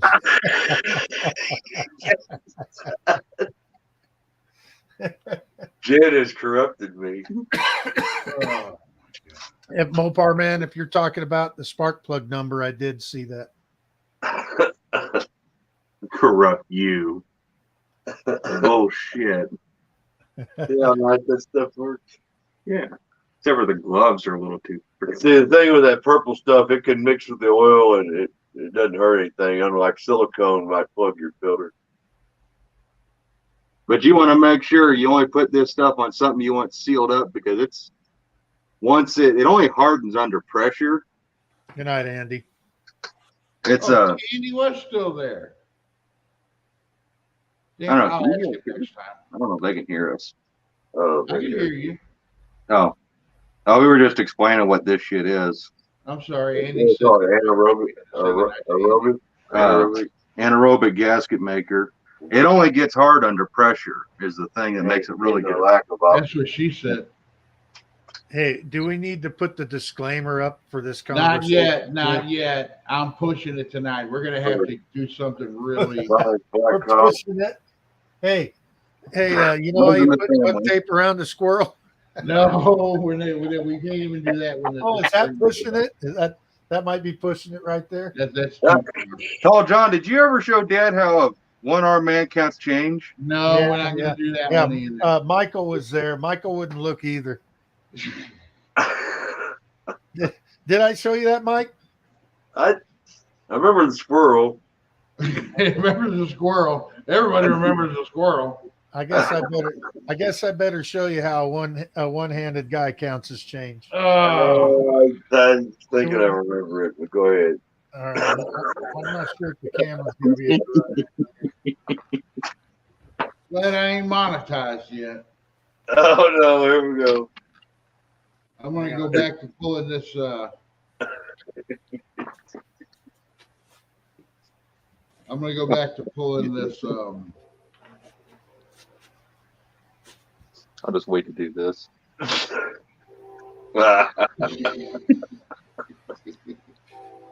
Hey, could right, actually see your fingernail that time. When you did it on Jay's, you couldn't see your fingernail. It was bad. The guy that showed me that had fingers about 2-inch diameter. They were huge. I'm like, dude's huge. Wait a minute, he's got a fingernail on that thing. Hey, Brian. Yeah, Jed, why are you cock blocking that engine? I don't know. Hey, Mike, I heard about your new locomotive. Oh, Dad hasn't seen it run yet. what'd you get? What do you have? This is just an old 242. Oh yeah. That I don't know if we're ever going to have time to set that all those trains up, but they're pretty cool. Jed just got the new controller. We got to try that new controller out. Oh, the DDC or whatever that thing is called. DCC, Yeah. It looks awful complicated. I never had anything like that when I was a kid. Neither Well, did I haven't I played bought with that the yet. analog one too. I had some buddies who were wanting me to buy the super complex space age ones that are all digital with an LCD screen. It's like, I want the one with buttons. Yeah. The I one want that, to hit. I want to hit the button so it whistles. Hit the button so the bell goes off. Have the speedometer on it where I can click the button and it says 1 mile an hour, 2 mile an hour. yeah, and I want to keep it freaking kind of kid friendly because I don't want to feel like it's not friendly to use. That's loud. You got one you can hook up to your computer and control the trains? Yeah, I don't want that. I want it to still be, you know, like I'm a kid playing with the dang thing. Sweet. Raker's got N scale. When I was a kid, my dad was buying us kids N scale trains. I still have a couple of them left. But then my grandfather got me an old Mark set from Sears, and that's the O gauge. And I thought it was the biggest piece of crap. I mean, look, these things have sad detail, you know? And anyway, I always thought that, you know, that N gauge was so well detailed. It's like, man, that's as real as you can get in miniature. And as I got older and got tired of watching these trains derail all over the place because you accidentally spilled popcorn or something, then I got, you know, I busted out the O gauge stuff again, and man, you can throw an engine block on the track and it'll blow right through it. So then I just kind of got hung back onto the old Mark stuff again. I only ever had HO scale. Yeah, that's what Jacob's got. HO. I'm still on camera over here, right? I might have That's to all. take the camera closer. They're better, yeah. Thanks to Jed, Jacob's got a massive amount of HO. Did you get any of those put together yet? He's got. You know what's funny is we're giving him like a train every day kind of thing, and he's starting to wonder where in the hell these things coming from. And you know, normally he just thinks, you know, no big deal, Dad's cool, whatever. And so one day I'll hand him one. I'll say, "This is from Jed." Then I'll hand him one. I'll say, "This is from your mom." Next day I'll hand him one. This is from me. So I told him, I said, "Are you going to start putting them together?" He says, "Oh, I started." I said, "Oh, you did?" And he goes, "Yeah." And he pulls out a flat car. There's nothing to do to him but stick those wheels on. Damn. But anyhow, he put together one of the tankers, and he's working on some kind of a gondola right now. They pretty well snapped together, but anyway. You got enough track to put all those trains on at once? No, nothing big, nothing that big yet. We got an area that we're going to build something, and it's about 30 foot by 20 foot area. Let me know if he needs more track. Did you get yourself a ton of it?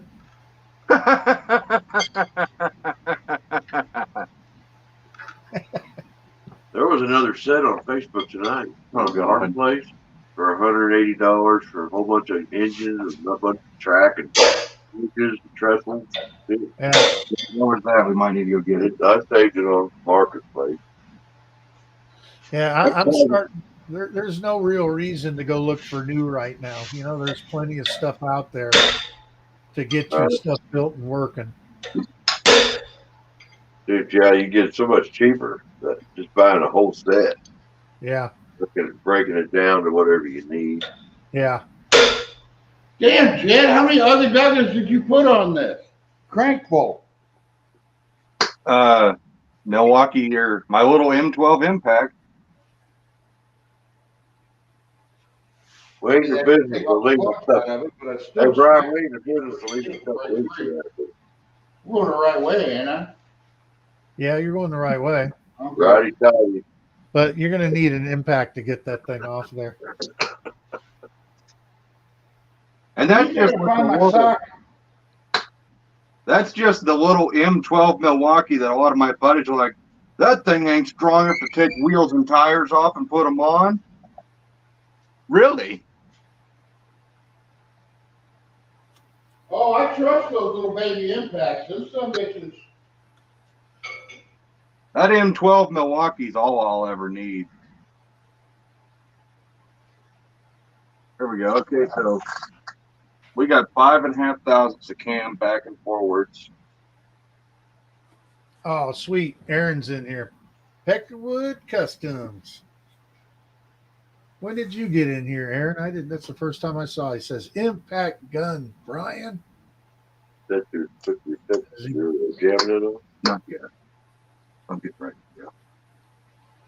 5.5 might be a little much. It's gonna get bigger, not smaller, Yeah. as it wears. Well, as I tighten it, it's gonna pull it down. Kind of what I was thinking. I kind of want a different nut for this because this one's still gummy. Is that normal thread? I mean, like I don't know if it is. half-inch fine thread? It's short rope guy. I've got probably a regular half-inch fine thread on the truck, but I ain't got a jam nut like that. Couldn't get all the Loctite out of it. I figure it's cool enough out here. Maybe the Loctite won't set up immediately.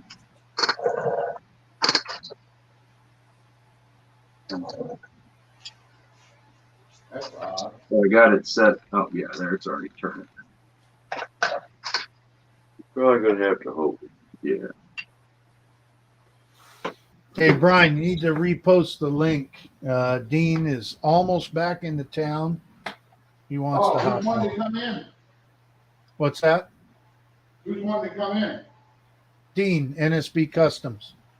Oh, cool. I'm just gonna try to use a bigger hammer, Tall John. That sounds like the right deal to do on a crank bolt, right? Why not? It's a big bolt. They can handle it. It's just like when I put on this here crank gear, I totally didn't beat it on with a 12-pound sledge and a piece of tube that's sitting over there. This probably would have broke free if I wouldn't have taken the plugs out. Put the plugs back in it. I could do that, but I don't want to. I'm fucked up, guys. I just was spinning around in circles looking for the hammer. It's in your hand.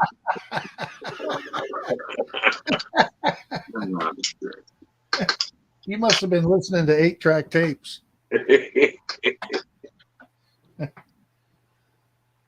Now, Aaron, you know, the total, like if you're going to do two 650s, you wouldn't look at them as two, 1,300 CFM. It doesn't work How do you that way. calculate that, Tall John? Well, if you're going to go dual quads, I calculate the same as if I was calculating one carburetor. So if you think you need a 650, you're going to do dual quad tunnel ram. If you got the motor to handle it, then you do two 650s. That's the way I do it. Because I don't know if you were here when I said that.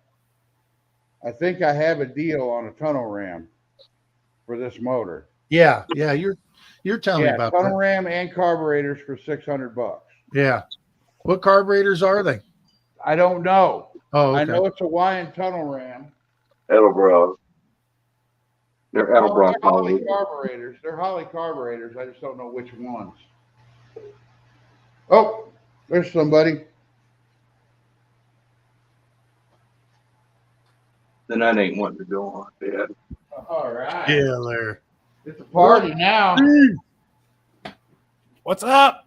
What up? Dean's on his way. He's been gone for the last 3 weeks, so Oh, he's on his. we got off the phone with him. He said, "Yeah, I'll hop on for a little bit." So, Cool. I see you're taking care of my car there in the background. hmm When are you going to deliver it? well, Dean's going back up to Tennessee in about 2 weeks, so you can give him. I'm let him I'm know. waiting. Still got stuff in it. I'm There's waiting. Holly car I don't know right how I there. talked you into it, but I'm waiting. I thought I had it on the straight and it turned in. You can pry it out of his hands. Good luck to you. Might be a little bit of a fight though. You know what? You only go get one of them regular Grade 8 nuts. If you can We clean had a it. 69 Roadrunner Yeah, back in the day that he sold. That So, this is the next one after it, and I don't think he's going to let that one go so easy. just one in the toolbox. Yeah. I need a pistol. Now the Let's pistol's do a in video on that one. But yeah, Tall John, I was thinking if you had the time and the inclination, July, the weekend of July 8th and 9th, and you wanted to shake down that Roadrunner, there's a nice Mopar event going on up here at Gateway. You know, I depending on timing, that might just happen. Then we could spend the day shaking down the Roadrunner, and then we could spend the day helping me work on my shit. Yeah. Well, I'm thinking if we can fit the Roadrunner in, I'll do it. But if not, we just need to get together and do that anyway. You're gonna make me put this Hemi together all by myself. We're all here. Yeah, but I Tall would- John isn't here cuddling me.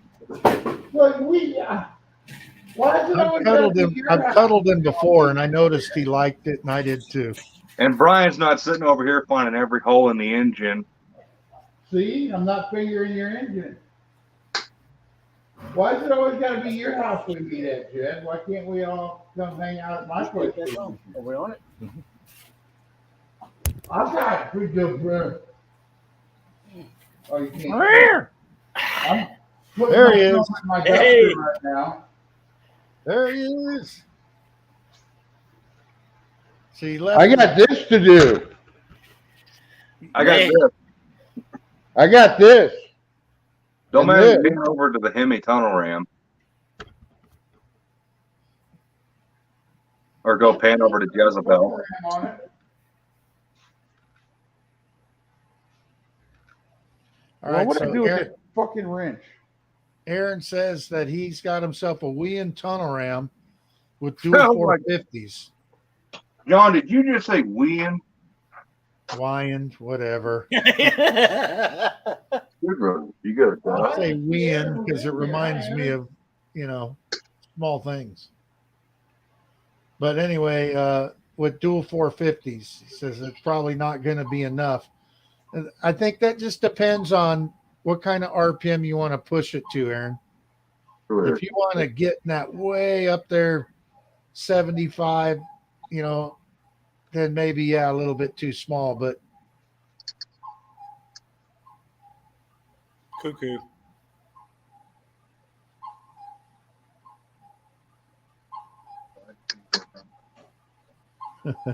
we, 12 o'clock there?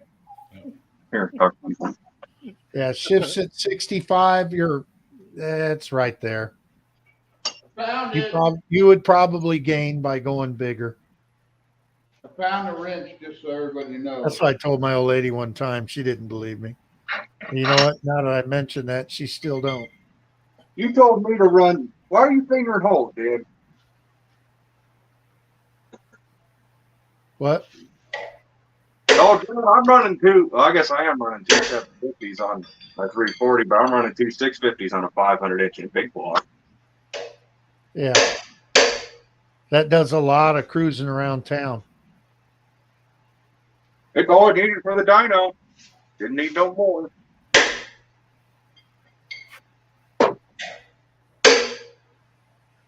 You can call John's not talking shit on me. Still not making noise. By the way, I got a text from a certain somebody. That's too small. Yeah, there ain't a whole lot of people in here. What was that all about? Half inch. Half inch pipe.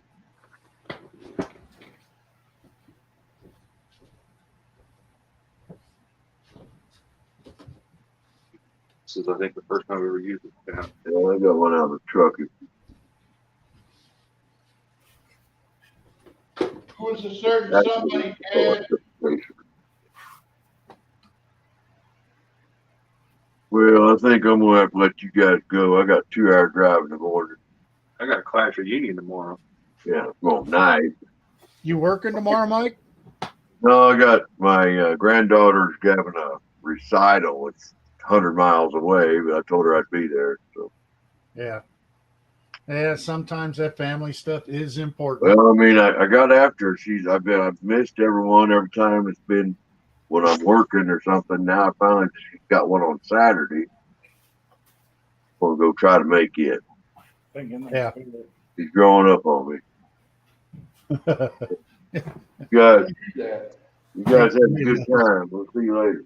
See you later, Mike. See you later, Mike. Okay.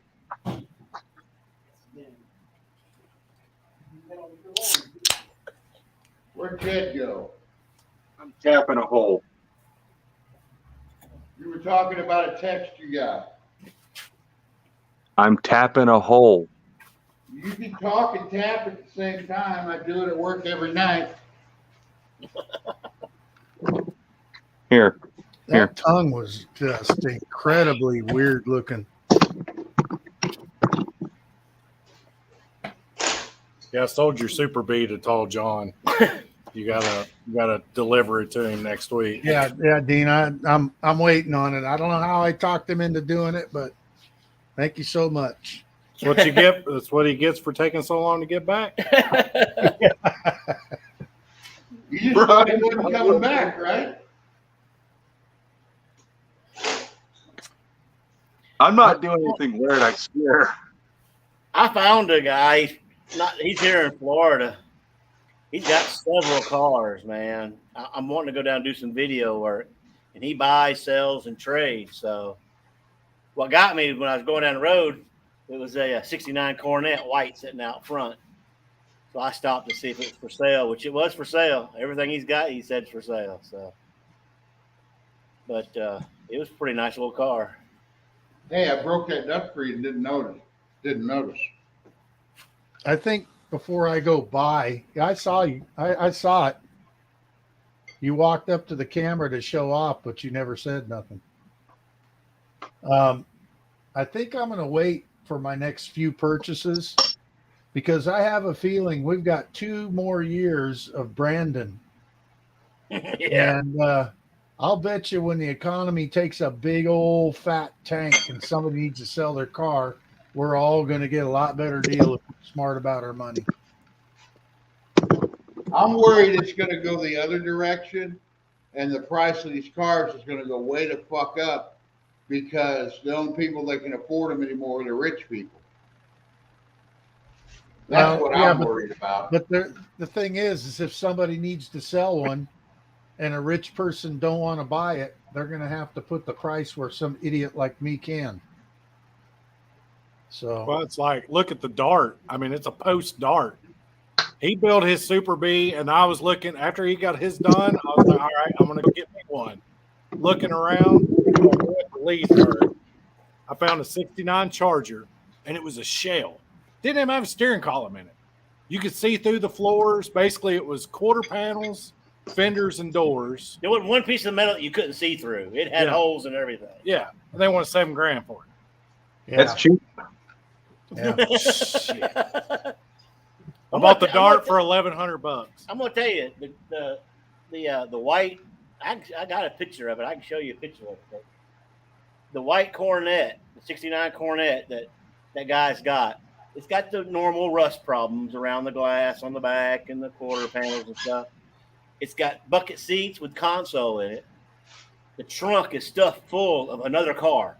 Whoever he got it from, he said they just had 2 of them and they stripped the other car for parts. But everything's there on that car. So you're getting almost 1 car plus all the parts for another car. He said he'd take 10 for it. It's got a 400 in it, big block 400 put in it. That's a deal. It's not a bad looking car for 10. That's a deal. Yeah, they're hard to find, a Coronet. 69? Yeah. Yeah. There's a 67 Coronet 2-door that just came up, and it's got a lot of rust in it, like the floors are rusted out and everything. But the guy only wants $1,500 for it. And I developed an affinity for them cars. What year was it? 67. Oh, That's the one like what Just Mopar Joe's doing. That red car that he's working on. yeah. I think his is a 66. Belvedere. The 67 Corvette has a little speed dents in the side of it. Right. It's got the little vents.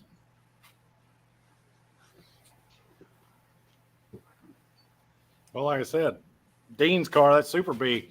When have you ever seen a B7 blue Super B with a white vinyl top? That has blue interior. Anytime you find a hard, hard hat, Yeah. white hat, Yeah. the one that had white roof had white interior, but this came with a two-tone blue from the factory. Yeah. That's pretty cool. Pretty You know, rare. it's still got on the back of it. You know, it came from Nashville, Music City Dodge. It still got the sticker on the trunk lid. It says Music City Dodge on it. Go get that piece. Yes, Jed, I said it. I hate blue interior. We're still trying to figure out what this is. You're wrong, Brian. I am not. You're wrong.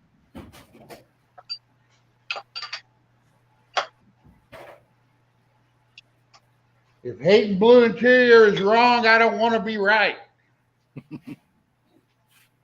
Well, it's like 20, 30 people looked at this car before Dean bought it, and they were like, no, it's too rough.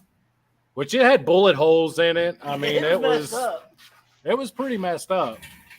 You could see the float from the center unit.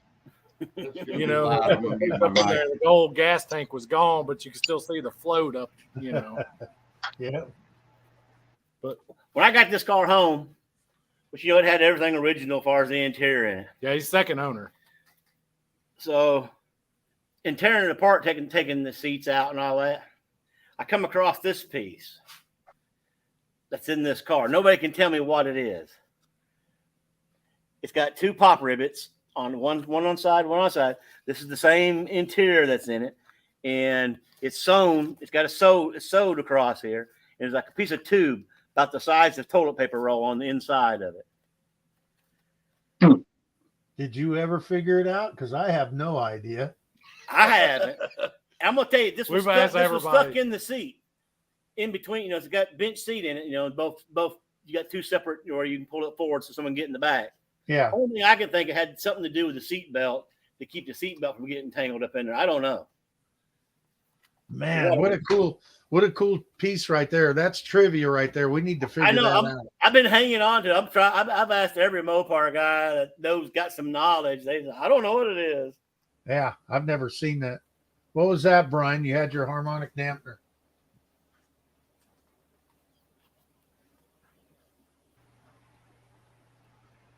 Why does it got and Jed asked the same question, I think. Why does it have a big repair sleeve on it? Yeah. Because it had a big groove where the seal had wore into it. From the seal. That's a kit you could buy to repair it. Well, I guess I'm getting a new harmonic balancer. I don't like it. Nah, it was fine. I don't like it. Well, you're gonna have to rebalance that shit. Not if I get a harmonic balancer for 360. Where are you gonna find a good one of those? It was already out of balance because somebody put a external balance torque converter and flywheel on it. I didn't build it. I didn't say you did. I just said somebody. I'm not blaming you. I'm not complaining about the motor. See, we could be Jed right now if we just get us a Hemi. You got two. I'm super grateful. Setting the inlay on a roller camshaft. I'm trying to keep it at. Problem I keep running into is by the time I get ready to tighten this jam nut, it starts to suck the brass stud out, so it won't actually stay where I need it at 5 thousandths.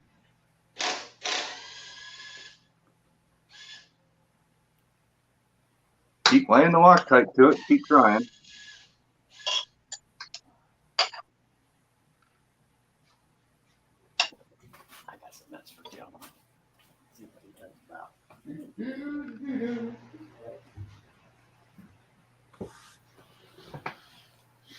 So I took the Roadrunner out for a drive a couple of days ago, the first time in about a month.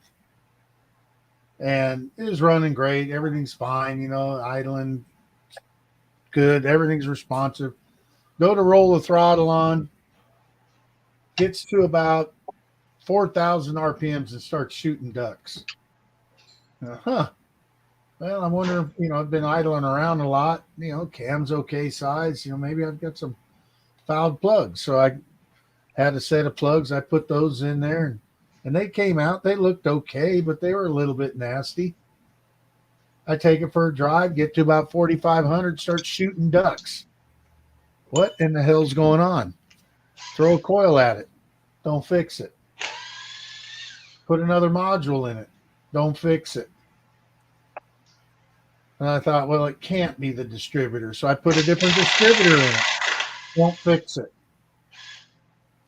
So, okay, let me go through the wiring, make sure I don't have anything goofy. Well, it's got a little pigtail in there for the factory tachometer. Now, what the hell? I unplug it. What? 6,500, no problem. Plug it back in, 4,500. It's almost like a factory rev limiter built into it. The factory tachometer's coming apart. Something's in it that's making it miss. Oh, I had that with Jezebel. That's why the hood tack isn't hooked up. Is with a Maori dual point distributor. It actually cut the ignition power off to the engine, and it just made it run like hammered ass. So we just never actually hooked up that hood tack. Yeah, I'm gonna pull that out and take a look at it and see what the heck. I don't know if there's anything I can do. I'm not really an electrotrician, so. What do you think about this? Oh, now it's too tight. God dang it! You know what? Fuck it.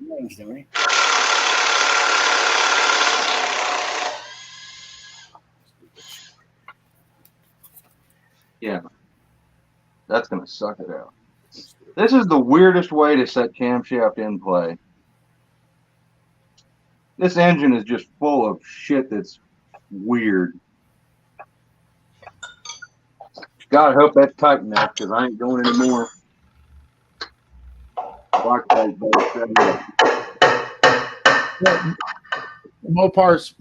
Man 1978 says, is it what's left of a roll of vinyl when they upholstered the seats? And that very well could be, but why did they put that? Why did they sew it and pop rivet it? Yeah, pop rivet it and sew it. That's just somebody got excited and did a bunch of weird shit. I say it had a purpose or something. Yeah, there's a reason it's there. I agree. Before I put this away, let's run it through. Could have been a specialty. Like I said, this car is kind of weird as far as the colors and stuff. Maybe it was something they hung up there to say, hey, guys, this don't get this color interior. It gets this. That very well could be exactly what it is.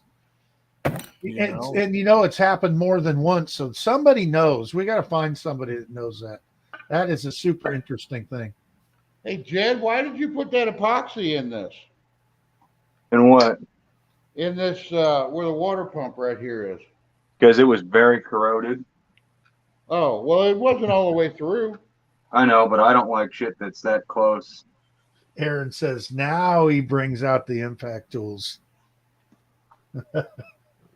and Raker, I do remember it is a 65 now that you pointed that out. Joe's Cornet.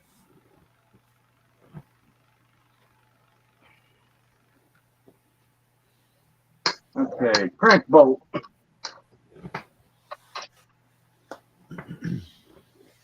I had a chance to buy a 69 Cornet. This is probably 30 years ago now. I apologize in advance. Give me 1 second, John. I don't want to be like anybody else. Okay, you can talk now. It was a Super B, black with black interior, black vinyl top, and it was a factory Hemi 4-speed car. and the guy wanted to sell it for 12,000 or something. Damn. But 30 years ago, that was a Yeah. lot of money. Oh yeah. right? And I talked to the ex, and I said, we talked about maybe putting a mortgage on the house and that kind of thing. And I just didn't feel good about putting the family out, for this car. I've already got 5 other cars, and 2 of them don't run. I got projects, right? And the guy didn't like the black paint, so he was painting it purple. And he had pulled the engine out and painted the engine compartment purple, but hadn't done the rest of the bodywork and paint. California car, no rust, couple door dings, things like that. And I always now regret it, especially since I said the appropriate word, the ex. Although maybe she'd have fought for that car.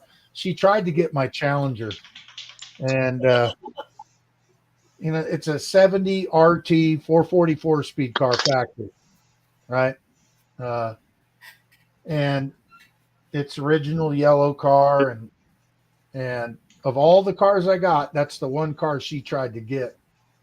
And it worked out great because my buddy Glenn had a slant 670 Challenger, and I bought it to do a daily driver. So I drove it for about 3 years, and the back end of the car had been wrecked real hard, and they had parked it next to a barn, and all the water ran off the roof of the barn onto the trunk of this Challenger and filled the trunk up, just rotted it out. The dents and the things. It wasn't, it was a bathtub more than it was a trunk, and ate up the whole rear end of the car. So I thought, who cares? It's a slant 6 car. I'll rob all the killer parts off of it, and it's got the doors and the fenders and and all that stuff. And I wanted to do a shaker hood for my RT. So here's a flat hood. They made shaker hoods, came from flat hoods, and I thought, this is great.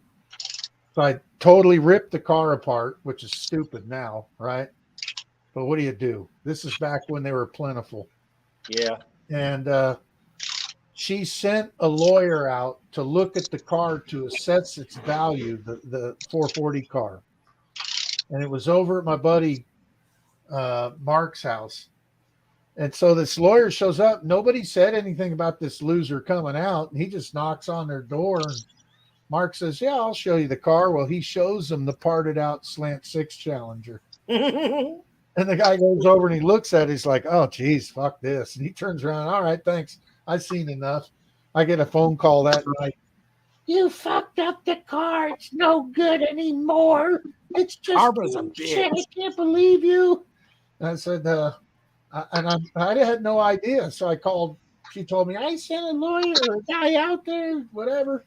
He was a car specialist. The VIN number was still in the car, so he could have went and looked at the VIN number and would have known, but he's too stupid. So Yeah. anyway, she just said, well, I'll meet you somewhere and I'm going to hand you the paperwork for the car. So she signed her half over, and I kept the car. What's funny is about 4 cars over was a 70 Challenger 440 sitting underneath a car cover. And the guy never looked, never asked questions. But anyway, I guess. Well, did I tell you about the sand in the oil pan? No. As soon as I drain the oil pan's coming off. Well, we put a little bit of sand and sawdust in there to quiet the lifters, and the bearings were just a little loose, so we did that just to quieten it up. The sand adds clearance, and then the sawdust takes the clearance away. Yeah, it's a twofer. Put my main oil line back on. That's all right. I put about 3 scoops of cat litter down in it just now. So Cool. Oh, the gear drive is on, boys. I figure if I just dump cat litter down the motor, that'll soak up the oil, and I can just take the oil pan off and scoop the cat litter out, right? Yeah. Seems legit.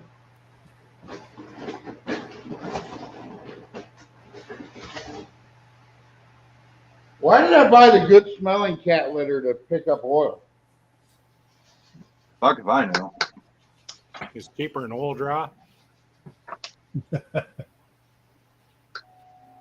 fact, Cat litter actually is cheaper than oil dry. Aaron says it's time for a pop. It's soda. It's so. Oh, I'm not. I gotta bring the camera back over. This here. bud's for you, Aaron. I don't have my. Pop, is it? Oh. They say pop in Australia.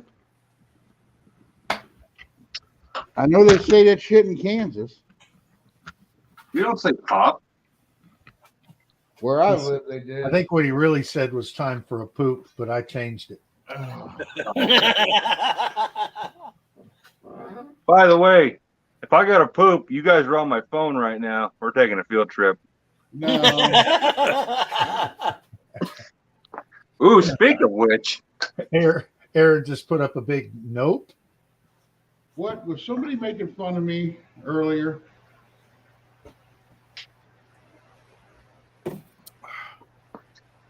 If they did, you can get mad at me because I'd have got your back.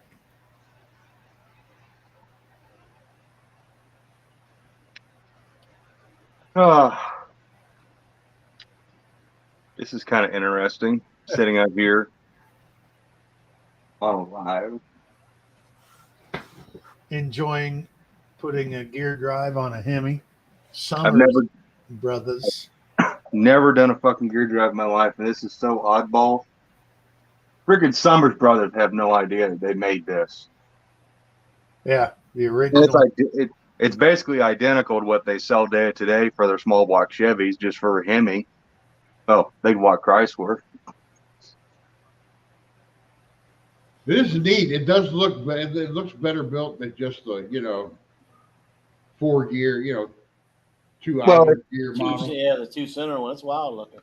Well, it's more like a Miloden, but it's a cheater setup. Without these bolts on here, it hides behind this cover, and you won't know it's there. So it'll fit in behind the original cover. Oh, Yeah. you'll know when it starts. Oh yeah, you'll hear it. Hear it. Whee! Well, from the guys I talked to, a high-end gear drive shouldn't whine like your typical. No, cheap- not like Pete Jackson, but you'll still hear it. Yeah. Well, just rolling it over now. Of course, this idler gear is fairly dry. I've re-lubed it with oil. I spent about 20 minutes doing that, but the idler gear, it's still a little dry. So I think I'm just hearing the bearings on it. Just put some Lucas in it, like the auto parts store. That way you can sling it. There you go. I actually bought this to put in the satellite when I do an oil change, but I've been using it as assembly lube for the Pro Stock. Hey, Brian. Do you hear it in the background? Yep. I We know all when I live was- next to a train track. We know trains all too much. I love trains. Yeah, when I went over to Brian's shop there were trains everywhere. You know what? Coming down Especially that- the Trump train. Oh, sweet. Limited edition. Hey, Brand that new. looks O gauge. I'm that not old? even sure what it is. Dean's just now getting into trains. Does it take the 3 rails? No, it's 2. It's 2. Yeah. It's probably HO. Yeah, that's It probably came with the track. I got 3 or 4 different cars that came with it. It's all brand new, still in the box. They did make O gauge with 2 rail, but What does the track look like? Did you have that out there? No, I don't have it with me. Oh. It's in the house. I just brought the engine. in. sweet, Jed. We got somebody else playing with trains. Fucking we love you, Dean. We love you.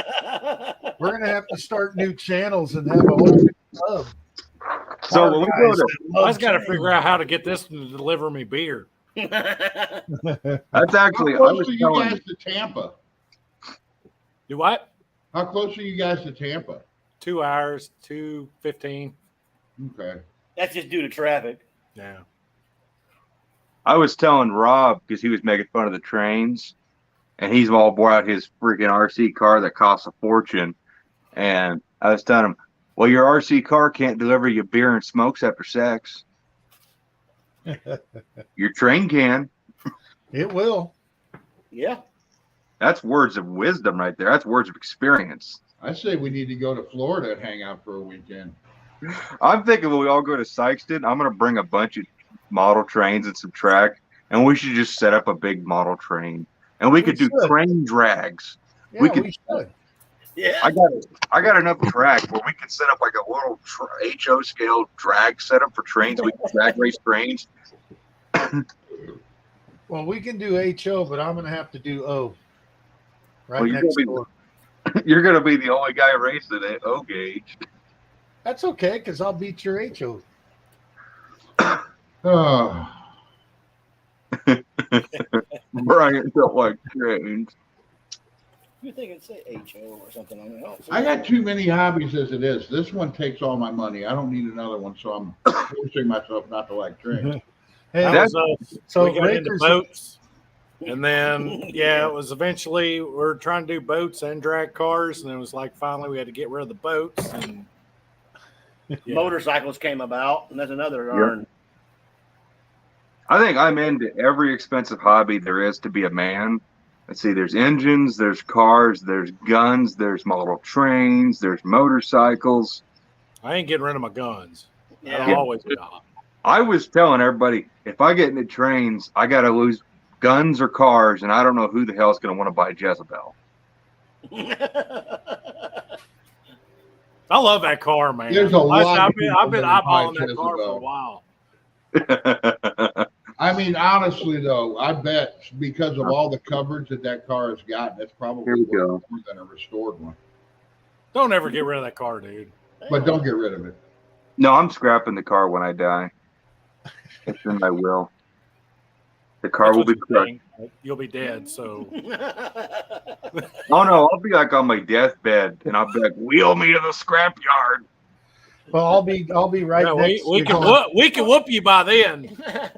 Yeah, I'll be right there on your deathbed going, I'm so sorry, Jed. This is terrible. I'll take care of your car for you. Oh, I know you Puts the pillow over the head. will. Which nobody has seen. Well, I guess I posted a couple of pictures maybe in Discord, but I got the new tires on her from the Duster. I put the 29 12.5 Pro Street tires on the back of her since the Duster's derelict. And I don't know why the Duster's not running. yeah, I wonder why. And Loader's back there.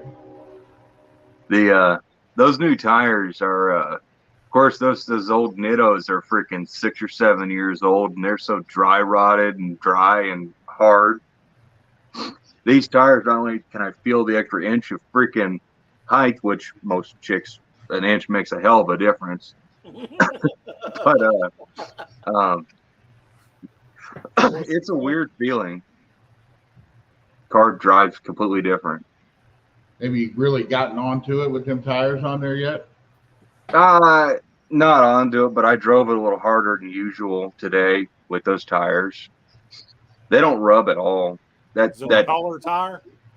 Yeah, it's an inch taller than when I was running. I was running basically a 28-13, a 325-50-15, and now I'm at a 29-12.5. But it's a real radial street tire. It's no drag radial or nothing. So Oh, so it's just a hard tire now. yeah, it's a regular street tire. It's a Pro Street tire. So that's why I bought those for the Duster, because it's going to be mostly driving around the street. Now the Duster don't have an engine, so I'm not going to let those fucking expensive tires go to waste. She's doing dry rot, yeah. Now I got to buy new front tires because the alignment shop doesn't want me to use those old cheapy Walmart tires that are just as old as the Nittos. So I'm trying to find a cool front street tire for Jezebel. I was hoping maybe Hoosier made the same tire but new for the front. I don't know if you What's said on that the front of the earlier, duster? Brian, but I'm saving some cardboard to ship these tires out to you. Hopefully we'll get them out this next week. Oh, okay. Yeah. I was talking to Sherry. We'll just even up at the no names. Okay. That's cool. I don't think it'd be more than $50 to ship them. Okay. They're light. So Yeah, just I mean, if you need money, let me know. we'll settle up over there. We're good. That way we Okay. don't have to. You do PayPal, anything like that? They take, whatever. Cool. Hey, Raker says I model an N scale. I have 32 locomotives and 350 freight cars. Dang. We Let me- found another nut in YouTube land. Oh, I already know. Raker and I, if him and I hung out, we'd have a blast because he's into the same kind of guns I am. He's into trains. He's into cars. He's pretty cool. Well, he's going to be out there at the No Name. I can't wait to meet Raker. Bigfoot Same. will be out there. He showed up. He's back. Oh, is he? Butch. See, I'm in Jeff's predicament now. I'm on my phone, so I can't see nothing. Oh, okay. Oh, Well, yeah. we'll have to let you know when people come That's in. a good picture, though. The sound's excellent. Yeah. This phone is actually pretty good. I actually thought about going and buying a GoPro 10 because it's actually kind of annoying filming and getting phone calls because I don't know what I miss. I The was very first wondering video- if there's a way that I can record off of this webcam and just use it for doing my stuff in here Probably. because the sound's good on it. And I like the picture on it as a webcam. It does really good. The one thing I noticed with my little webcam, I don't know what the video quality is like in the house, but I know like if I try to record with it just on my computer with its built-in software, it looks terrible. It's nothing like when you get into StreamYard or on YouTube. I don't know what it is. I might do some looking into it and see if I can do that because I think next week we're going to get the GoPro. We're going to Yeah. go ahead and go with the 10. I'm seriously thinking about getting a 10. And they got a 10 now? And Yeah. then in a couple weeks, I'm going to get the producer, whatever thing, with the good microphone and all the little widgets. Yeah, you get the can add media on. mod. It does help. Yeah, the media mod. Yeah. I think we got a 7 or a shit. I don't know. We got several GoPros. We've been I messing bought with GoPros forever. I mean, when they had the little gimbal that you had to have before they had the stabilization. Yeah, I bought a Hero Black 7 and I used that for the longest time. And then I just batteries and everything else, it became obsolete and now they're up to the 10. So I just use my phone, but that's proven to be an issue with people calling me. So Well, the new one we got, we've done had 2 batteries swell up in it. Yeah. yeah, all my Swell- 7 yank them batteries. out. Like getting in those powers, get them, yank them out. It's Yeah, all my swell. 7s are like that. All the batteries are swelled up. Yeah. Huh. I know Paulie. my What's up, Paulie? Paulie. Remember Paulie from last time?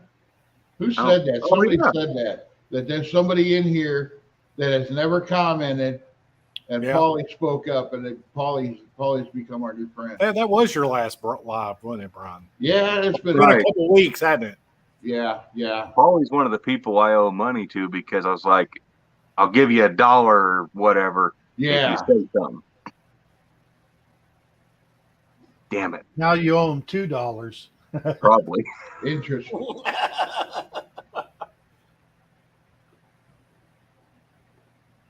I don't know. Oh You have shit. a question on the rear end? Wow. I like rear ends. What was y'all talking about earlier? I was still driving coming home Yeah. on that the Crusher Eliminator. The I what? got Crusher Oh, Eliminator. that was The Crusher Yeah, Sleeve I Eliminator. think Patrick was that was talking about it. Patrick talking about that. He thought he had put one in, and his rear end was coming apart. He's getting all kinds of metal shavings in the oil. And when he pulled the pumpkin out of there and he looked at it and he had left the crush sleeve in. So when you take the crush sleeve out and you put the eliminator in, how are you adjusting that?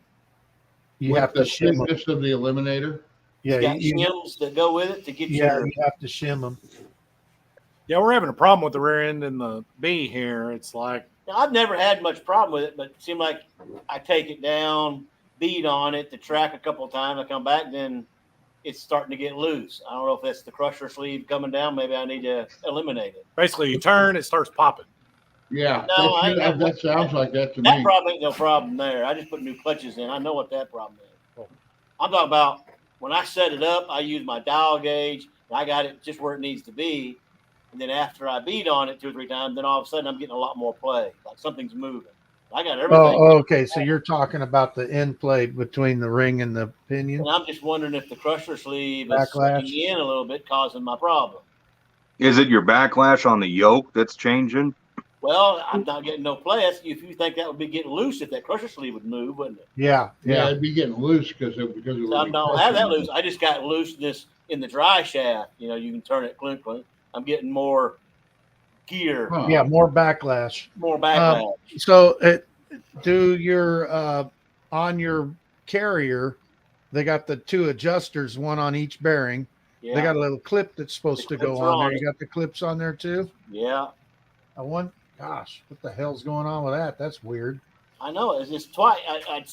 It's the same carrier. That's what gets me because I had a 411 on it and brand new 411. I put all new bearings and it started making that noise. And I thought, well, maybe just the bearings, just wasn't seated everything that first time. So in 411, I didn't like the way it did. I lost time when I took it to the track. So I went back to my 355 and put it all back in, and it ran fine for a couple times. And right now, it's got that looseness when I let off the gas or give it gas. It's giving me that roar. Just need to put a spool in it. Yeah. And then the axles and There love. is something. I got to remember. It's been a lot of years. There's something with. There's like a 4.0 or 410 and up ring and pinion, or like a carrier, and then there's like a 350 and up. There's a special like carrier track lock unit for each of those deals. At least I know on a Dana. Ran into that with the fucking Dana that's going in Dad's car. I can't remember what it is, but it's not as easily interchangeable. Like you can't just throw a 556 on like a Dana track lock if it ain't made for it or something like that. Don't quote me. There's something screwy like that. I know I'm talking Dana's, but I think that there's something to do with that. Don't quote me. I'm gonna tell you, I've not had no problem. I got about 3 or 4 setups already. All I gotta do is just change out my pumpkins, But on the one, I only have 2 pause units. The one pause unit is the cone type. And I'm gonna tell you, I've had no problems with that cone type. That's a miracle. Yeah, I mean, I got it from a guy. I bought it. I put my 323 gears on it. I ran it for a while. I've ran the 355 gears on it before. But my buddy, I was at the flea market, and he had the clutch type. And it was all tore apart, laying there, and it needed new clutches. I just so happened had a box here at the house, brand new set of clutches. So I bought that, put the new clutches in. That's what's in it now. And that's what I've been having problems with. That same carrier. With 2 different I'm gears, thinking back. 411 and 255. So when we first set up the Dana for Jezebel, the original Dana 60 that's no longer in the car, we didn't know everything there was to know about a Dana. There was a lot to be learned still at that time. I know I'm talking Danas again, but this applies in this sense, is that in a Dana 60, you have to have a case spreader. You actually have to spread the case and drop the center chunk in there, because if you have a Dana 60 and you can literally just drop the carrier in it, it's not set right. It's you can't just put a Dana carrier in a Dana housing and call it good. No, the case actually has to be spread about 5 thousandths or so. Then it will lock in there and you can't pull it back out. and then the caps go on. So, and I know like on a hogshead on an 8 3/4, I'm starting to. I know like when we were driving that around, you could hear it kind of binding, chipping, like it was almost like it was sound like it was jumping teeth when you go around a corner, pop, pop, pop, pop, pop, pop. Yeah.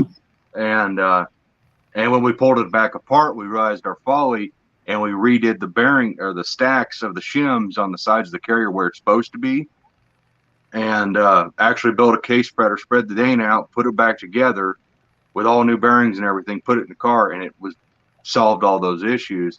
So it's almost making me start to wonder if you ain't got the right shim stack on that thing.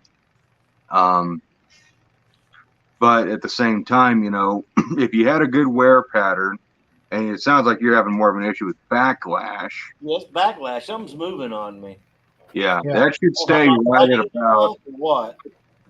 That should be staying right around. I think it's 12 thousandths is the sweet spot.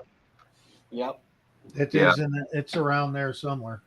How much preload on the side on the carrier bearing should you put? I mean, when you start tightening them rings down, how tight should that need to be? Well, those dictate where your ring gear sits in the pattern. Right. So that's just as long as your pattern is like dead nut center. Yeah, and you also, that's the other part with setting the pinion is In with and the out. shims is also setting the depth inside of the ring gear. Yeah, So on the end of the gear, they normally, for the fact that they put a number, Right. that's the distance from the tip of that gear to the center line of the axle. Exactly. the other thing, Right, you know, so- and I hate that because you have to shim it, put it together, take it back apart, and then screw up a perfectly good bearing trying to press the bastard back off. Well, what I always do is take, hone one out, yeah, exactly. That's what I do. Is I take an old good one and hone it, hone it out. set it up that way. That gets you in the ballpark. Sometimes it's Right. still off a little bit, but Because the it bearings gets you into older, the the ballpark. bearings are wore a little bit. You're gonna get a little different. Yep. I do the same thing. I've got it set for Chevrolet and Dodge. So But now on that, when you're using a crush sleeve without the ring gear in place, without the carrier, it should be, I want to say it's 25 inch-pounds just to rotate the pinion if you're using a crush sleeve. Okay. So that would indicate, if you're getting more backlash, that means either your pinion is going in and out, back and forth, or your ring gear is backing away from your pinion, Yeah. right? I'll find out. This time. Something's got to be moving. But you said that the pinion's not sliding in and out of the carrier, Right now, is it? no. Well, I've jacked it. I put it on the lift with the dry shaft on and all. I got side play, but I don't have no end back and forth play that I can feel. oh, you have side to side? No. No. Well, Oh, I'm talking about rotate. rotate. Rotate. That'd be your backlash. But when I can't, I can't make the dry shaft go back and forth now. Yeah, so that's your backlash, Yeah. and that's all in the preload on the jam nut on the yoke. Yeah, and that's where the crush sleeve comes into play, isn't it? Yeah, that's where crush sleeve comes in. So what it's doing is it's tightening up that bolt, and it's crushing that crush sleeve. You wouldn't be able to move it because it's just that bolt's getting tighter, so you wouldn't Yeah, get any play this way. With a crush sleeve, it sets a little bit of preload on the bearing. Bearing. Right. And that's why it takes 25 inch-pounds to rotate it. My other question is, the nut that's on your yoke, is it a top lock like it's supposed to be, or is it just a regular nut? No, it's a top lock. And also on all mine, I have the bigger yokes. Yeah, the 1350. Yeah, the 1350 yoke. Yeah. I've changed all mine over to that. I don't know what the fuck then, dude. Them Yeah, damn yokes ain't you cheap, got a man. weird thing $21 going. something dollars a pop. You got one of them things that you're going to get in there one day and go, shit, that's what it is. Yeah. My phone is Well, about to die. Holy Well, shit. it's like I told my other buddy. Plug I it always in. put them together, and I never dialed, indicate them or nothing. I put them together. I did it all by feel. I never had no problems with it. That's how I've always done it. Dial indicator. I'm doing all my measurements to make sure it's running true. That's the problems. Trying too hard. But I did my video on setting them up. This is the first time my phone's ever dropped bull. Uh-oh.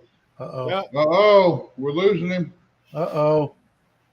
Phone Probably done bad died. reception. So that's the thing. If the I'm the there. pinion's not going in and out, you're not going to get any up and down movement out of the No. pinion either. So that tells me even if you don't have the proper preload, that pinion has not moved away from that ring gear very much. Because if you're not getting any back and forth with the preload, you're on the bearing. You know, the bearing is loaded. Yeah. So it hasn't changed much. So I'm going to Maybe just that's say, high. I'm just going to say that I'm going to guess here and say that when you set up your ring gear, I wonder if that outside race on what side would it be? Well, you figure it out because I can't remember. And Yeah, I'm it'd too be stupid. But I'm going to say that is there a chance side. that you trap the outer race before it backed into your adjuster? And now that you've powered it up, of course, as soon as you power it up, Yeah, the it's ring got gear itself. and the pinion gear going together is going to push the ring gear away and push against that bearing. And now, especially when heat gets to it too, the cap's going to grow and all that. And so now maybe that outer race has moved over a little. That's my I'm guess. gonna check and take it apart and check everything, make sure I'm getting a good wear. I'm gonna Yeah. slide it back over, get my clearance again, and put it back in. Yeah. Hopefully, it finally gets tight where I need to be. Now you said you got a spool in there? No, No. Oh, okay. Oh, that's right. You said you replaced the clutches on. yeah, it's got clutches. So this one's a clutch pause. Yeah. that was- Actually, the I said I spool had was two. I got talking three. silly. I actually have a Detroit locker for a 8 3/4. I love those things, by the way. And you The know, new ones. when I first got it, it worked perfect. But right now, one side will not unlock. And I took it apart 3 times, and I cannot find a chip. I can't find nothing wrong with it. Interesting. Only thing, Dean, that we're gonna start calling you. because you do know on a Detroit locker, those two meshing gears that clip in, they Yeah. got slide on that axle spline. Yeah. Yeah. In order to dislodge. So if I got one axle that may have a little twist to it, it may not be sliding. I don't know. I have to check it. He may have twisted an axle. Dean, we're gonna start calling you a pain in the rear end because you got all the rear end problems. I That like the locker. I put I put lockers in Dana's. I put them in the 8 3/4. I freaking love them. I do too. I love them. I mean, they just. I don't care if you power down; they're hooked.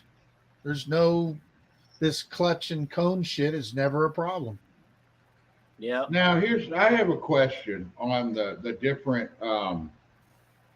cases. The 489, what is it? 489, 7 what? 742 or 41. There's a Yeah. 741 and a 742, right?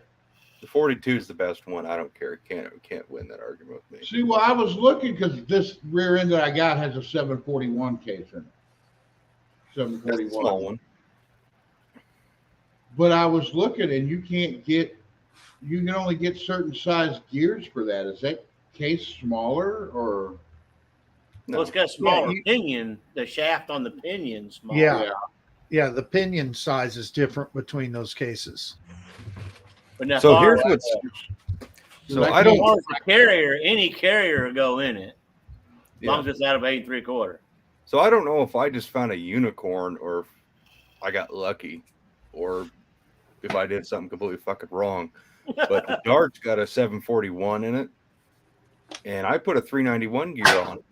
And the guy said he was pretty certain I bought the ring and pinion gear used. He said it came out of a 741. But the more and more I started looking, it looked more like a 742 setup. But it went right in that 741 and the car, no issues out of that rear end. But it is hard to find. 741, 742 ain't as long as it's a 7, they'll interchange, but you just can't put it in the 4. 89. Yeah. I don't Well, like it. I've got a guy. 489 The guy I big. got the rear end from has a setup 489 case with a spool and 488 gears, and he wants $600 for it. It's all set up, ready just to drop in and throw the axles in and go. See, I think that's almost fair, but It I seems think a little high to me. I But think if you look around, you can find one cheaper. But I think that's one of them things that, I don't know. You're close to almost being able to build it for that price. yeah, that's the You're not thing. I lucky can on a build lot it of the for that. parts. I was looking because the spools aren't that expensive. No. They're only a No, couple spool's $100. like $100. And you need to check. You need to make sure before you buy it the spline, because they make them spools for different spline axles. Yeah. Yeah. Well, Which I would range take one. axles I would. bigger I spline. would take one of the axles that I got out there and be like, make sure that it goes. Yeah, right. I would check. It may not be stock spline. But if it is, but see, but the thing is, I've never set up a rear end before. It's easy. Yeah, it may be easy, but it's also a That's why I matter did a of you need video to on get this fucking car You got together. Jed, you'll be fine. That's why I did a video on it.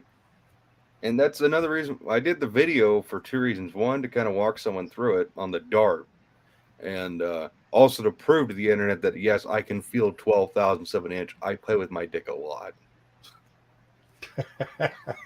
I don't know. It's just a lot of stuff on this car. I'm just getting to the point where if I Another could, thing if on I that could spool, spend a you need little to bit make more money. sure that you get the pin that goes in the center between the two axles, Right.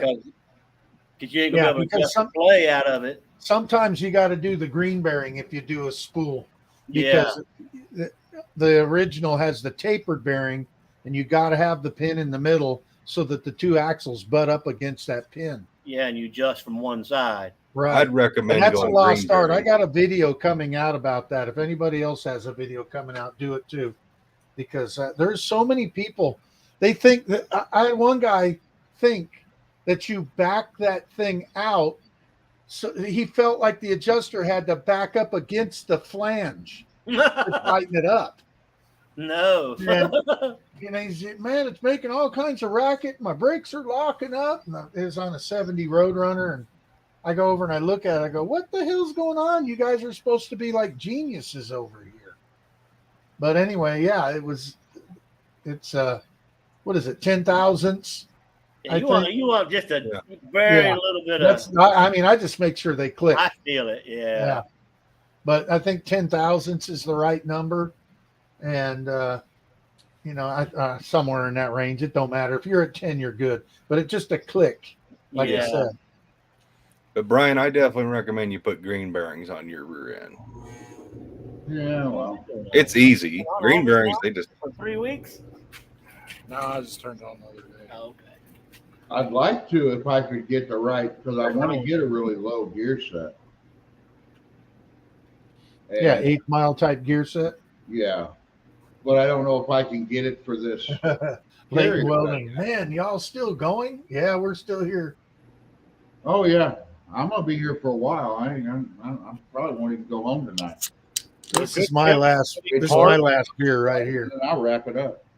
Good tip for getting parts: find a mechanic shop that does a race car, and then, like I said, get in good with them, because, like I said, some of the parts for this Dart, like I said, the whole rear end setup. We got the whole rear end, ladder bar set up, set of Wildwood brakes, everything, Spool, spool, tires, wheels. with tires, wheels, everything for $1,500. And it was a Whoa. guy that knew this dude at this mechanic shop that he was building a vehicle. I think he ended up Going to divorce. It was like, hey, he called us up. It was like, hey, dude, selling this stuff.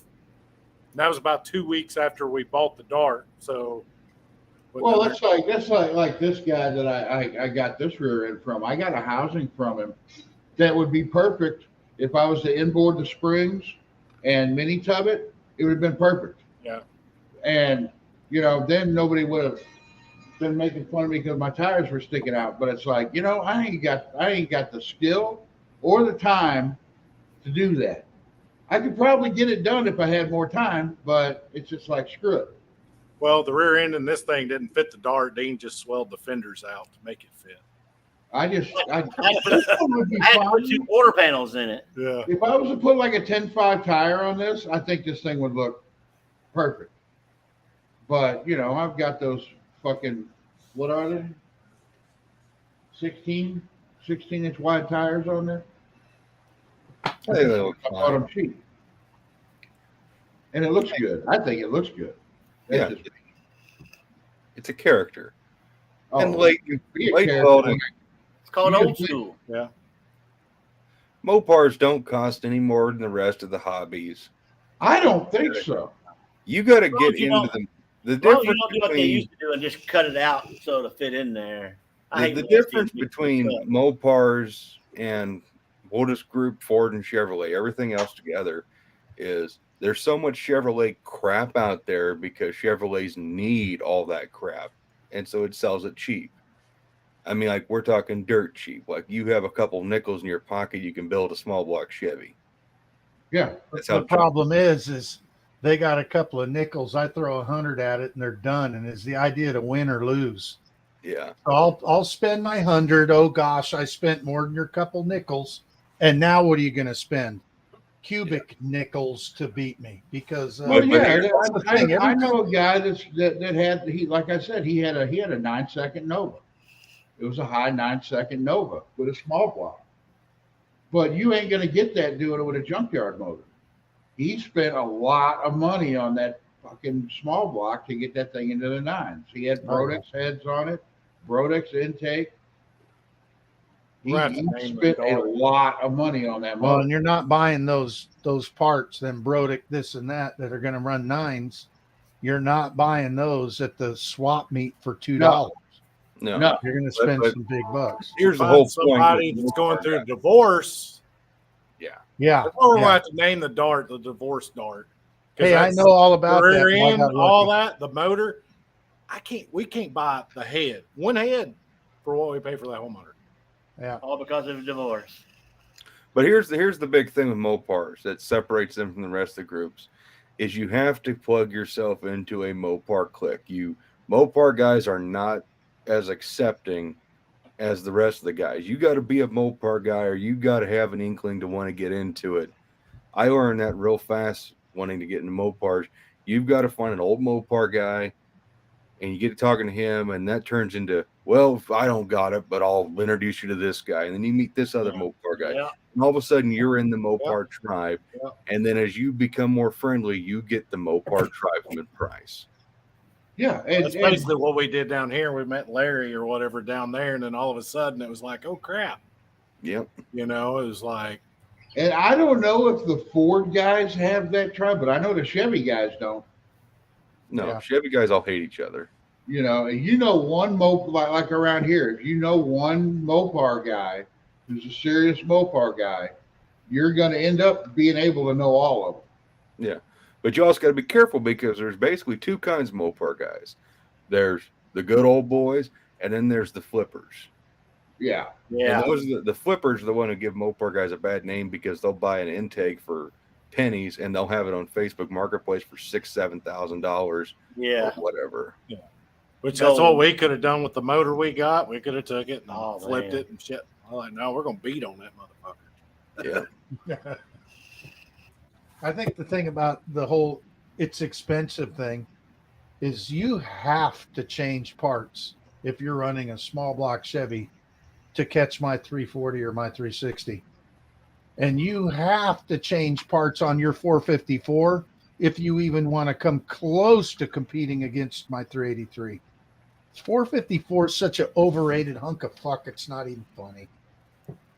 I remember, you remember back, when fuel injection first started for Chevrolet and they had the SS 454 pickup trucks. Oh, that thing was such a hunk. That was because of the heads, though. That was because those heads, those whatever. heads. Whatever. Oh, shit. Again, you got to change the whole casting around before you have anything. And, the 400s and the 440s into the late, or, all the way up to the late 70s still had the potential to belt out power with a cam change and a header and even the stock intake manifolds and carburetors did a good job. So anyway, those things showed up, those SS 454s. And I had so much fun just stomping those things. Slant 6 stayed with them, The leaning They could tower. burn some tires, though. Those What's SS that? 454s could burn some tires. Yeah, one And wheel it ain't wheel. in it. Thank you. Well, yeah, but still, you put a smoke show on with one, but as far as going fast, no. Yeah, I can't stand the people that think the 454 is just the baddest motor around. That's what Leighton just said. Robert, you're right, dude. I mean, I get sick of that crap. The same thing, I guess I'm getting a little more bitter about the whole LS thing too. Yeah, they can handle some big power for 5 seconds on the dyno, but you get them out on the street and you pound them day after day after day, they'll break the same rate as any other engine. And you always hear about that one guy that's getting this phenomenal power, and he's doing it all the time. He's run at 65,000 passes in the quarter mile. And you're just going, whatever. I get so sick and tired of that whole LS swap crap. Well, and you know what? That's what I don't like is that, I can just go to the junkyard. If I blow it up, get another one. We never thought that way when I was younger. And I take 350 pride in Chevy, even the Chevy guys didn't think that way. Because there's, 350 Chevys were everywhere. They were just like the LSs. Yeah, they were all behind me. They were all looking at what the backside of a '69 Dodge Dart looked But the thing is, they didn't just fucking like buy a 350 Chevy, put a bunch of nitrous to it, blow it up, and then go buy another one. They weren't doing that back then. They were actually building motors. These guys nowadays aren't building motors. They're just going and buying a junk motor and throwing a fucking turbo on it and running it till it blows up. You do it again. Yep. That's not being a hot rodder to me. That's fucking just, I don't know what the fuck that is. Stupid is what it fucking is. Does anybody know what the record is for a stock block 440? For power? No, just quarter mile. Quarter mile. I don't know about power. What kind of goes hand in For a hand? stock block 440. So are you okay? So let's clarify, because when you tell me what it is, because I don't know, I want to make sure. Is this like a motorhome engine, or is it just okay? We got a stock Just block. stock block. and a stock Whatever motor. maxed out stock block. Yeah, it can be bored out. Do what you Okay. want to do it, but it's still Whatever heads, whatever Oh, intake. gosh, I already know it's somewhere in probably the 7s. Damn, maybe really? 6s. Yeah. Oh yeah. We're fine. That 500 shot of nitrous will be fine on it. Heck yeah. It'll handle it. It'll handle it. in them. We're You going to know- have that to mess with Redbeard. You guys are good. The that whole 440, whether it can handle what kind of power, it's not NASCAR. That's the biggest thing. And the Hemis, when they first put them together in '64, when they brought them to the track, were splitting from the mains to the cam, and that engine never would break in a drag race. They're even back then they were running for 12 seconds or whatever they were. They just never would break. But out at Daytona, this thing's pounding out that power for 3.5 hours straight if you add everything, but constant, never lift. The cars, they would go through the corner at wide open throttle. Ryan, that's from Raker. That's in his buddy's 72 Dart Swinger. He wants you to show that. Oh, I don't know if I can get it up here I don't know if I can get it up either. because I'm on a different laptop.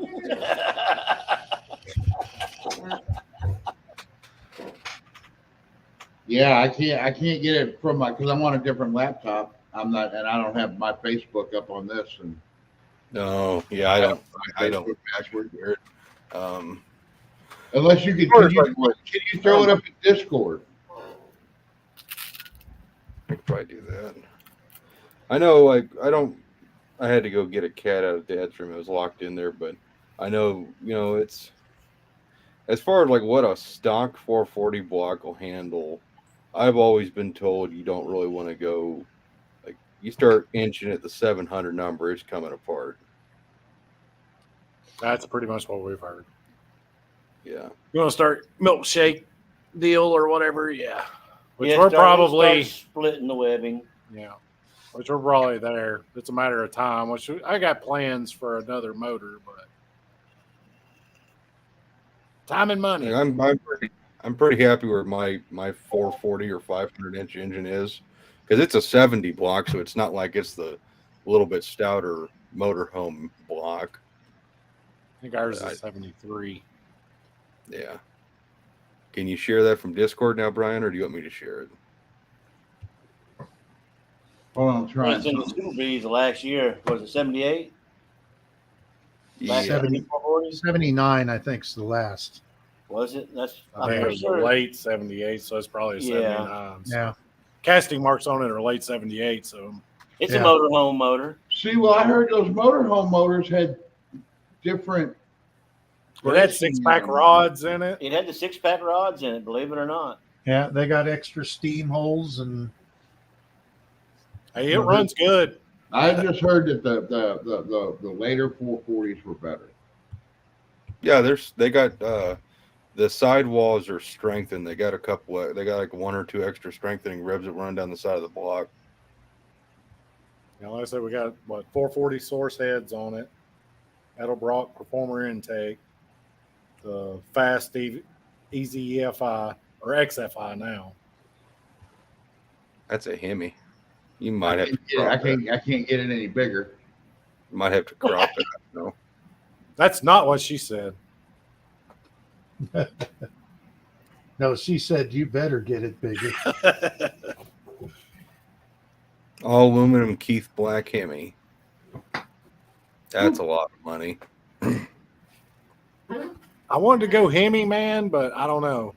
I'm torn. They're fucking expensive. There's nothing cooler. There's absolutely nothing cooler than a Hemi. But your problem now with getting parts, so blocks are available now. Yeah. You can get a Cowley's iron block. You can get an Indy block. You can get a Keith Black block. Which we got, what is it, Bill Mitchell Performance? They actually moved down here to Edgewater. They're about 10 minutes away.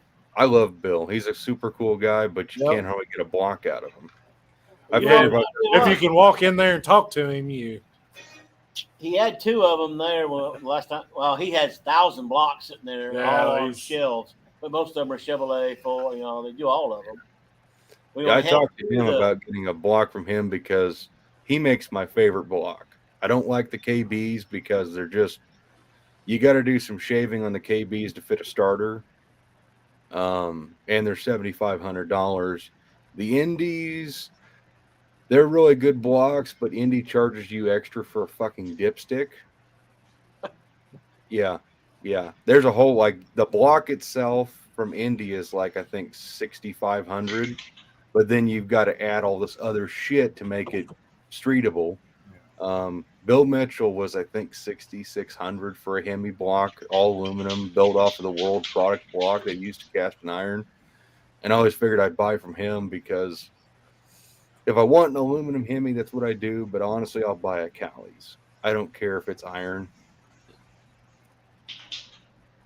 I don't know. I like to have an aluminum block in the dark. That's something that's hard as hell to get around and lift down. Even that 500 in it, it's a monster. The thing that weirds me out, unless you get it pointed straight, and then it's fine. I remember when we set up Daniel's last engine, it was that 540 all aluminum Keith Black block wedge with the Victor heads. And Dale went to set the valve lash. I'm like, what are we setting him to, Dale? And he said like 5,000. And I was like, what? And he goes, yeah, because the block grows and the heads grow. So by the time the engine's grown, it's right where it's supposed to be or something like that. It might have been. Wow, that actually doesn't sound right at all, actually. Raker says it's a Keith Black water block, 620 cubic inch, built by Kenny Safford. Jesus. Yeah, that's the other thing. Like with the Indy blocks and the KBs, they can go over 600 inches. They don't really want you to go above 605, though, typically. That's kind of like the furthest they want you to go. But now your problem with building a Hemi is where you're going to get rocker arms besides stage 5, and you're looking at probably $5,000 for those rockers, but you'll never break them. It's the last set you'll ever buy because they're cast out of stainless steel.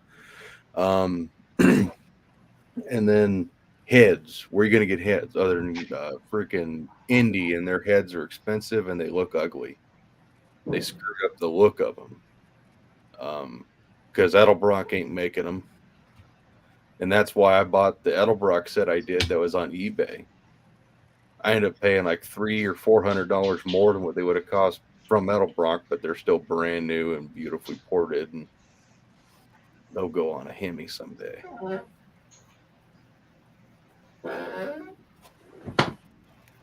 Hemis are expensive. There's not much to get around that, even when you know Hemi guys. Well, if it matters, if ET is what you got to win by, then you got to have a Hemi. That's all there is to it, because you're not going to take some big wedge motor and go out there and thump one of them Hemis. No. Well, you know, on these blocks that Bill Mitchell's got, it's the same block for either to do the 440 head or the. Yeah. He just drilled. You got to let him know he'll just drill whichever one. Yeah, it's got to be drilled right. So it has the long boss for the stud if you're doing the Hemi, and then he's going to put the hole in the right spot and tap it if you're doing the bolt like on a wedge. Well, so the 440s is in a different place for the Valley. Yeah, but that's what I'm saying. They move the bolt hole and then drill it and tap it. Yeah, and then the Hemi also has the oil drain back holes in the front that the 440 does not have. Yeah. Now that would be covered up if you put a wedge head on it anyway. No, it would not be covered. No. Because the Hemi head gasket comes out square like a small block. No, what I'm saying is you put the wedge gasket on there and it would cover up the drain back hole. No, it would not. No. Okay. Because like I could go out if the phone wasn't dying, I could go out to the garage and I'll put a wedge head on the Hemi, and the wedge heads don't cover that. It looks really weird because just that chunk, it might cover like half. Well, how are they doing it? But they don't cover it all the way. So He what was saying about the same water? block. What's that, Dean? He was saying it was the same block, so I don't know how they're doing Yeah, it. it's the I'll have same to look block. at It's it. just if it's set up for a wedge, they don't drill the oil drain back hole for a Hemi. Yeah. Oh, okay, so it's got the same. Okay. Now, what about water passages? Are they similar all the between the Hemi and the wedge? They're all the same. They're the same. Yeah. So you got the drain back hole. Do they mill the block slightly different because of push rod clearances? And Oh stuff? yeah. The push rod holes will be different for a Hemi too. Yeah. Yeah, because the Hemi's got that weird geometry shit going on. Yeah. What's Brian? Is he painting his engine again? Yeah. Eight What color? color? Hey, Brian, are you painting it red? No. Say, Did you paint the rocker so they don't rust? Yes. Hey, you know, if you have stamped steel rockers, that's better than the ductile iron. Who said that? We'll keep them nameless for now. I don't know. Somebody who supposedly doesn't have an account but still has an account. Does that sound right? By the way, I love the way you handled your comment. I enjoyed it. I read that. Actually, the wife did. Wait, what are you talking about? You commented. Oh, yeah. And so the wife read it, and she read it to me. She goes, I liked it. I was like, spot on. Well, We're like, I don't speaking in tongues, by the way. If you guys don't know, I don't want to speak in tongues. I'm just gonna be blatant here. Like Ken knows exactly what I was saying, but when he put up his deal wanting to blast this person, I told him that's a mistake. Yeah. Because he would be no better than the guy who threatened to blast me on the internet. Yeah. Yep, exactly. And I don't, you know what? We all got our beliefs. We all got our opinions on certain things, whether we're right or we're wrong. And we all make mistakes. That's ultimately what that whole live was a huge mistake. And if he didn't think it was a mistake, he wouldn't have took it down. So I'm not going to harp on the guy. I mean, I think he kind of deserves a little bit of hate on it, but at the same time, you know what? I'm not. It's not coming from me. I'm not going to hate on the guy because I know what that feels like. Well, I'm not gonna hate on the guy. I just I'm think gonna it's paint the timing chain so it don't rust too. Good. Well, I'm not going to hate the guy on that deal, but what he says that just makes me want to go through cancer 5 more times. I'll tell you what, though, I'm gonna miss the amusing videos. I enjoyed the tech talk. Oh, I'm sure you did. Oh man, did I ever? Especially when it came to leaf springs, super stock leaf springs. That was my fault. No, it wasn't. We got to enjoy you. Hey, dude, my Are we life talking was Brian? my life was entertained. It was like watching Blue Car Comedy Tour again. Oh man, have you guys watched? I've heard Uncle Tony mention him a couple times. He's from your neck of the woods, John. Yeah, Scotty Kilmer. yeah. Oh my God, that guy's impossible to watch. Kilmer, I can't stand him. Oh my God. I don't dislike him, right? I just don't like his format, the way he does his thing. It's annoying to me. That's all. Well, my whole thing, he just did a video about not washing your engine. Don't clean your engine. There's no reason to ever clean your engine What? because it's water cooled. Don't clean it. And if you spray water in there, it's going to get on all the electricals. So, and driving down the road in a rainstorm, you're telling me there ain't no water getting up under that hood? None at all. Ow! I just had an aneurysm of pure stupidity. Yeah. That's why you don't smoke crack. I'm starting to think maybe smoking crack would be better than listen to that. I gotta admit, I don't do a lot of engine cleaning unless the engine's worth showing off as far as how pretty it is. Well, yeah. Because, I honestly don't care how dirty it is on the outside. I care about how dirty it is on the inside. But again, I don't like working on my car and coming out of there looking like I need a bath because I turned an idle mixture screw, So You mean like I kinda do want it cleaned up.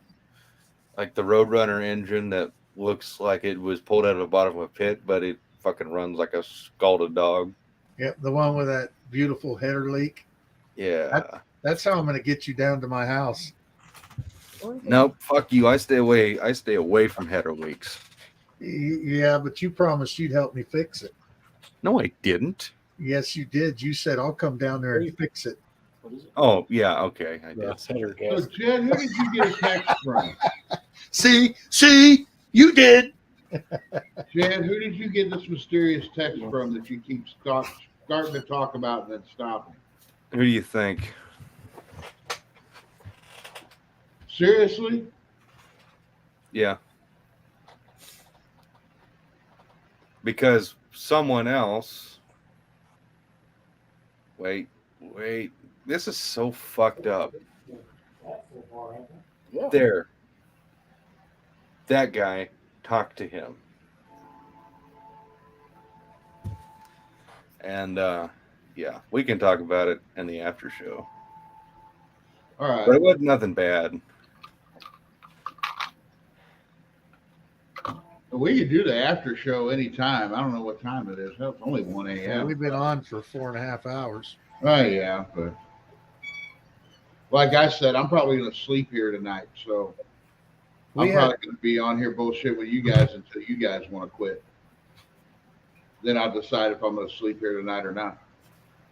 I've got half a beer, and then I'll probably hang out for a bit after that. Were you out of beer? I missed my appointment to the hot tub. Well, John, if you were a little bit closer, I would have joined you. Man soup. Y'all seen these header gaskets? I bought a set. I bought a set like that, but I never was willing to try them because I know how well copper works. Well, they're not copper. They're these are like aluminum. Aluminum. I know. Yeah. I know. I only run copper header gaskets got because I know they don't leak. I was not. I know how much of a pain in the ass it is to take Jezebel's headers on and off. I was not willing to try those. Gotcha. Not Those bad. work. Yeah. Like I said, we've always had problems with the B, man. Until I put them on there. Put those on there. It's like seven different little layers. Yeah. And I'm Yeah, gonna I tell got you, they're reusable. Oh, so it's like a Cometic head gasket Yeah. that's Oh, got. wow, the they work layers. good. Yeah, I always run the SCE or even the Jegs brand copper header gaskets because they're reusable. And I put a little Solid? bit. Yeah. One they're solid piece? Yeah. And they got a bead on them, and you put a little bit of high temp silicone on either side, put them in there, and it's the same thing to do with dynos. Except for dynos, you don't tell even run a gasket, and no header leaks ever again. I won't ever run a paper gasket or anything else. Like, I fell in love with those things on the Dart. I just figured I'd give them a shot on the Dart, and that car still doesn't have a single header leak. That's the only thing I'm worried about is the valve cover gaskets on this. Just don't buy those blue Moroso ones. They leak like a sieve. I can't find anything else with a steel core though.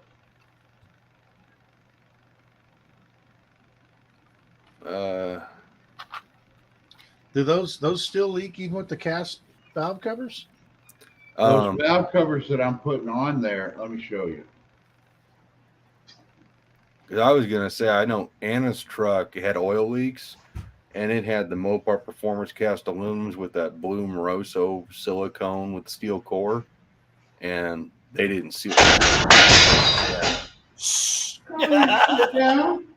Well, I was asleep. These valve covers, look. Ooh, there's no lip at all. There's no lip Even at hold all it in there. to hold Holy the shit. gasket. And any of these fabricated gaskets or fabricated valve covers, I've never seen any of them with a lip on.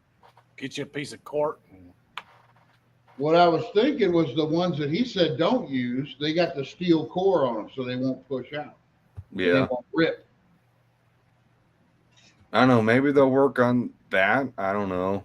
I know the valve covers on the Dart, it has the blue Moroso silicone ones too. It leaks like a bastard. It doesn't matter how tight I make them or how loose I leave them. Even with like the spreader bars on them.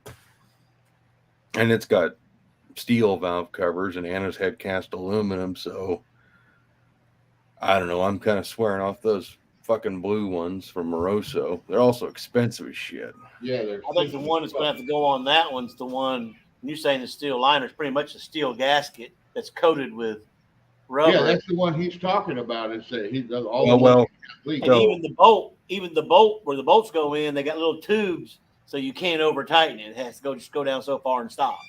Well, that's different. So, like on Jezebel, we run the Felpros, and they're like a fiber with a steel core. Those work really good for a big block. Well, do they make those for small block? I don't know. So the blue Morosos, they're a blue silicone with a steel core. And for some, like, you would think they would work awesome, but I haven't had any luck with them. And I've talked to a couple other guys, and they say they're garbage, which is weird why they would still make them. As long as people buying them, I guess they would make them.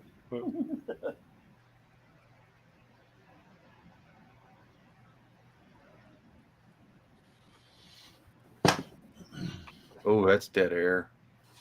Yeah, well, it's I like was it could reading be a little bit comments. dead air. I was reading comments. Oh, I got to get my alternator bracket, my $70 alternator bracket that Jed says isn't worth the money. Fucking cool, dude! I already had one. I know how cool they are.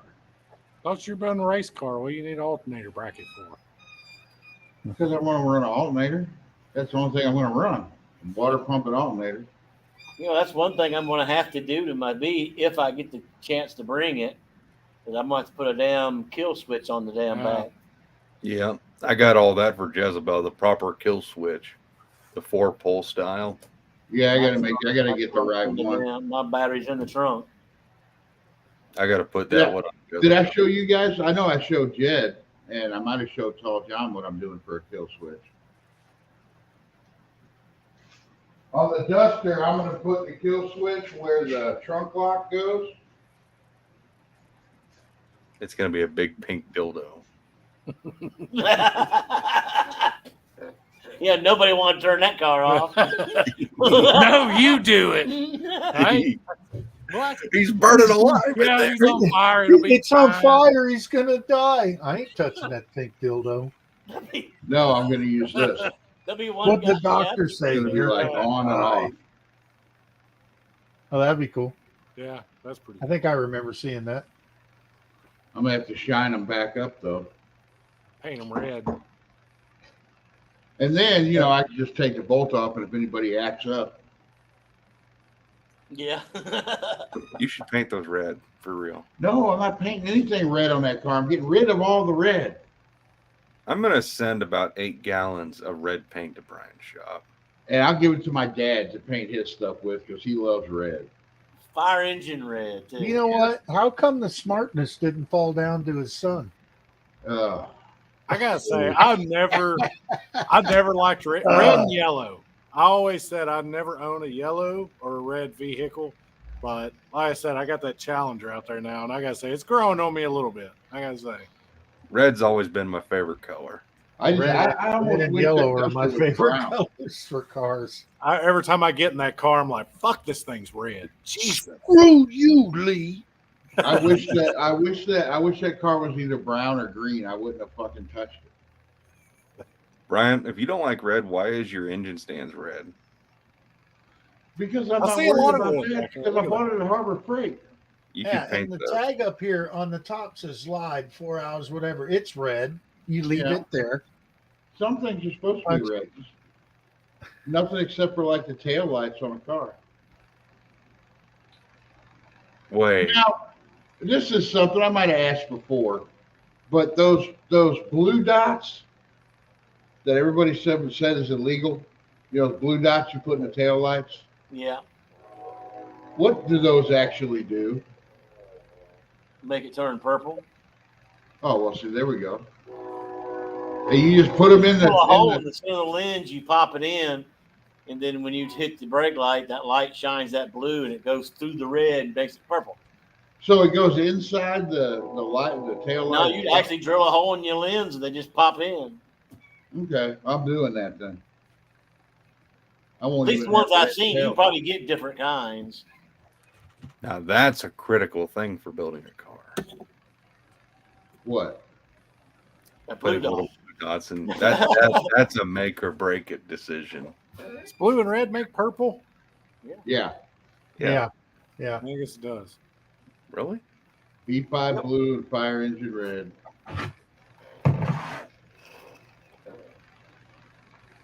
What was the whole thing with B5 blue, Jed? I don't fucking know. Everybody says that to trigger you for some reason. The whole fucking thing is, I had a hell of a time, and I still can't find it. Neither can Roseman. You know, trying to find real B5 blue, it doesn't exist. You can't recreate real B5 blue. And so, There's a lot of different shades out there of it, that's for sure. well, you can't recreate any of the fucking shades. Is the problem?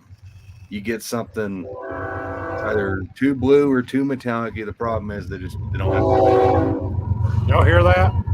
That's cool. Oh, yeah, you got it? Wow, yours are closer than mine. Yeah, ours is right here.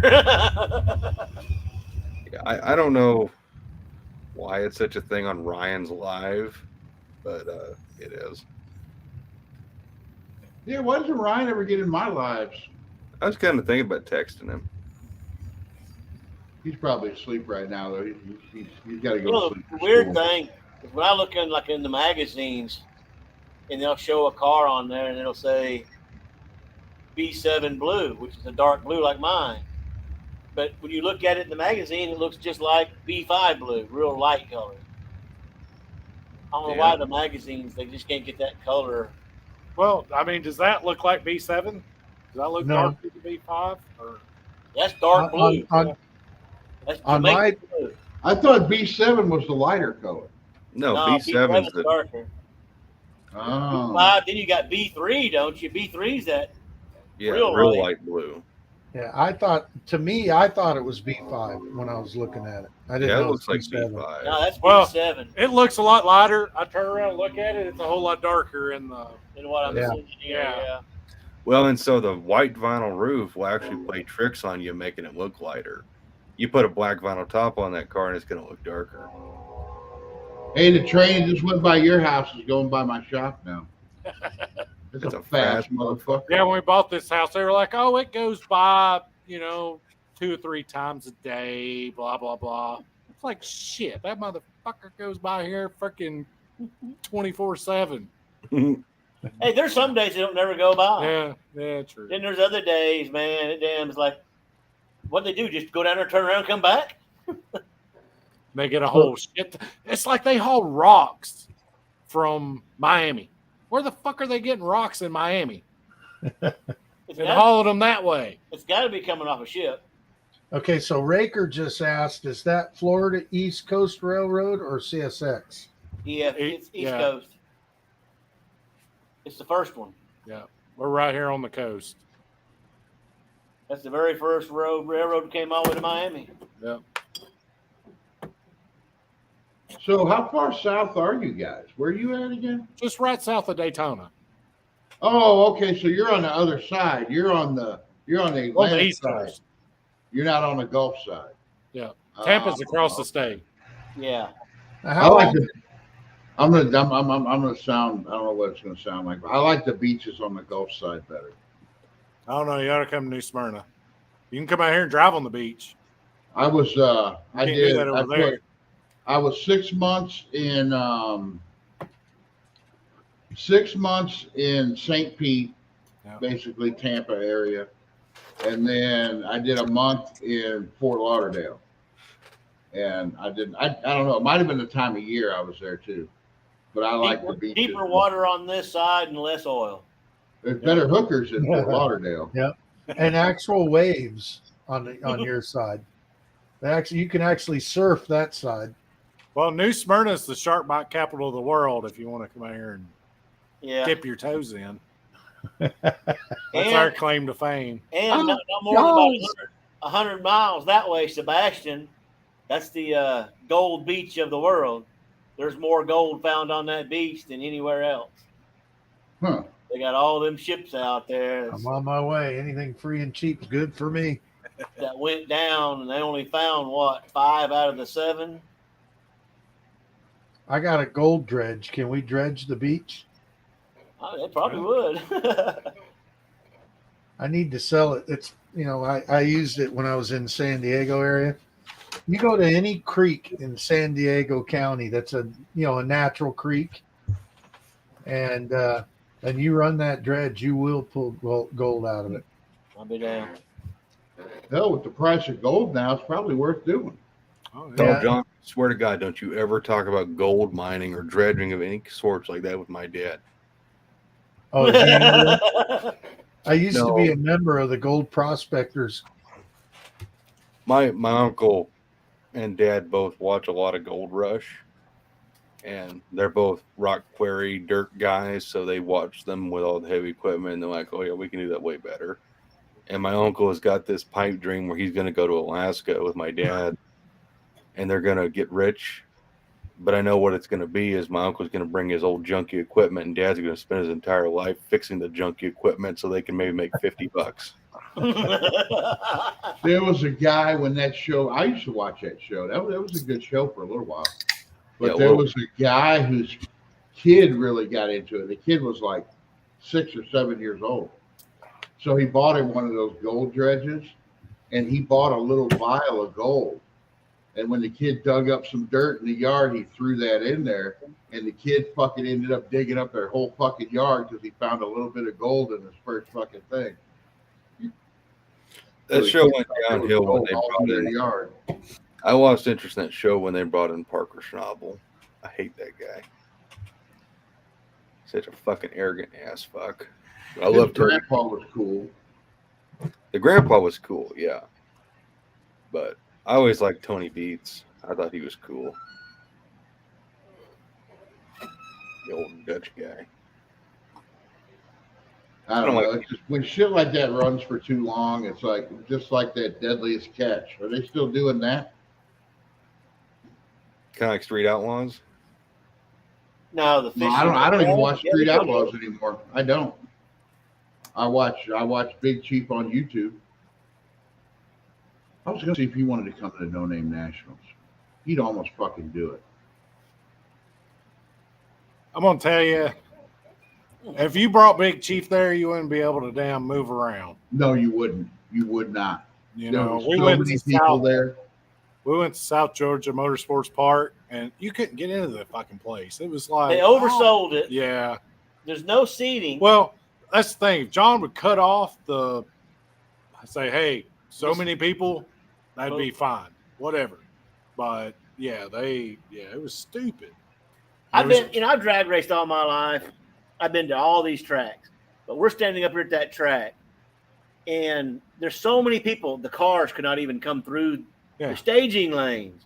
They'd have to come through there and make everybody move to the side. And they're letting everybody stand there. Was it a No Prep Kings or?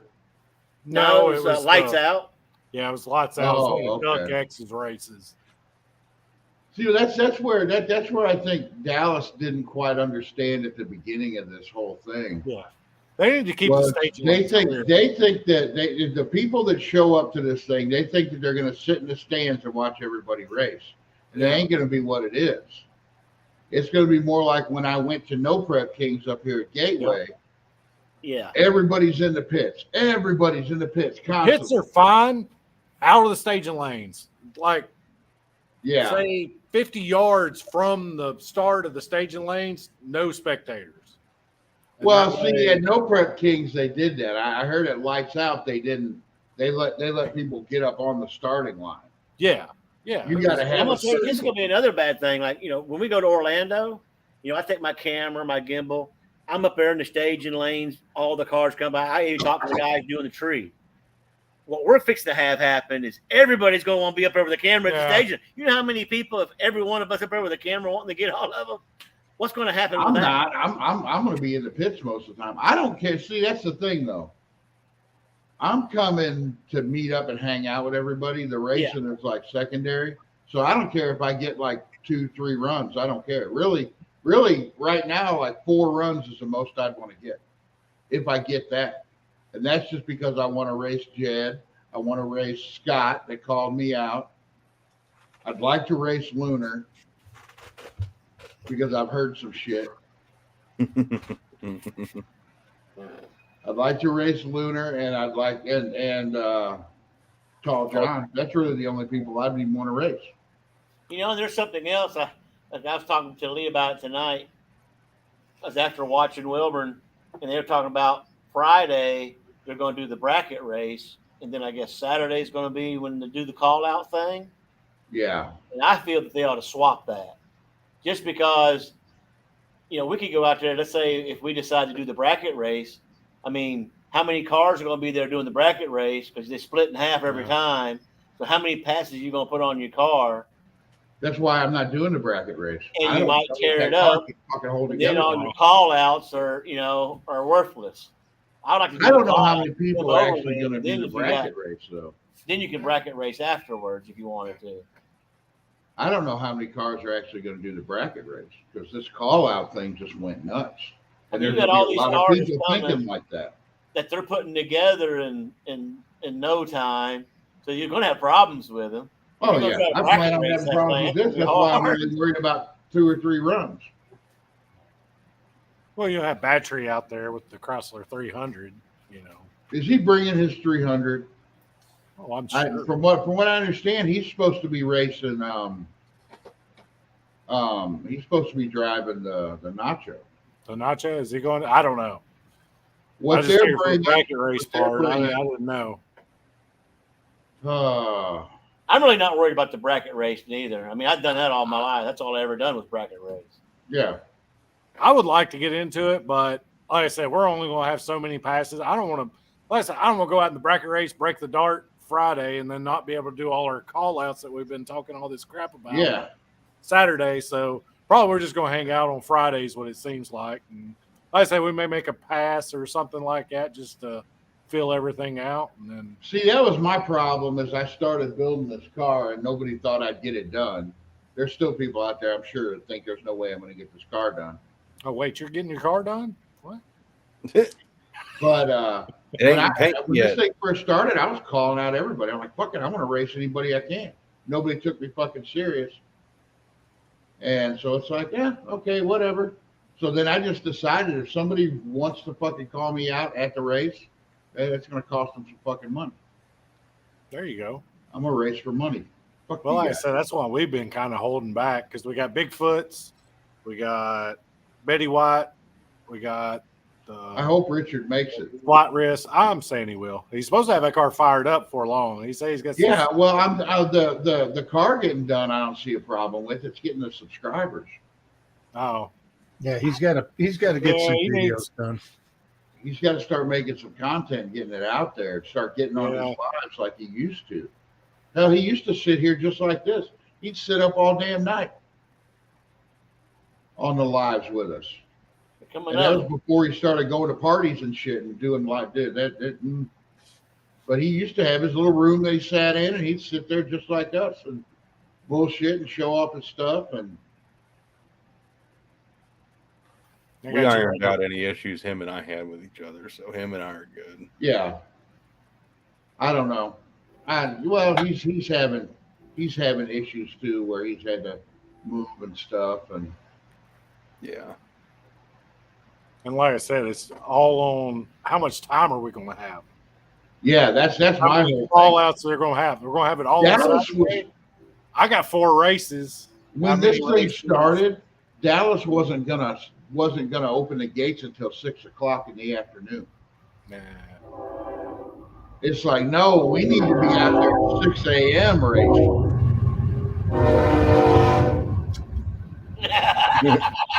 You know, they It need only to start comes that by like bracket twice race. a day. They need to start that bracket race while they're still due on the track. You know, I don't care. They need to do that shit early. Well, it's just like there are some guys out there who've got 6 call outs. Yeah. And my reply to them is this, because sorry, fuck you. There's more than just you who's going to this event. Well, it's Yeah. like I said, we had 3, and Redbeard was the 4th one. And it's like, do you pull the trigger? You know, because I Yeah. know there's only going to be so much time because shit's going to happen. Well, Shit's and gonna I don't break know when how it's much. going I down don't the know track. what when Yeah, you the when, oil when, down. when Oil Wilder down was take up first to talking half an about hour to this. an hour to clean up. See, what are you guys? Your call outs? Is it just a one and done? Yeah. See, because We when got Wilbur was Bigfoot, first talking Betty about White, this, and, he was trying to talk people into doing all the call outs being best 2 out of 3. I'm like, you ain't gonna have time. And then we Have you ever have been the, to a track? Like Yeah, I said, right, we go to a fun day Sunday. It runs 11 to 5. And it depends on how many imports are there. Sometimes we get 3 runs in, sometimes we get 1. You know, down here that's we the got way a lot it of is up more here at major- Gateway. You up. They do test and tune on Wednesday night, and it goes from 8 o'clock till midnight. In that 4 hours, you're lucky to Yeah. get 2 runs. Yeah. and You're I'll sitting in the say staging this. lane most of the time. I'm sorry, John Wilbert, if you ever see this part of the live or anybody who says it to him. The idea of having an award for the guy who oils down the track the most, I swear to God, whoever gets that is getting their ass fucking beat if they're trying to do it intentionally. That's stupid. Yeah. Yeah, that is a stupid. She should have never even brought that up. Unless it's at the end of everybody's done and you want to go I up don't there. care if and load everybody's people done. up. Think of the owner of the track. True. Yeah. You know, That's just disrespectful. And then, you know, if you've got your 200 horsepower 318 or slant 6 out there and you're making a 24-second run and you oil down the 8 miles? track. Yeah, you oil and you down the don't, track. and you don't do like a normal racer would do. If something's wrong, pull off. Yeah. You know, Or Stop. and then you get a guy like Daniel who's making almost 1,000 horsepower, and that track ain't safe spotless, and he fucking wrecks his car, barrel rolls it because you thought a freaking oil down award was a great idea. Yeah. Yeah. Well, they're going to have to. Well, and they're talking about that too. They're talking about setting the call outs up like the guys with the real race cars. You guys are going to, guys on slicks are going to go first, and then guys on hard tire. That'd be good. It's like I said, the slicks are going to prep the track. We're not going to tear up anything. The hard tires is what tears up the track. Like I said, the way they run it here, run all the big tire, run all the slicks, run the radials, then they run the street cars, prep it, slicks, no, you know what I'm saying, and repeat. Yeah. Well, the thing is, they can re-prep the track, and if it starts getting loose, believe me, like I said, I've said it a few times. Sikeston's one of the local tracks for the guys around here, because some guys don't like going out to Gateway. There's guys that don't like. There's another track. Probably where I'm going to do most of my testing is Bonne Terre, Missouri. It's about an hour and a half away. But there's guys that'll drive 2.5 hours. There's guys that'll run up at Gateway and go down to, Gateway, where they run, fucking big cars. They run real shit out there. NHRA events, top fuel shit. But you go down to Sikeston, and all these guys are saying their car runs a tenth faster because of the track prep. That's had a lot to do with it. It's known for having great prep in this area. Now, there's a couple tracks that I think that I know there's one, because Dallas is always looking for more tracks for the AHRA. And there's one that I think Dallas should look into, and that's Benton. It's a nice place. Oh man, it's like being in a park. It's like they took a city park and then just dropped the fucking drag strip in the middle of it. Almost like a golf course, and dropped the fucking drag strip in the middle of it. It's just so nice out there. So pardon my ignorance. So if it's a NHRA track, can it also be HRA, or is it? No. Okay, that's. I don't think so. I don't think that they can have multiple. It has to do with insurance. I'm pretty things sure. like that. Yeah. Well, I still say Mocan would be the perfect fucking track setting for an event like this, because it's 8th and quarter. And I think 8 miles. Is Mocan NHRA? Yeah, I think so. No. Because I think 8th mile is just gay. I can't find anything around here that's not 8th. Almost, yeah, but I understand where you're coming from on that, as far as the street cars and stuff like that. I get that. If you got an 8th mile car, it's basically got to be a dedicated 8th mile car. Where you can easily change gears. For Jezebel to be ever competitive in an 8th mile, you couldn't fucking drive in town. Like I said, we're not changing anything on the Dart to go 8th mile. All we're going to do, we're just losing 4th gear. Yeah. So we're just that's mixed up your 3 speeds instead of 4 speeds. All we're doing. Except for Dean, he's going to put a 500 shot on it, and he'll be through 4th gear through the 8th and the Super B. He'll be out running the Dart. We were doing the figuring right now, and that's Zero G Mopars. How's it going? This is the prices at the pump right now. Yeah, it's $1,000 round trip for one truck for us. So if we bring 2 trucks and 2 trailers, man, it's going to be almost $2,500. I did get lucky. I did get lucky in that event where I'm only that 2 is hours honestly away going from to the be a track. deciding factor for Dad and I. If gas doesn't come down by the time of this event, that will make or break whether or not we can actually make this or not. Because I'm not going to spend $1,000 in fuel to drive the 6.5 hours. I don't know how much it's going to cost, but 6.5. You're probably half of what we're 14. What 14 hours? Yeah, we're 14 hours away. It depends on if Dad trusts his pickup to make it, or if we take my brother's diesel with his gooseneck. Well, now, what kind of miles does your brother's diesel get, though? What do you fucking think? It's got def deleted. It's got a big fucking tuner on it. So his diesel gets like. I said I got a stock 2018 2500, and I get I get 20 miles an hour or 20 miles a gallon if I don't pull anything. Once I hook that enclosed trailer up to it, I 10. Yeah, I don't know what Michael's getting. It's nowhere near what it should be with a stick. It's got a 5. I think it's got a 6-speed. It should be getting. It should be getting around 20 and not give a fuck what's behind it. Yeah, but You would think, but mine's the same way. Huh. I know. Well, mine no, is the enclosed 16 trailers I are got different than 16. hauling an open trailer. Well, I'm fully loaded in the truck by itself, and then when I put more weight on it, I mean, it's got the utility bed, the crane, welding machine, all the boxes are loaded with tools and everything. I mean, Yeah. His truck's a whole nother story. It's weird. He's run last 3 or 4 years without a fuel pump. yeah, that's How the fuck does that even happen? You ask anybody, they're like, "Oh, that burn it up after, a little bit." Yeah, he's been, and pulling trailers and I've been back and forth to Tennessee, and I don't know how many times. It has been acting up with me. he's put 50,000 miles on this vehicle with no fuel pump, just running off the fucking injector pump, and just now it starts acting up. Hey, we've asked everybody. Well, Tall John, what do your buses Bro, that's get? not possible. Like, What kind of mileage do your buses get, Tall John? 6. Woo! I hope Yeah, you last- rock stars pay a fuel surcharge now. Hang on here. 6. Holy shit. We all just learned what Tall John's phone password is. so if anybody knows, well, you want a ramp truck or a rollback? I'd like to find a rollback.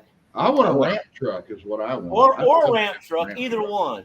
And the reason I'm saying that's because I like to be able to put one car on the truck and then hook one of the trailer, and I can take 2 vehicles with one vehicle. I'd just like to not have to worry about a damn trailer. Just Yeah. my ideal thing is if this electric car bullshit comes through, is okay, I want an electric ramp truck that I could just load the car up, take me to the track, and take a nap while it's fucking, and it takes me there. I get out and I have my phone in my race car and I do the same thing. Self-driving? Yeah. Push in one hand and shit in the other. So the last fuel bill for the bus was $1,600. Damn. Now, literally used to be like 500 to 600, depending on, how quick you went in. Well, you're making all them liberal fucking rock stars pay that money, ain't you? Oh, they're fed up. That's for sure. You should hear them talking these It's going days. to change it. You gotta It have was- liberal celebrities realizing you're taking their fucking money away. There was a group that was on there a month or so ago that they were upset. And I physically showed them the receipts. Normally we make money on the fuel. And I showed them the receipts and said, hey, I'm not even, and explained to them we make money on the fuel because they have that option. They can do an inclusive contract that we take care of everything, or they can pay for the fuel and the driver on the road or whatever. And, they had an inclusive. And I said, well, you can save some money if you go, you pay it. Well, we don't want to deal with it.